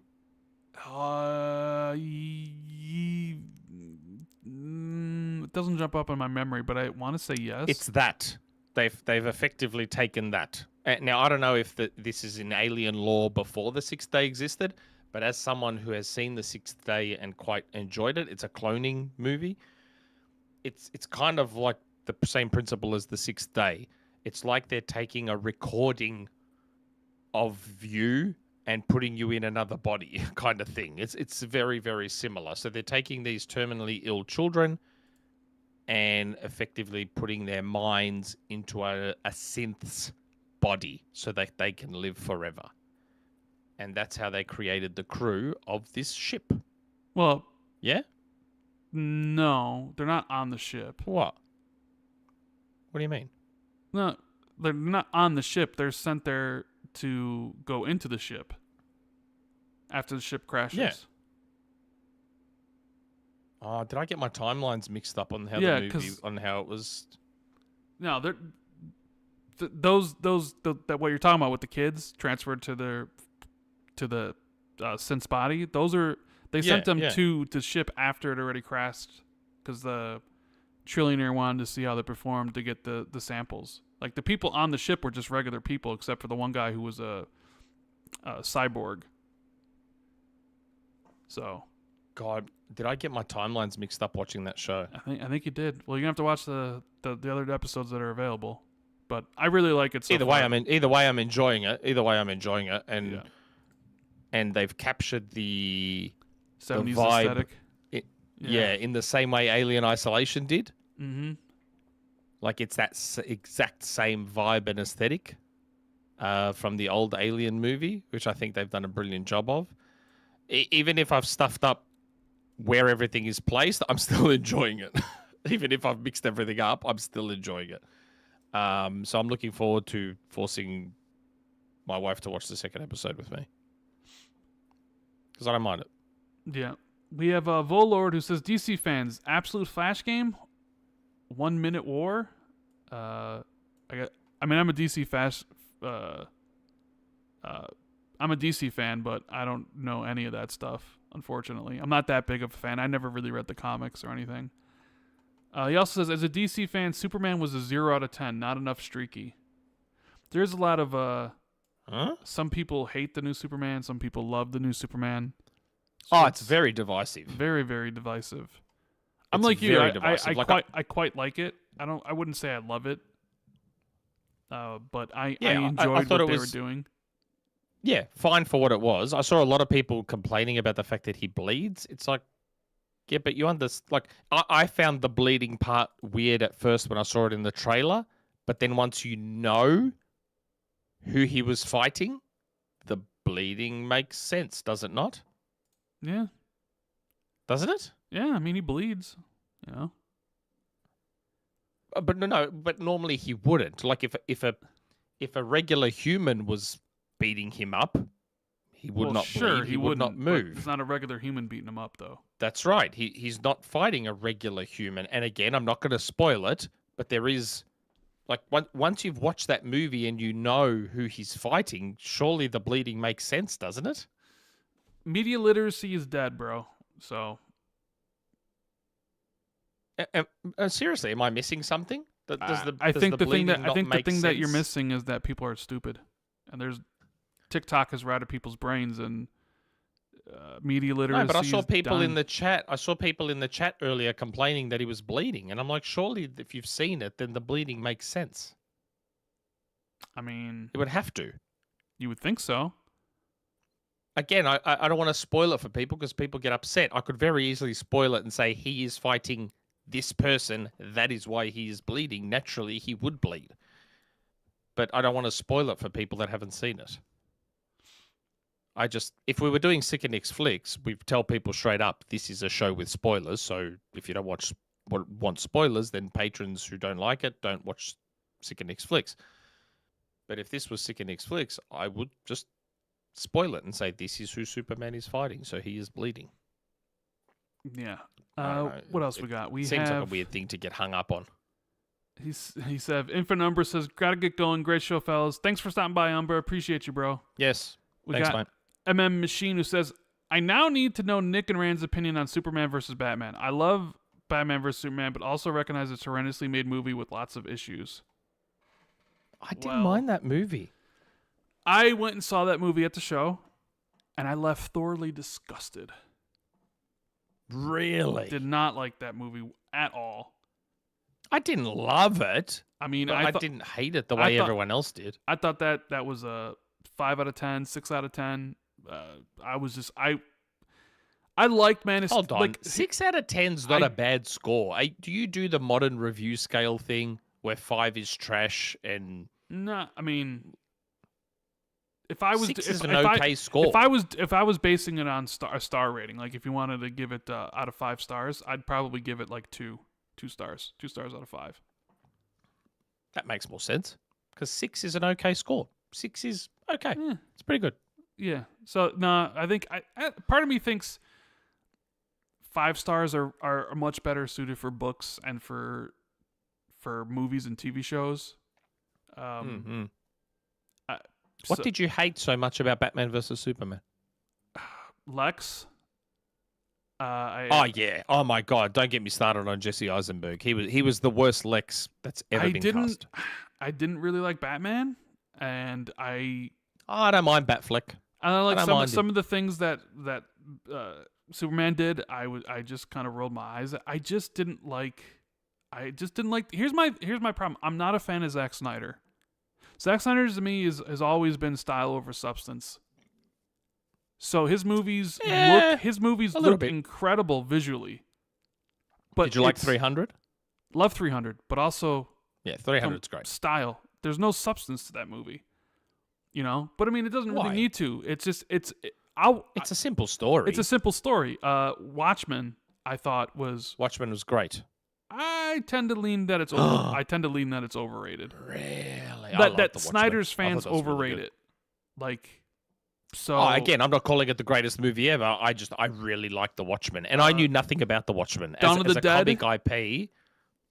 Sorry, Dawn of the Dead I thought was really good. Haven't seen it. But Oh wait, which one's Dawn of the Dead? There's so many of the Dawn Dead of the Dead movies. Which one is remake, Dawn of the the Dead? one that Zack Snyder directed. Was that in 2004? It was before Watchmen.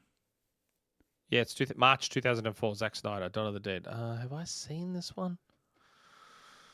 God, I don't know if I've seen it. Maybe I have, because 2004. God, we're talking 21 years ago. So I honestly don't remember if I've seen this I like one Dawn or of the not. Dead. I don't really like Watchmen that much. I liked Man of Steel. I didn't like Batman versus Superman. And now what else has he done? Like I watched Rebel Moon. I thought it was abysmal. Not good. Not good. Um, Rebel Moon was not good. So to me, he's always style over substance, and I was glad when the DC universe fell apart because I felt he was a terrible choice. To like basically do everything. I was just like, you're really gonna let this guy make all these choices? So I was happy that I'm not necessarily happy that James Gunn took over. I was just happy that Zack Snyder was no longer doing it. What did you think of Sucker Punch? Uh, awful. 1 out of 5. I thought it was interesting. I didn't love it. I didn't hate it. I thought it was interesting. The Flash did not like at all. Did he do The Flash? No, did, that was the director of It. Andrew Muschietti, I think. Andre Machete. Yeah. Okay, yeah, that's right. Sorry, that wasn't him. I don't know why I thought it was. Probably because it was all part of the DCU. Maybe that's why I thought it. I my relationship with Zack Snyder is, I guess you could say, one of ambivalence. Okay. I don't just like. I'm not one of those people that like. I don't know. I don't automatically love. Is ambivalence the right word? Maybe it is. Maybe it is. Yeah. Yeah, I think it is. Like I don't automatically love anything. Like if I hear, oh, Zack Snyder's got something new, I'm not like, oh my God, I gotta watch it. But I also like, oh God, I'm not gonna touch it. I'll take everything on face value and give it a chance and see what it's like. I think ambivalence is the right word. Yeah, I believe it is. Yeah. Yep. What else? What else happened at Gamescom? As we talked about all this stuff. I mean, there's a little bit of news here. Like Rod Ferguson is joining Cloud Chamber to help ship BioShock 4. I think 80 people were delayed. He moves around, doesn't he? Well, bro, he's like going in reverse. So he worked at Epic. He worked at he worked at Microsoft. Then he worked at Epic, and he was there all during the Gears thing. He left Epic after Gears 3 and went to Irrational Games to help Ken Levine finally ship Infinite. And after he did that, he left them and rejoined Microsoft to lead the Coalition. Stayed there for a few years, left them to go join Blizzard to run Diablo, and then basically rejoined Xbox, because they got bought. And then so he's jumping back to BioShock, which makes me think, are we going to see him complete the full 360 and jump all the way back to Epic Games at some point? And end where he started? Wouldn't it be funny if he went to Epic and somehow, I mean, it wouldn't happen, but somehow was like running Fortnite or some shit? Yeah, I mean, I doubt that'll happen. But, I look at this and I'm like, this is a good move. Rod Ferguson is known as the closer, quote unquote. And it really does seem like BioShock 4 has had some problems, put it understated, with how long the game's in development. Because Ken Levine's no longer attached to the franchise. He's doing his own. He's on Judas. He's on BioShock in space, Judas. So, yeah, bring in someone that knows what they're doing and make some cuts that are needed and get the game out. So, I did see that, and hopefully BioShock. That's a game where I'm looking at it, and I'm kind of thinking to myself, that's going to have a legacy that the legacy that those games have is going to go against BioShock 4. Because for some, you're talking, like how beloved BioShock 1 is. Oh yeah, it's amazing. Even though lately I've seen a lot of hate for BioShock Infinite. Like, for whatever reason, that game was loved. Maybe not so much as BioShock 1, but now, like, you'll see a lot of things like, oh, BioShock Infinite was trash, and it was always bad. People have done, Yeah, I done a found that 180 weird. on that, and I'm like, did something happen? Yeah. You know, I know there's a lot of things that were cut from that initial trailer for BioShock Infinite that didn't make it into the game or whatever, but I was like, when did we all turn on BioShock Infinite? You know. Yeah, I found that odd too. That was really but weird. see, I liked Infinite. I haven't finished it, but It's going to be the comparisons that are going to kill it, because it's probably never going to live up to that great first game and the twist and the story it was telling. And maybe not even the wonder of that first time you step into, you know, the Cloud City in BioShock Infinite, right? Mm-hmm. So it's kind of one of those things where it's like, yeah, I would want a BioShock 4, but without Ken Levine, does it really... Nobody even talks about BioShock 2 because Ken Levine didn't have anything to do with it. Even though I thought BioShock 2 was... They do talk about Minerva's Den. Yes, they do talk about Minerva's Den. Yes. That they talk about. And They just... I don't know if you remember that report from Jason Schreier like last week or 2 weeks ago where he was like, the BioShock remake was canceled. I'm like, I would have played a BioShock remake. Me too. BioShock's one of my favorite games of all time. It is amazing. Yes. It is absolutely amazing. Like, please tell me that, like me, the second you heard the words, "would you kindly," at the end, you freaked the fuck out. What do you mean? So when you got to the boss and he was doing his little exposition dump, his little monologue, and he said, you know, you'd be surprised how much you can influence a person with just 3 simple words. Would you kindly? And then it flashes back to all the times he was saying, would you kindly? Oh, would you yeah, kindly, oh, yeah. would you kindly? I thought when Oh, you said my the final God. boss, I thought you mentioned the actual final fight, because I'm like, I don't think he says that in the final fight, but... No. You know what I mean. It's at that towards the end there. Yeah, and then it he flashes says back he's to doing all the his- times he said, would Yeah. you kindly, and stuff, and you're And just like, it oh, breaks wow. your fucking brain. Yes, it it does. absolutely breaks your fucking brain. And I thought, to this day, I've said it on our show many times. To this day, I don't know if any other video game will ever be able to fuck with your head the way BioShock did in that moment. Yeah, because the internet's different, right? That's 2007. It's 2025. So, yeah, I don't think... It's kind of like similar to what we were talking about with Metal Gear and the whole Snake and Raiden thing, where you couldn't pull that off in this day and age. I don't think you could kind of even pull But off... it's not just that. It's not just the surprise, though. It's not just the surprise. It's what it does to your brain. Because what happened to me was that all I did now was spend like the next hour thinking back, going, so what happens if I didn't do what he said when he said, would you kindly? And then you realize that you couldn't. You had to do it to progress. You didn't have a choice. And that's the beauty of it. That's how the game fucks with you. Yeah. It makes you wonder, could I play the game again and not do what he says? But you can't. You have to progress the game. It's just so brilliant. It's just, oh my God, it's amazing. It makes me want to play BioShock again. Yeah, it does. I haven't played it since I think I played it a few times, and then I remember buying the collection, but I never played it off of the collection. Maybe I will. Yeah. I always thought they'll release a better version of it, you know, or remake it, and it doesn't seem like they are. So maybe when they announce BioShock 4, I'll go through all 3 games again before 4 or something like that. Yeah. BioShock was great. What else we got? So Forza Horizon 6 supposedly, at least judging from was it deleted post? Let me try to bring this up. Let's see. Aussies ruined the surprise again. Was it? Allegedly, supposedly, an Australian car import company. Okay. There's an Aussie car import company. What the hell is their name? Colton Classic. I've actually heard of them. They shared. It's now a deleted post. Yeah, I got it. So they said, exciting news. We have Cody here from Forza Horizon Official shooting cars for the next installment in the series. As there are no late model key cars in America, he has flown out from the States to use our cars as the basis for their digital version.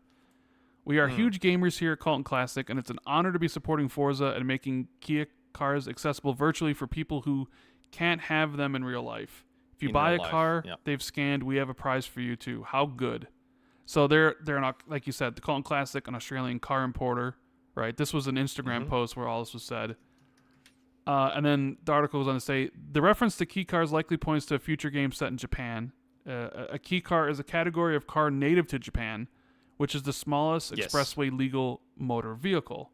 The cars are typically used by laborers or farmers. Virtually all key cars have been produced in Japan, meaning that it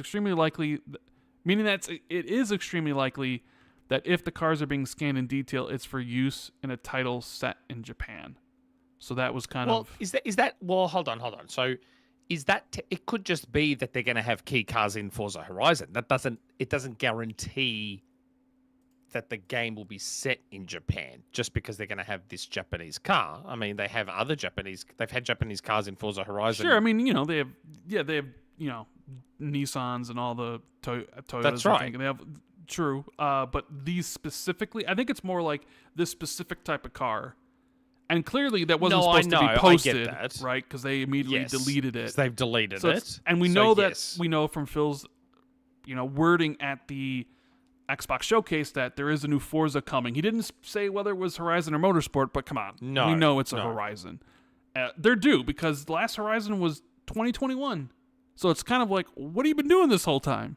If it comes out next year, that's 5 years. That's a long time, and they just released 4 on PlayStation. So here's what I was thinking, because when people talk about those games that Phil said, like Halo, Gears, Fable, Forza, they all point to they all think they're all fall games. Like, because Halo's going to be tied to the anniversary date, right? Modern Warfare 4 is going to release sometime in there too. Gears might even be tied because next year's Gears. Isn't next year Gears the 20th anniversary of Gears? Yes. So, 2006. So you have to also have the 20th anniversary of Gears. So you could potentially, although I don't think they will, because I think Gears also release in November, almost the same time around Halo did. So maybe they got to do some finagling.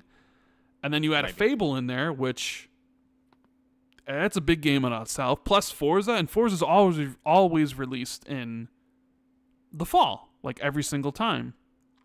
You're starting to you're starting to explain more reasons to maybe put Fable in 2027. Well, okay, you're on that. So I'll say that what if we're looking at it wrong? Because what if Forza's like a spring release, right? Well, that's the beauty of Forza Horizon. So if it was going to be So a lot of people used to speculate that maybe Forza Horizon is like, because remember, Forza Horizon's pattern up until now, Forza Horizon's pattern was every 2 years, it gets announced at like usually the showcase, and then it's out a few months later. Yeah. That was always its pattern. Things changed, and Forza Horizon has now become arguably the premier serious racing game in the world. It basically is. Not only is it the premier racing game, you can basically say it's also the biggest Xbox franchise outside of like Call of Duty and Minecraft. I mean, I think it's bigger than Halo and Gears at this point. Yeah, it's huge now, Forza Horizon. Like huge. And putting it on PlayStation has only made it bigger. So I feel like maybe what we knew about Forza Horizon and its development and release schedule can now be thrown out the window. Like, it's now big enough where it can do whatever the fuck it wants. Yeah, like relying on history to be like, well, Forza always gets revealed the year it comes out. I think we could throw that away because you look at, okay, so this whole rumor leads it to being set in Japan. And I was thinking, Tokyo Game Show's next month. Oh, yeah. And I was wondering, it is too. Because initially, I did this whole thing a couple months ago where it was like, I'm predicting 2026.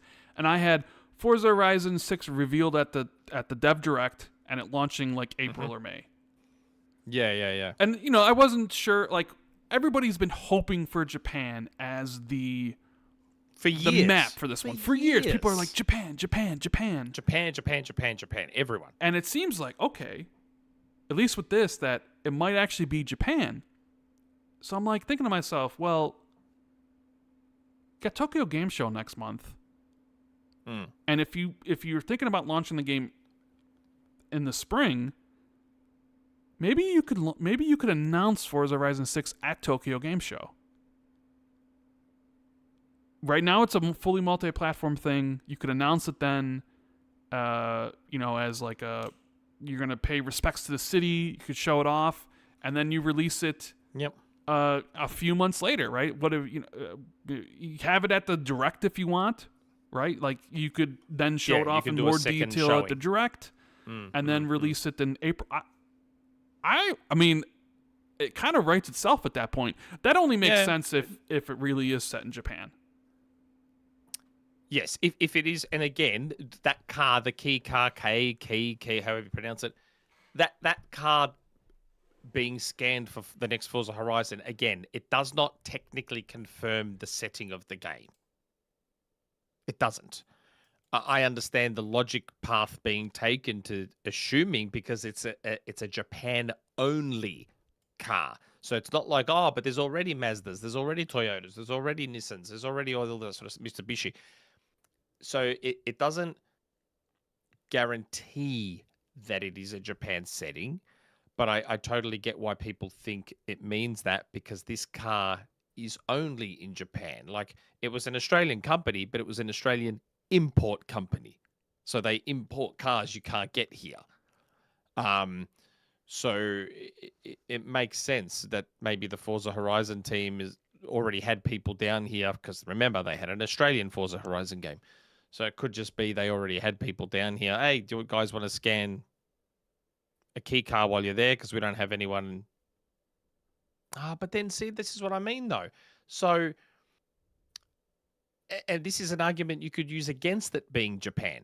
So if Forza Horizon 6 was Japan, right, that would lead you to believe surely that they went to Japan as well.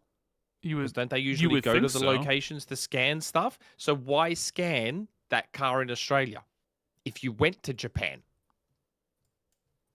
I don't know. Why scan the car in Australia? If you went to Japan because you're developing a Forza Horizon Japan game to scan locations and scan this, scan that, why didn't you scan the key car while you were there? Maybe they couldn't. Do you know what I mean? Yeah, I mean that does make sense. Like if you were there, because you'd imagine. Again, I'm not. Yeah.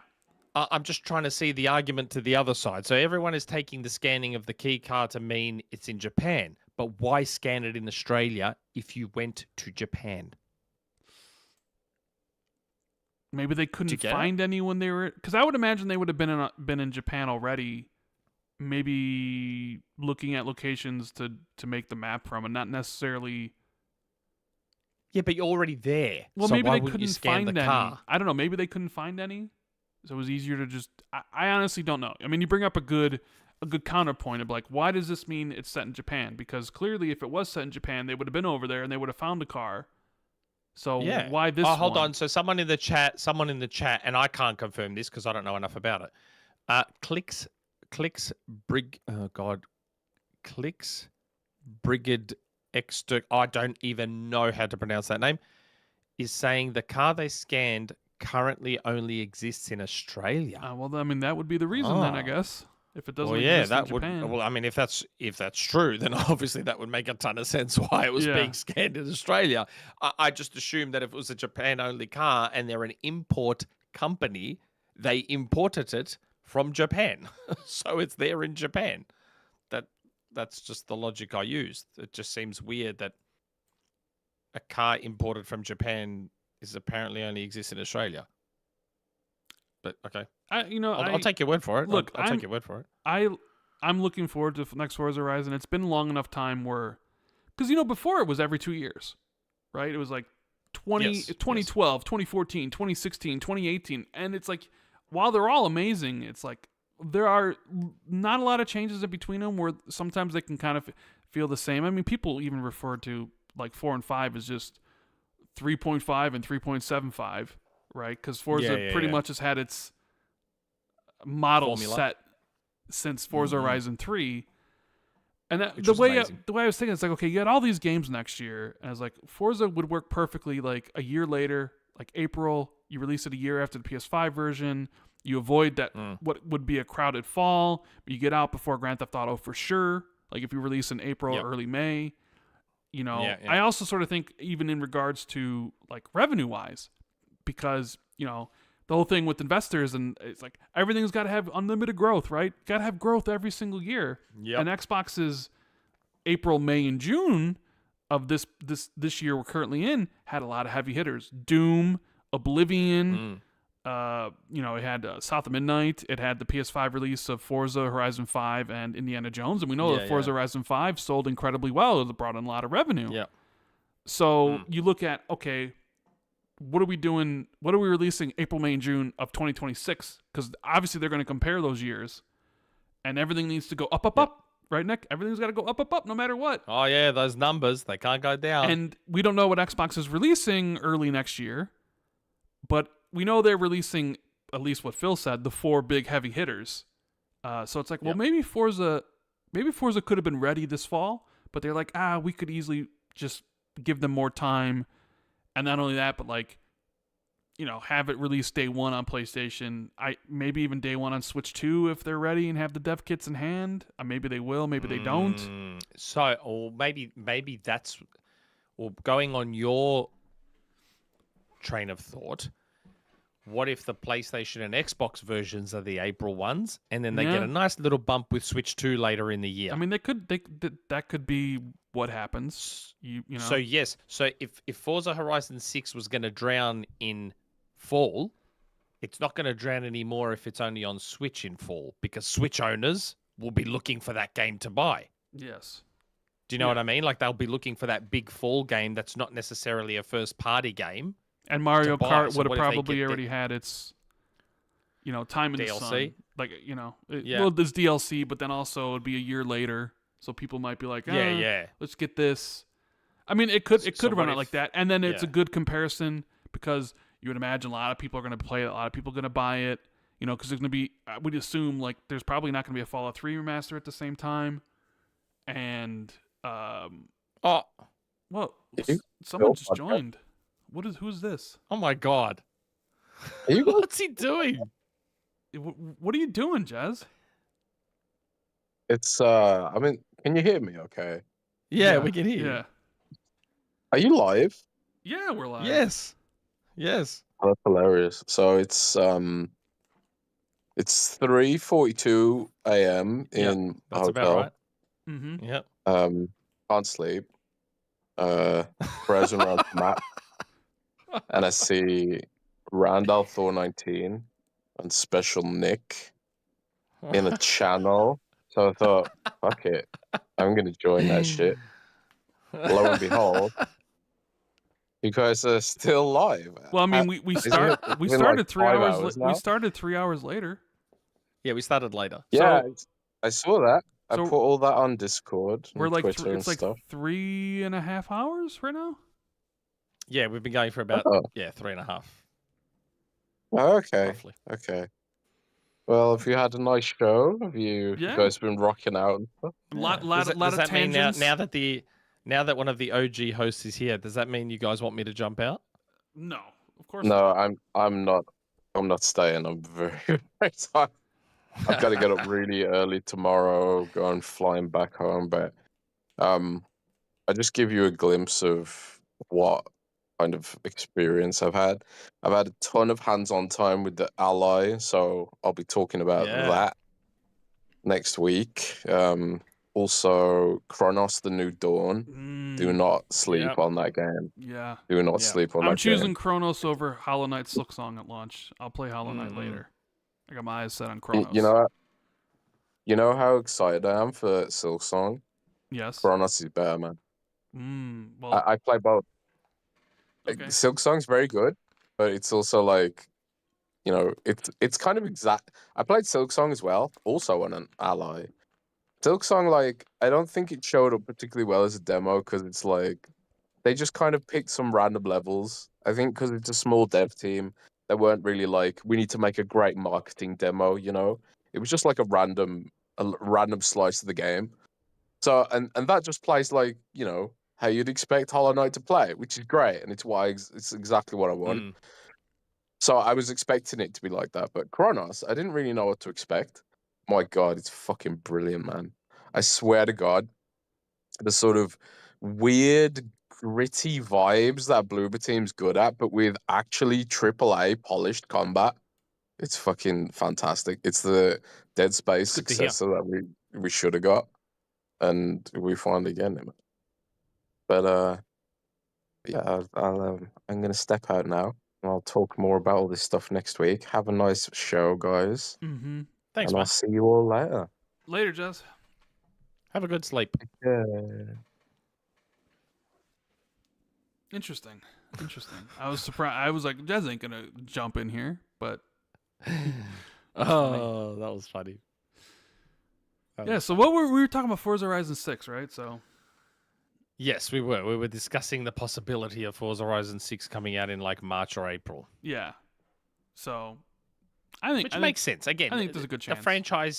The franchise has become big enough to do whatever it wants now. Yeah. It is no longer beholden to its traditional dev or release cycle. It can do, just like Grand Theft Auto can do what it likes.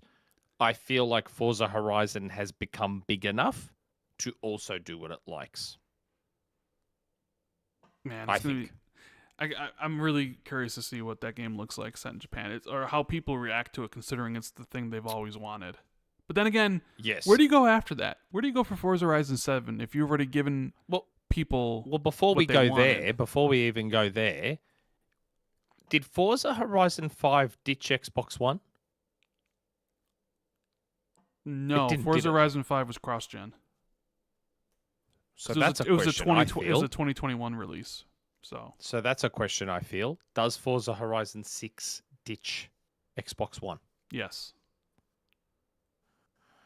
So if it does, now we look at Forza Horizon, and that is one of the most visually unbelievable games on the market. Mm-hmm. And that's despite being tied to last gen.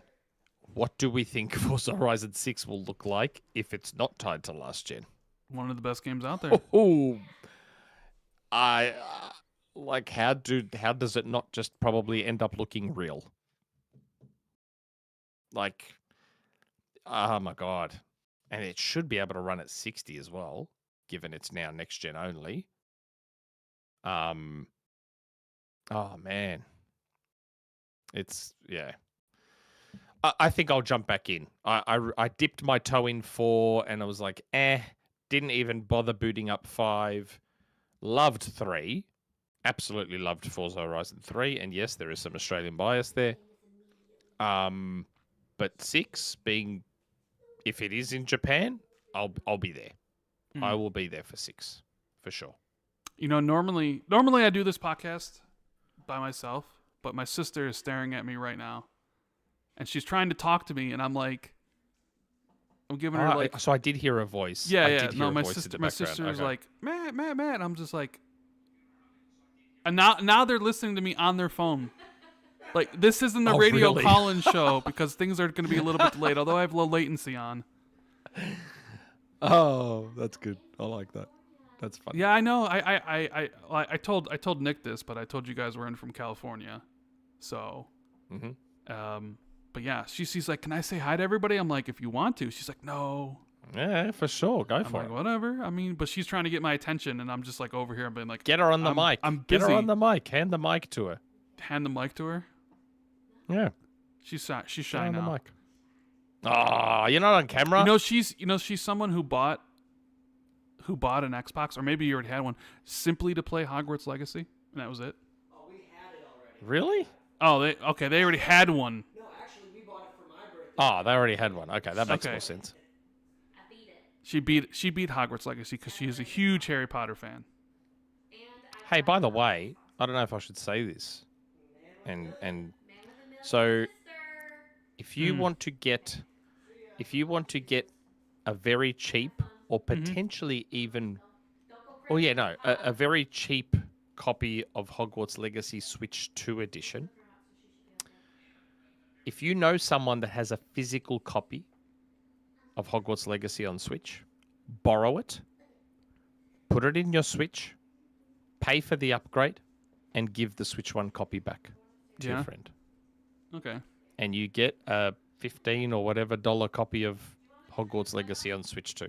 Leave it on. It is a trick. It's a trick that a friend of mine did, and he's like, "Yep, I just got a super cheap copy of Hogwarts Legacy on Switch 2." Just for those wondering, that's all. Just thought I'd put it out there as a public service announcement. Anyways, I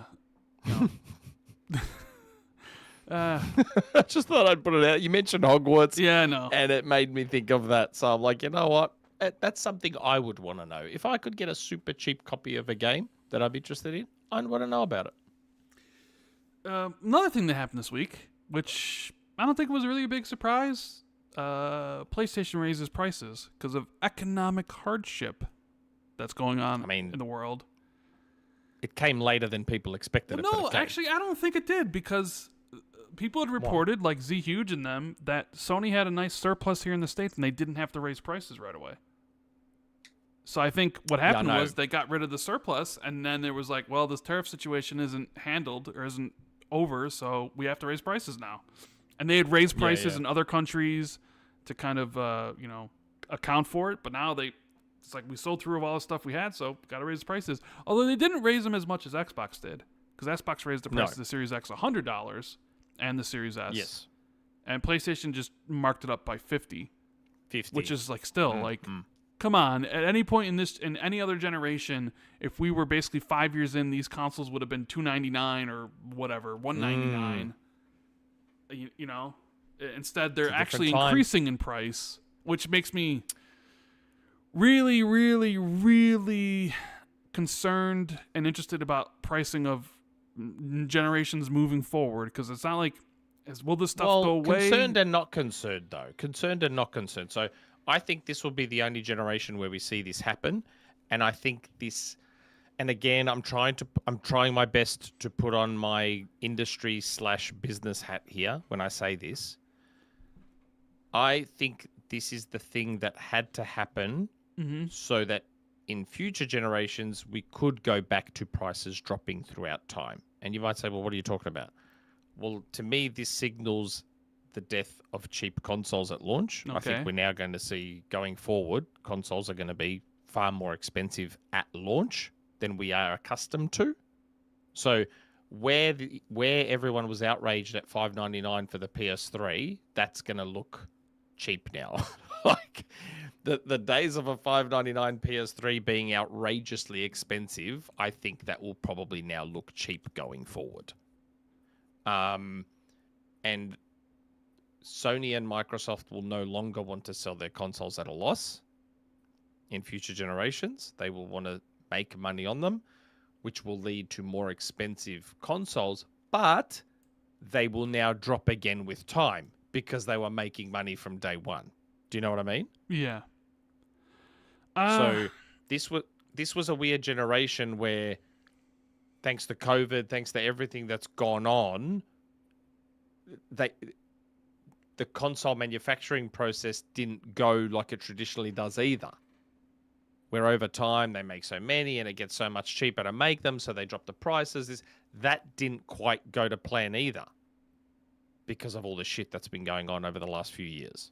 Yeah, I'm just. So I look at it, and I don't think we even mentioned the prices of the ROG Ally X. It's like $550 for the cheap one, or the less powerful one, and then $900 for the X version. Right, we got them increasing, PlayStation increasing prices, Xbox increasing prices, Nintendo increasing prices on literally everything except the Switch 2 itself. Like, they've increased the price of the Switch 1 and all the accessories and everything, trying to do as much as they can before they have to increase the price of the Switch 2.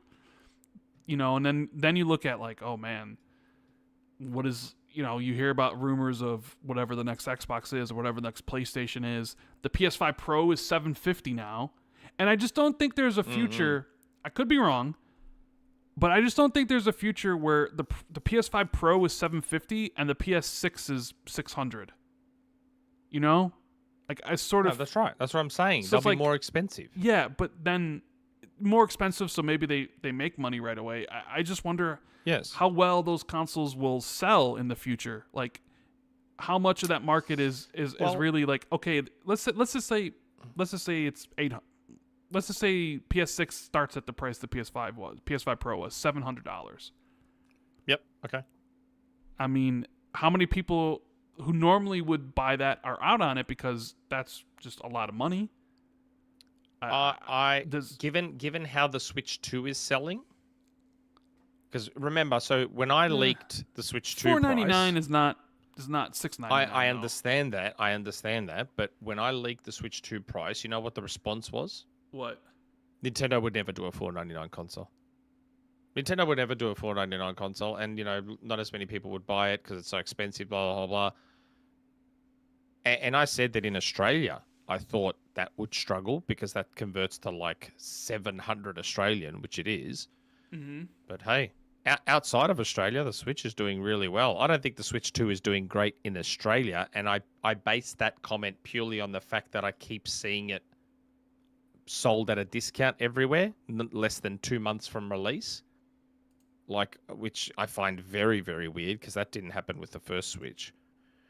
So I don't think the Switch 2 is doing that great in Australia because of the price. Fucking $700 is a lot of money for a Switch. But in the US and Europe, I think it's kicking absolute ass. So I don't know. I think maybe people are just going to have to get used to the idea of consoles not being cheap anymore. Like, if people are happy to spend so much money on a phone, sometimes yearly, why not spend money on a console that lasts up to 10 years?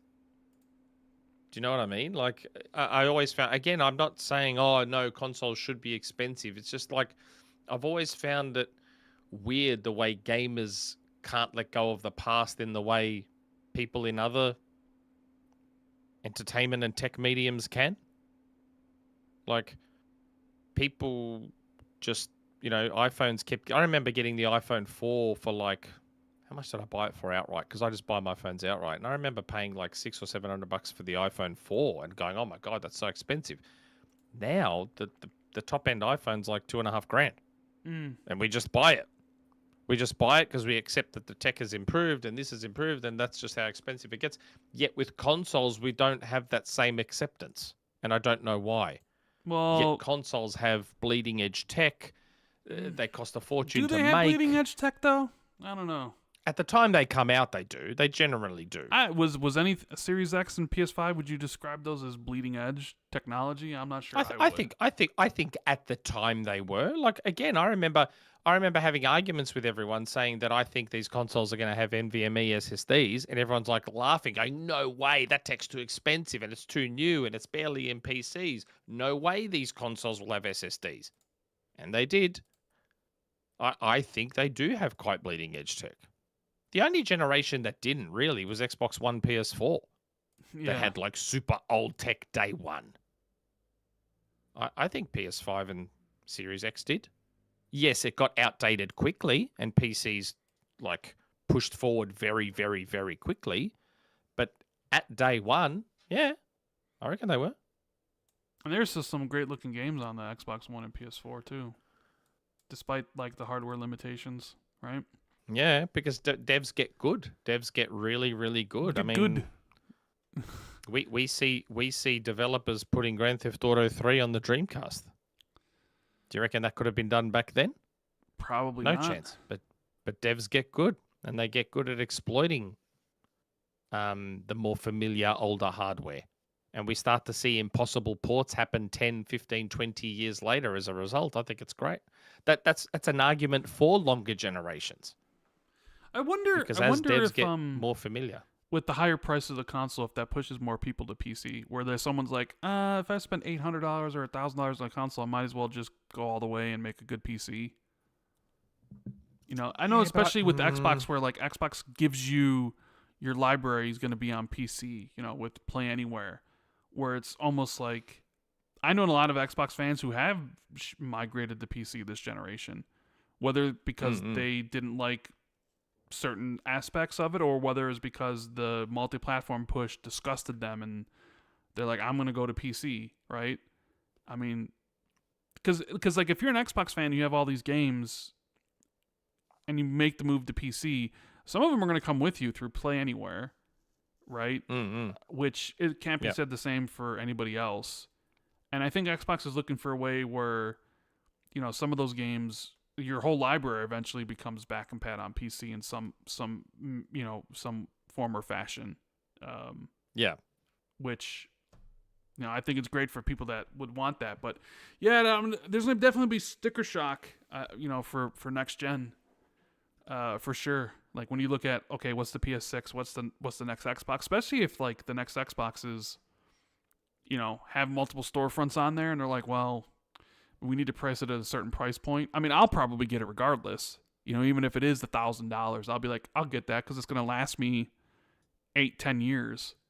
But I'm also not someone, and that's what I'm saying. But I'm also not someone who gets a phone every year. Like my phone is, I have a iPhone 12, so this phone's from 2020. I haven't upgraded yet. I probably should. The battery runs like crap on this. But I think the difference is... Well, you can replace the battery. You can replace the battery if you want. Yeah, I probably should. But the thing is, people pay so much for phones because their whole life is in their phone. Correct. You know, yes, I console understand is that. just, Yes. it just plays video games. Yeah, it's not as important. Where like, all my friends' phone numbers in here, you know, me and you were old enough to remember when you had to memorize your friends' phone numbers. Oh, yeah. Because I still do to this day. Or like we were hanging out and you didn't have a cell phone to call someone with, and you had to like go to a payphone because payphones still existed back then, and call them up and see what's going on, you know. And I remember as a kid when there weren't even wireless phones yet, you know. No. Everything was still so. Everything was corded. Yeah. God, I hated those days. Like the stuck, even then, it was stuck on the phone, sitting there, and it's just like I just think back to those days. I like. It freaks me out to think like right now, you know, if my kids go, we want to go for a walk to the park. Like, no, because we're terrified, right? And I just think to myself, and they've got phone. Like now, like we let my daughter now go out a bit more because she has a phone, so she is contactable, she is trackable. So we're easing up. It almost makes it seem like our parents didn't care about us. They're just like, go out and have fun. Like you, it whatever. does, doesn't it? You don't even know where it's going, and there's no way to contact you because there wasn't any of those devices. But that's how they grew up, right? Yeah, be back by dark. Yeah, when the lights be back come on, when it starts getting. And then dark. you have no idea where they went. Nowadays, like you're just scared to like you can't leave the house, but you got this phone. Well, I mean, it's funny. Like everyone has rose-tinted glasses about the old days, but mate. Just go and ask the police how many missing children there were back then that just never got found to this day because parents just let them go out without any way of contacting them or whatever. There's a lot of missing children from the old days, man. A lot of missing children. And that's why I'm terrified. I'm too scared to let my kids just go out. If your phone got corrupted tomorrow and you had to call your best friend or your wife's phone number by heart, would you? Yep. Would you remember it? I know. Okay. I know pretty much any of my oldest friends from when mobile phones first came in. Any of my oldest friends up until probably outside of friends made in the last 10 years. Before that, I remember all their phone numbers. My wife's, my best mates, all my best friends, my parents. I know all their phone numbers off by heart. So I could ring them just fine. But any friends I've made in the last 5 to 10 years, I do not know their numbers at all because I just put their numbers straight into my phone, into the phone, and that's saved them, and that's it. Where those older numbers from the early days of mobile phones, I had learned them off by heart. So yeah, there's still about 10 or 20 numbers I know by heart. Is there any and I could call anything we missed? Anything you want to talk about? I mean, there was the whole Double Fine. Tim Schafer said Double Fine. They got multiple projects in the work. They're all based on new IP. Yeah, well, that's interesting. Okay, it's fun. We'll see. Keeper, I'm I mean, Double Fine makes crazy games. I'll play Keeper for sure. Yes. I wonder if Kiln is still a thing, or if that got sort of. Don't know. Maybe it was just something experimental that was never Yeah. intended to come out. But did anything else happen this week that you we have a? Shit. I think No, we we talked covered about the PlayStation most- price increase. The Bungie leadership stuff. I feel like we covered most things. Mm. I saw some people asking me for a rumor mill. People want those rumor mills. Yeah, the only problem with my rumor mill right now is that I don't think Rand's audience would give a shit. Well, if 'cause it's Nintendo based, absolutely not. It's Nintendo. It's a Nintendo based rumor, so I don't think any of you would give a rat's ass about it. So there'd be no point. Xbox, PlayStation, rumor mills. Yes, and I don't think I have anything right now that I'm allowed to mention. There's stuff that I mean, what? I mean, Jesse and John are never going to let you do another rumor mill, so do I mention what we talked about off air? probably not. I was told I can say something publicly. I just don't know if I'm. I don't know. I don't know if I'm interested in the attention that will come with that. Is that good or bad attention?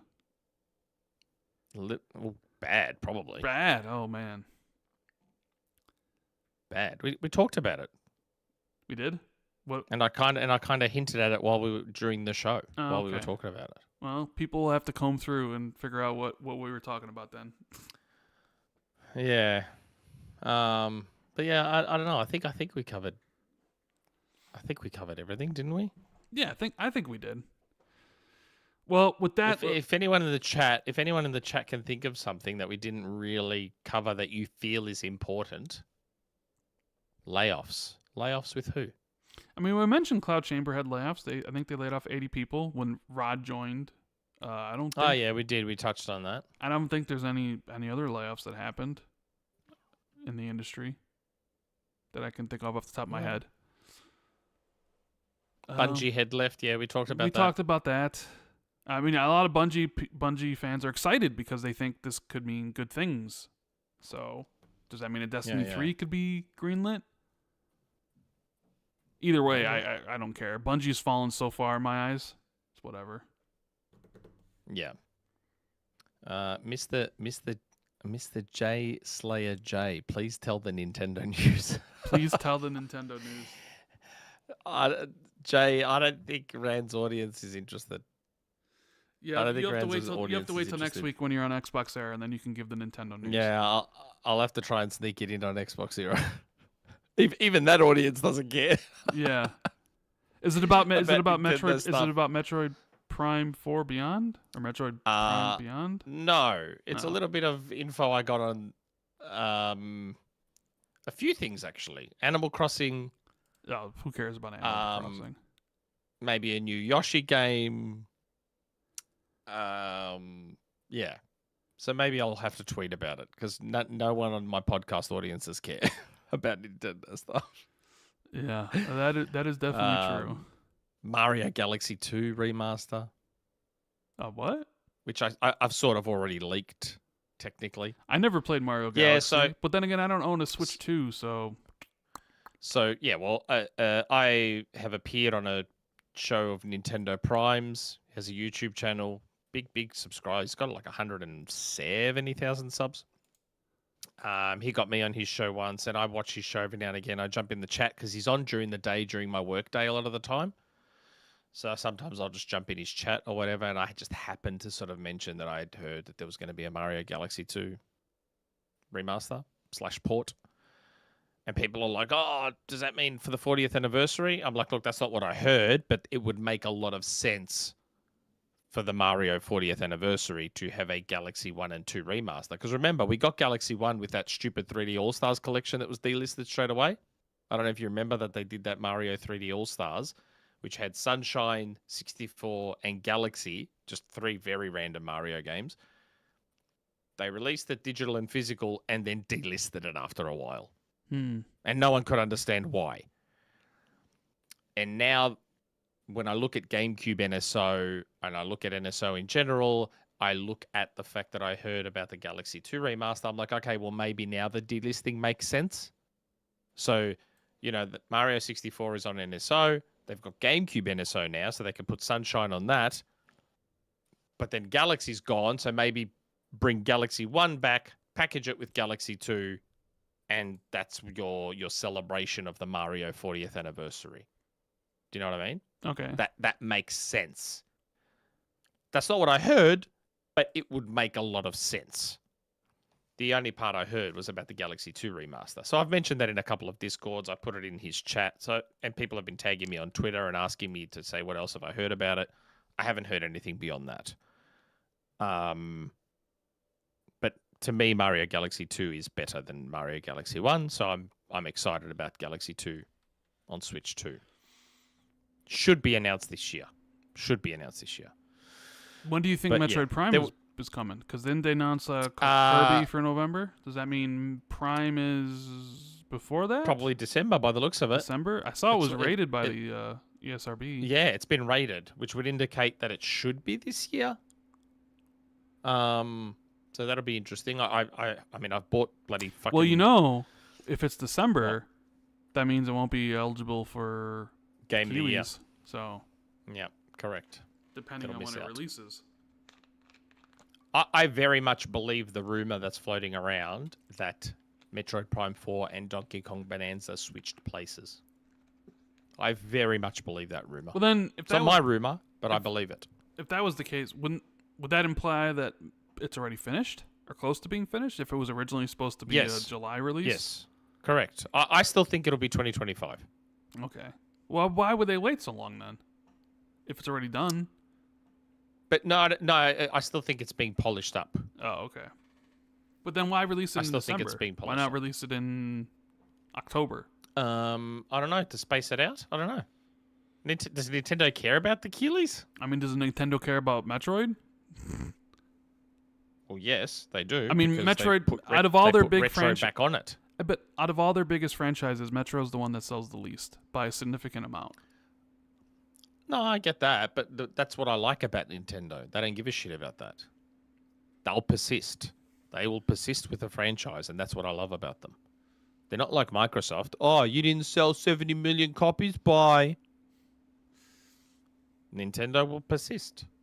Yeah. But anyways, let's head over to this Patreon question so I can actually eat at some point today because we still got Patreon questions and we've already been going for 4 hours. So hope you guys enjoyed the show. Do we really? Yeah, I mean we'll get through these Patreon questions. I didn't even realize that. Sorry. We got Patreon questions. You guys are enjoying the show. Hit the like button.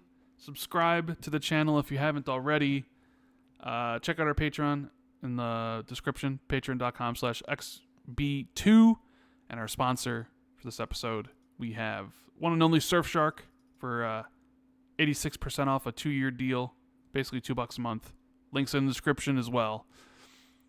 So we got Lee Sanders who says, thoughts on the Rogue Prince of Persia Rand. Was going to purchase it myself, but a nice surprise when it joined Game Pass. I haven't played it. I don't have any interest in playing it, Lee. I have. Nick has. He talked about it earlier. He quite liked it. Yes. So maybe I like it. Maybe at some point I play it. I'm just not. There's too much going on, right? I just finished Sword of the Sea. Just remember, it's not a Metroidvania. It's not a Metroidvania. Yeah. So if don't go into it thinking, oh well, I loved Lost Crown, I'll love the Rogue. They're very, very, very different games. The only thing they have in common is that they're 2D. That's it. That's the only thing they have in common. We got Sierra 11 Kevin. Hi, Rand and Jez, in spirit at least. As always, appreciate you both. Isn't it wild to think on Xbox and PlayStation's top sales chart for August will include one of their games on a rival platform with Gears and Helldivers? Yep. If Nick is still on the show, Rematch is my game of the year. One of my daughters and I are playing it almost nightly, and it has been great family time. However, I ran into the same problem as you, where I bought the game for my other daughter, but realized after she doesn't have Game Pass and can't play online. Yep. These consoles have to drop this paywall for online. They do. They do. They very much do. I got a code for my son. I managed to get a code for Rematch for my son because he loves Rocket League. And I thought, oh, maybe he'll like Rematch. And so I got him the code, and he's trying to play, and it kept erroring out. And for the life of me, I'm like, why the fuck won't this game work on his Xbox? What is going on? It just would not work. And then Jesse reminded me, he's like, man, you need Xbox Live Gold. Like, you need to pay for. I'm like, shit. You need Xbox. That's right. Xbox Game Pass Core is what you need. Yeah, I'm like, oh god, I completely forgot about that. And because it's not a free to play game, like Rocket League and Fortnite is. What do you think Oh about my what do you think gosh, about some of these?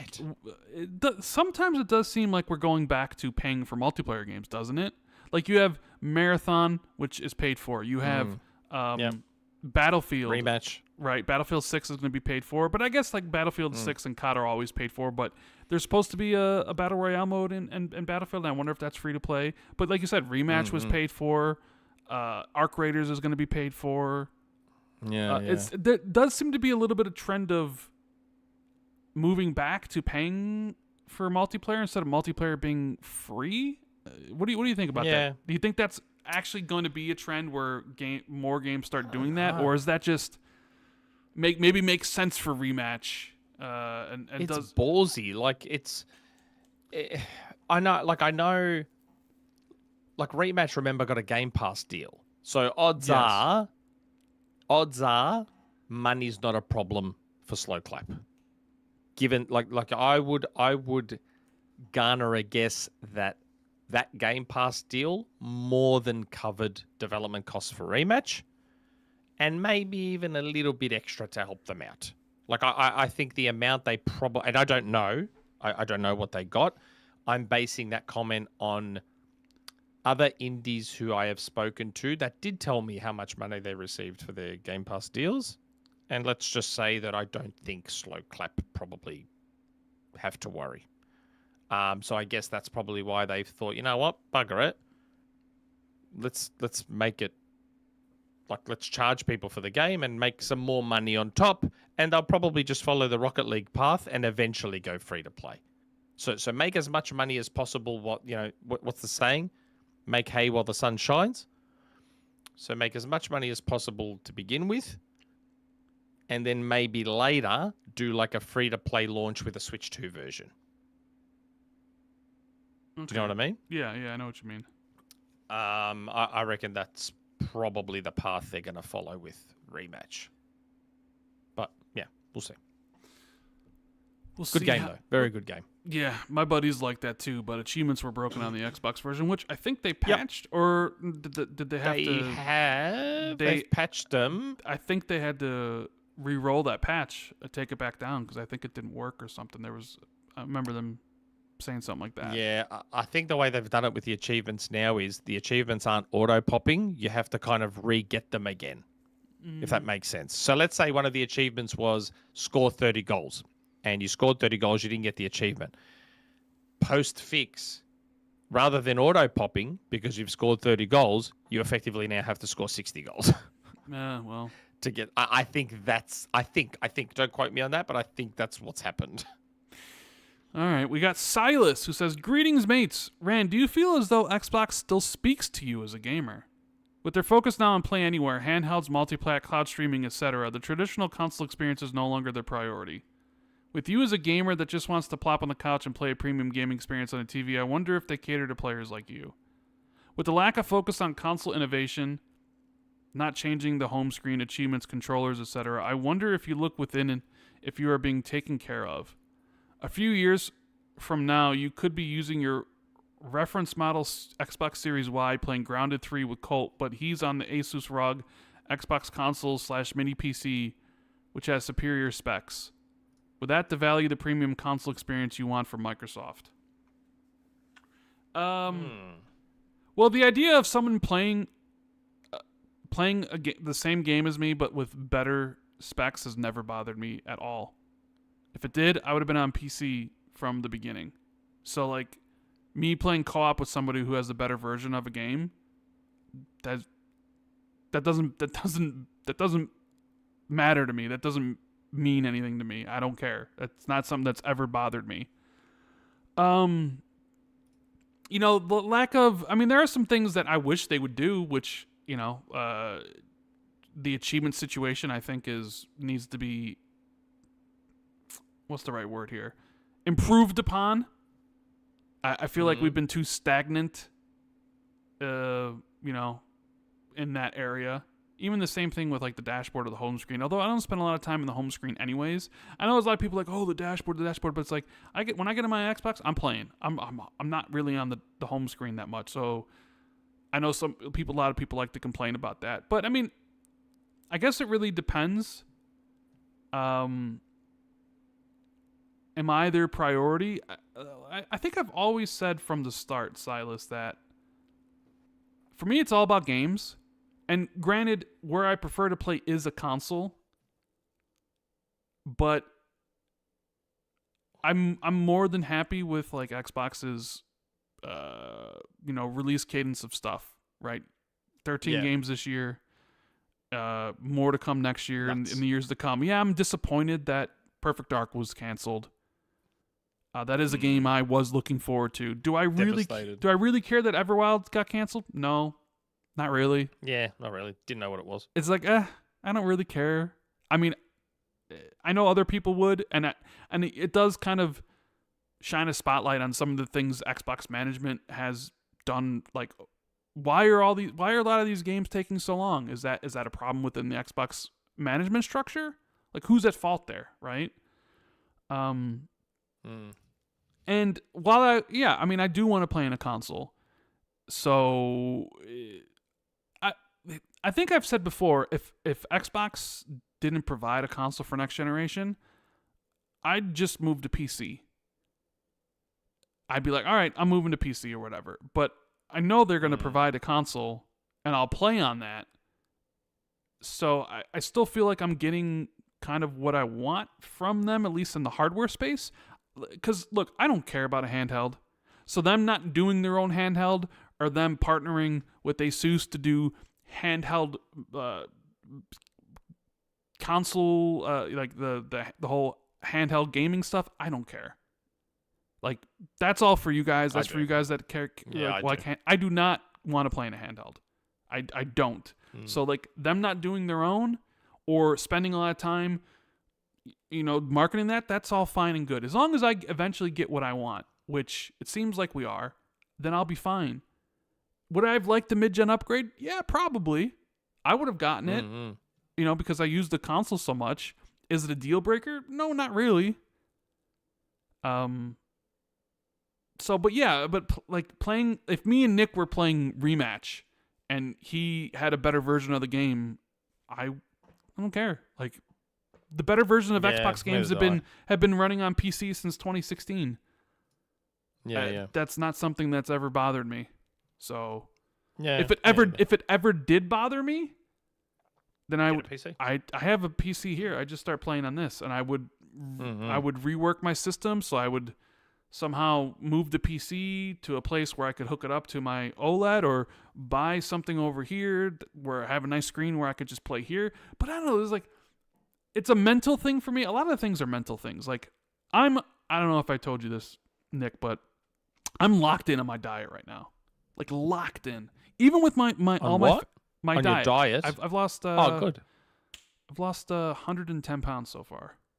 Holy shit, that's unreal. Well, I mean, I got a lot of weight to lose, but Wow. I'm locked in. You know what I mean? Because dieting to me is a mental thing. 100% it is. So I have a chicken breast and I have a bag of vegetables, and that's all I eat for the day. The whole day. That's it. The whole day? The whole day. I'm locked in, bro. Wow. I'm good. I don't shit. I don't get hungry. I have my because vitamins supplemented. I just eat that stuff, and I split it. So like, you've hit a point where you've shrunk your stomach enough. Because I had done the same thing a while back. I was eating so little that I had shrunk my stomach to a point where I wasn't even getting hungry, despite only eating once or twice a day. So like, normally I'll eat at 4. I'll cook a huge chicken breast with a bag of broccoli or cauliflower. I'll cut that chicken breast in half. I'll take half of the broccoli and I'll eat it at like 4 or 5 o'clock, and then I'll eat the other half at like midnight or something, and that's it. That's all I have for the day. And good on you. I don't get hungry. I'm perfectly fine. Yep. I have the vitamins to supplement any of the stuff I'm missing, and I'm locked in. And I weight's coming off. But the thing is, It hasn't always been like that. I'll be locked in, and then somebody will be like my sister, like I mentioned, my family's here right now, right? They know I'm on a diet. They know. And what's the first thing they do? Hey, we're going to Portillo's. Do you want anything? Do you want a cheeseburger? Do you want a shake? And I'm just like, I don't want anything. No. I don't want anything. And I know because my brother is coming with his nephews this weekend, and they're going to want pizza. And I love Palermo's pizza. It's amazing. And it's going to be here. And I've been doing so good. I'm just like, and I remember talking to Colt about it because Colt is also trying to lose weight. And Colt's like, well, Randy, you can have a piece. I'm like, no, Colt, I can't. Because once I succumb to have that one piece, it's it. Because then I'll tell myself I can have another piece, and then I can have another piece, and then when they're gone, I'll go back to the way it was, and I'll lose the weight I gained or whatever. Yep. It's like that first thing that I know myself because I've gone through this where I do so well, and then I stop for a second. But it's like, and my family's all around me, but they know I'm like doing this, and they're just like, you want this cake? It's like, what are you offering me this stuff? Like, why are you the devil trying to tempt me? I don't understand. Yeah, I totally get it. It's very easy to fall back into the old habits. Trust me. Very, very easy. So, yeah. But good on you. I mean, I'm trying my best. So maybe next year or whatever, if maybe we can meet up. Maybe if you're at the Xbox showcase thing, maybe I'm at that point where I'm like, I'll be there too. But it only gets there if I feel good enough. So it's like, I haven't eaten yet today, Nick. I got up at noon. I haven't eaten yet, and I'm not even hungry. I'm not hungry. That's the thing. I'm not hungry. I took my vitamins before I did the show, but I'm not even hungry yet. And it's been, what is it? Been 9 hours already. I'm not hungry yet. I ate breakfast before we jumped on, so I ate breakfast at roughly 7:30 in the morning, and it is now 12:30 p.m. So I am hungry. Yeah, for lunch. We'll see, because my birthday's next week. They're gonna be here. Yeah, cool. And I know they're gonna get me a cake and the stuff, and it's just like I don't want it. Don't get it for me. Just tell them instead of a full-on cake, you tell them to get a cupcake. I don't even want the cupcake. I don't want anything. Stick a candle in it. I don't want anything. Just don't give me anything. Okay. It's gonna be tough. It's gonna be tough next week because the kids are gonna be here. So there's all this food here, and all this stuff, and they're gonna get pizza multiple times or whatever, and I'm just gonna be like, it's gonna be there, and I'm gonna smell it. This is the worst when you smell it. It's like, oh, the pizza's here, and I haven't had it. But the last time I had pizza, so I've been on this diet for almost a year, and there are some months where it's not that I fall off of it. It's just I don't do as well, and I maintain, and I don't lose. But at least I'm not gaining. It's I maintain, right? Yeah. Last time I had pizza, which was a couple months ago. So I hadn't had pizza in like a year. Bro, I don't know what it is. That shit went right through me. Yeah, that happens. I almost it went to the point where I thought I was like, I'm like, do I have food poisoning? Because I ate one slice. I ate one slice and I was sick. And I was like, okay, like, is this the pizza or is it me? Let me. Then the next day I had another slice and I got sick. And I'm like, well, okay, well that's two things. Maybe I'm dumb. Like I should have just realized it after the first one, but I wanted to make sure.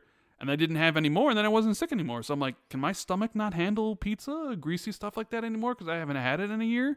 That's what it is. Because your stomach is clean, and then you're putting this shit in there that your stomach's not used to, so it reacts.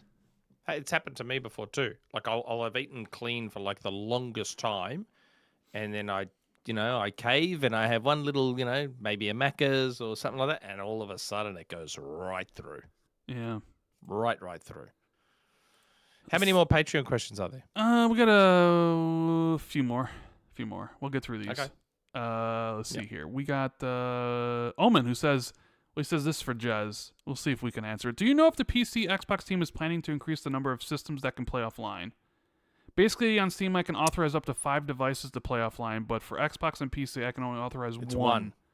Not ideal if I want to regular game on both on both my future ROG Ally and laptop? That's a good question, and I have no It clue is a to good that question. answer.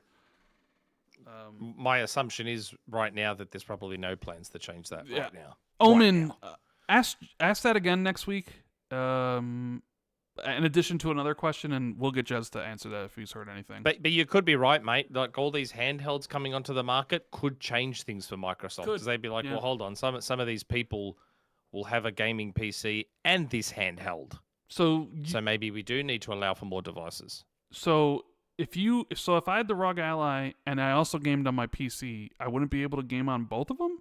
Is that what you're saying? Correct. Oh no, you wouldn't be able to game offline on both of offline. them. Okay. Yep. Here's the question I'll ask. Does Microsoft care about offline gamers at this point? Nope. So Nope. yeah. Let me ask you this question, because me and Jez have discussed this quite a bit. Next Xbox console, does it have a disk drive or not? Or do you think I think has- one of two things will happen. Okay.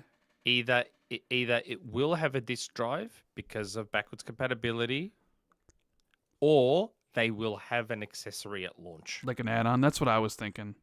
Like But an then add-on. again, here's what I was thinking. If they're planning on making a super expensive Xbox, why not put a disk drive in there anyways? It'd be for the premium users. Correct. Right? So it's like maybe it'd still have a disk correct. drive regardless. So That's what I said. It'll be one of two things. Either they will have one, or they'll have an add-on. I just don't think. But I think the only reason they would have one is because it's a premium system. Like if they were doing the 2-tier approach where you had, like a cheap one, the cheap one wouldn't have it. I get that, but like, how much would a disk drive cost to make? They can make No, free money. but it does seem like both Xbox and PlayStation are getting away from disk drives. No, I know, but it's still free money on an accessory that wouldn't cost much to make. Maybe they feel people will just immediately gravitate towards digital where they make more money. I mean, what do you? Okay, this is the one Nintendo question I'll ask you. Do you think? Because I know a lot. I do see this sometimes where people bitch about the game carts.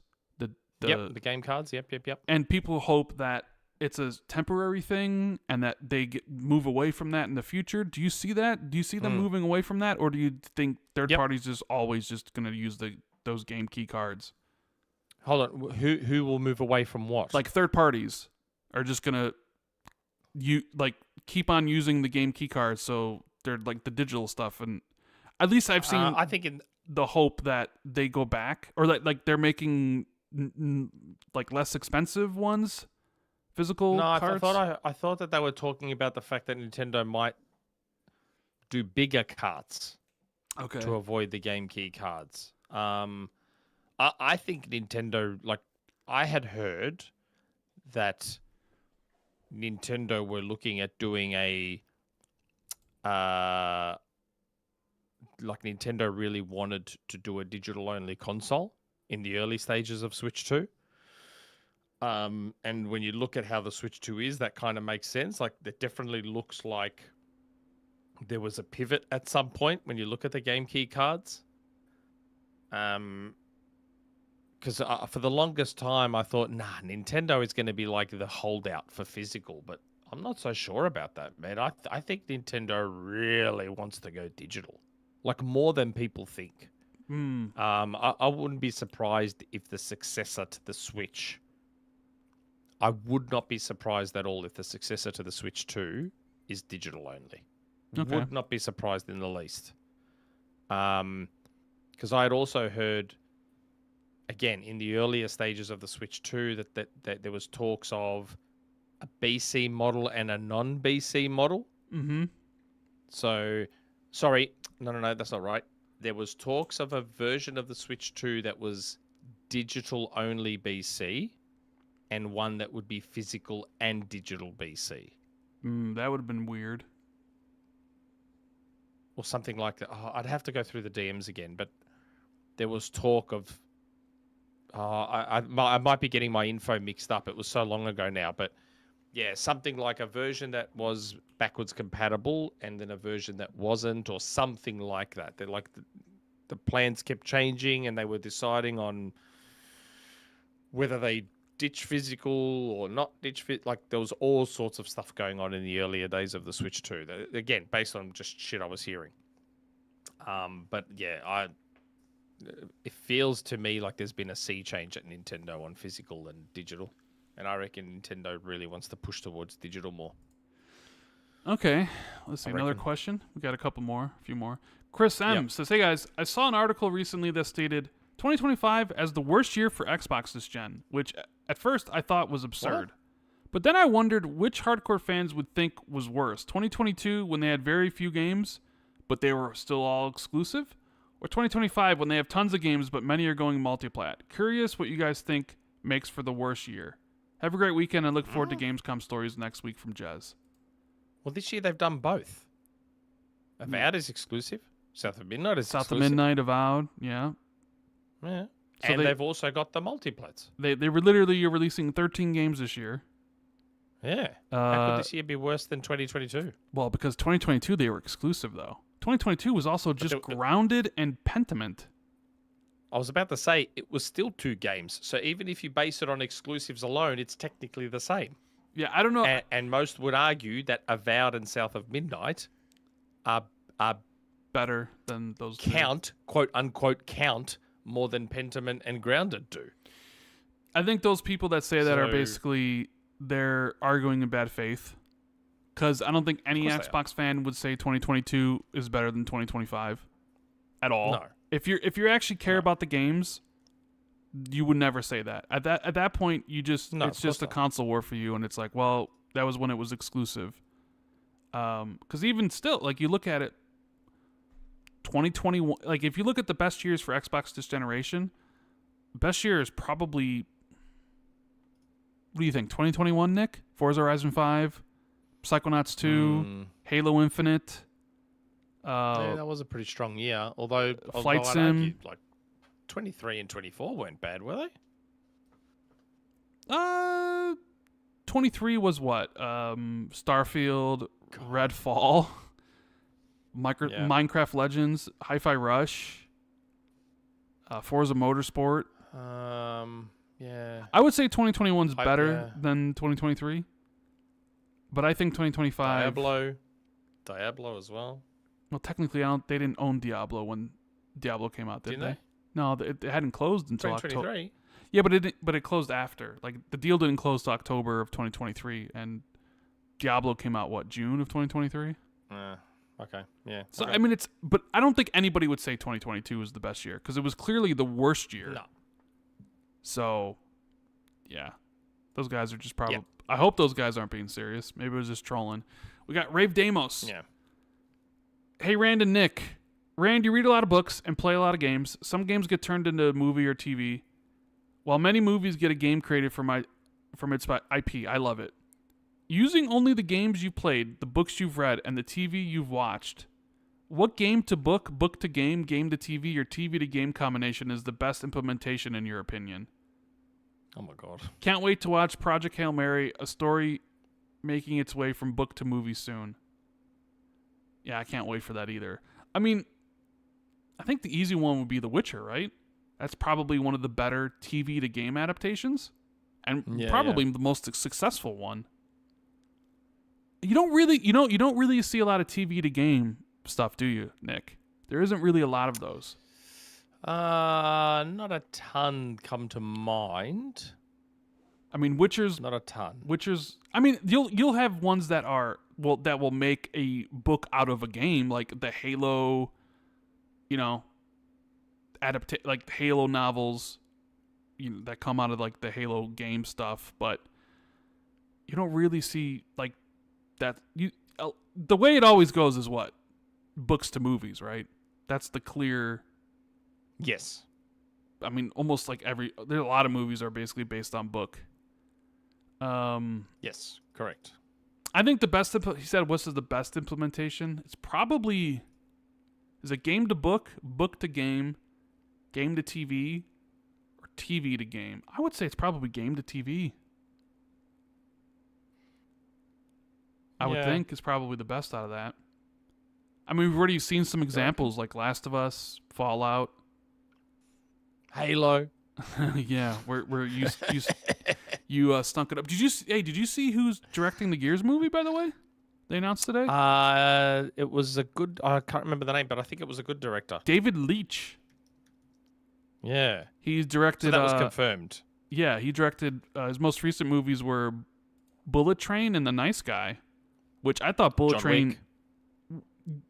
Yeah, so he wasn't really credited on John Wick. Stilinski was the one Was that he? got... Yeah, he also directed Deadpool 2 and stuff, but I thought Bullet Train was great, and Bullet Train was great. even though The Nice Guy didn't make a lot of money, I thought that was a fun movie. So I think that's a good choice. He seems like a solid... Yeah.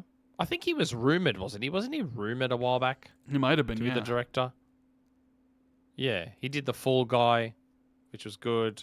Atomic Blonde, less so. Atomic Blonde was still fun. That one shot, And I believe though. he did direct the first John Wick. It says in his Wikipedia that he did, but only that Stilinski was the one that was credited or something. Ah, okay. Ah, yes, Stilinski. Yeah. That's weird. I wonder why he's mentioned as a director.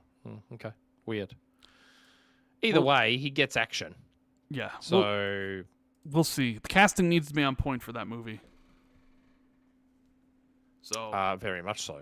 We'll see if they go Very the much route so. everybody wants them to go with Dave Bautista as Marcus, or even if they do like a direct here's Gears of War, from we're just gonna tell the first game in a movie form. If they don't go with Batista, who would be a good choice? That guy that plays Jack Reacher. Oh, Alan Richardson. Alan Rickson? Is it Rickson? Yeah. He wants to be the DCEU's Batman. He's been campaigning to be Batman. Really? Yeah, he's been out there really campaigning to be Batman, and I don't think James Gunn wants him. Choice.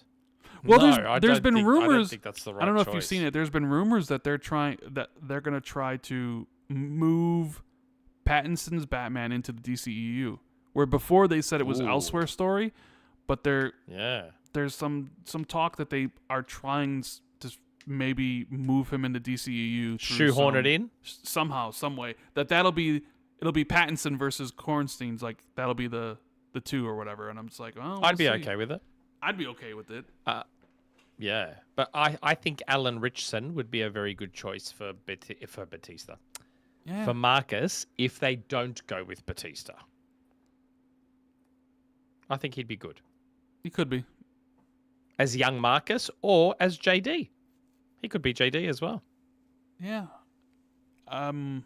We'll see though. Netflix movies tend to not be good. Tend to. Not always, but yeah. They have some good ones. We got good old Collinwood. Says hello, Rand, and welcome, Nick. So we know you both like your Metroidvanias, and I'm pretty sure you are playing the Rogue Prince of Persia now, or it's in your queue. The elephant at the front door, though, is Hollow Knight Silksong. Rand, from the previews you have seen, how excited are you for it? Nick, we know you haven't finished the first game. Will you play Silksong? No. So no Nick interest ain't in playing Silksong. I haven't watched any of the previews because I don't need to see any of the previews. So I am excited to play it, but I have decided to play Chronos first. So I'm going to try to get to Hollow Knight this year. Maybe it's something I play after Chronos. But yeah, man, it looks, I mean, just from the release date trailer, you said it looks great. But Nick's not going to play it. And if he does play it, he won't finish it. Nope. So, see, I love my Metroidvanias, but just Hollow Knight just did not do it for me. we got CJ, who says the real Xbox 2 that we love, Rand and Nick. Sorry, Jez, we love you too, though. Yeah. The real XB2. Yeah. I think Rand and I should do more podcasts together. We should do a movie one. Maybe we should get Movie and TV you show one, huh? as a guest on Sick and Nick's Flicks. Would have to be something I'd watch. Because I think I was probably gonna rent Mission Impossible: Final Reckoning. I haven't watched that yet. Oh yeah, I've got to watch that. Haven't watched that. One. Not a lot of movies coming out though. Did you see what might be number one at the box office this week? K-pop Demon Hunters. Yeah, I know. Apparently, I keep you hearing watched that great yet? things about it. You need to watch that. You need to have a sick No. and Nick's thing about that. Yeah, we might have to, surprisingly but- very entertaining. I've got a lot to watch. I've got to watch Mission Impossible. I've got to watch Elio, the Pixar movie. Bring Her Back. Yeah, I hear good things about Bring Her So- Back. Yeah, so the two Greek boys from Melbourne that made that horror movie Talk to Me. Mm-hmm. This is their second movie, Bring Her Back. So I'd like to see that. F1 is now, I F1 believe, is available now, on yep. Apple TV Plus to watch. Yep, and I've got Apple TV Plus, so I need to watch F1.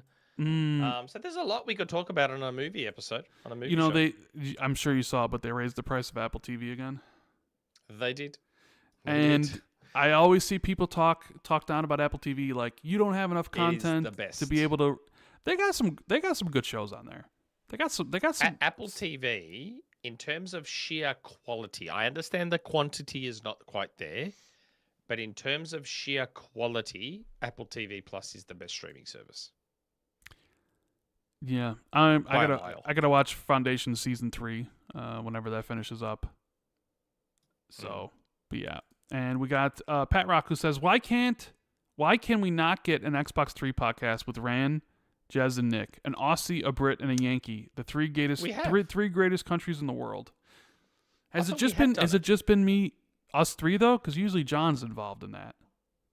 No, haven't I? Oh no, we did XB1 plus 2. Oh, sorry, yes. XB2 plus 1. That would have been us three. So yeah. Have we not done an episode where it's the three of us? Well, the Xbox 2 plus Maybe 1 I'm wrong. episode we did, but we haven't like not on One not, of your weeklies. Yeah.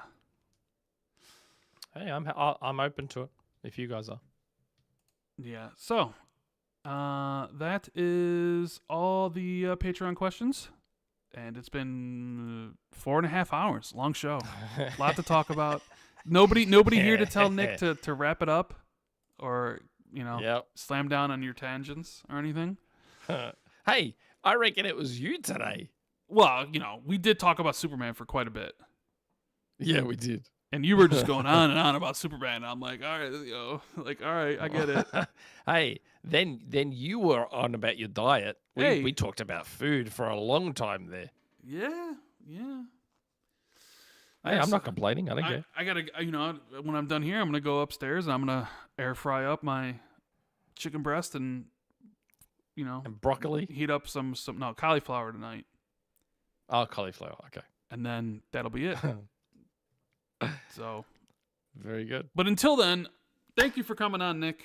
Appreciate you stepping Yes, in no worries. for Thanks for having me. Jez on this Yep. week where there is no XboxERA podcast, at least live, pre-recorded Well, tomorrow. There's a pre-recorded one tomorrow. Yes, the boys did one over there. Yeah. So we appreciate Yep, so everyone be who's sure to catch hung out with us live on YouTube or is watching this later, listening to this on the podcast apps like Spotify and iTunes. If you want to leave us a like or a review, that would be greatly appreciated. This has been episode 377. We should be back with Jez next week, talking about his experience at Gamescom and maybe some behind-the-scenes info. I'm sure Jez has some stories he could tell about some stuff. For sure. But until then, hope everybody has a great weekend and keeps it gaming. Later, guys. Ciao for now, guys.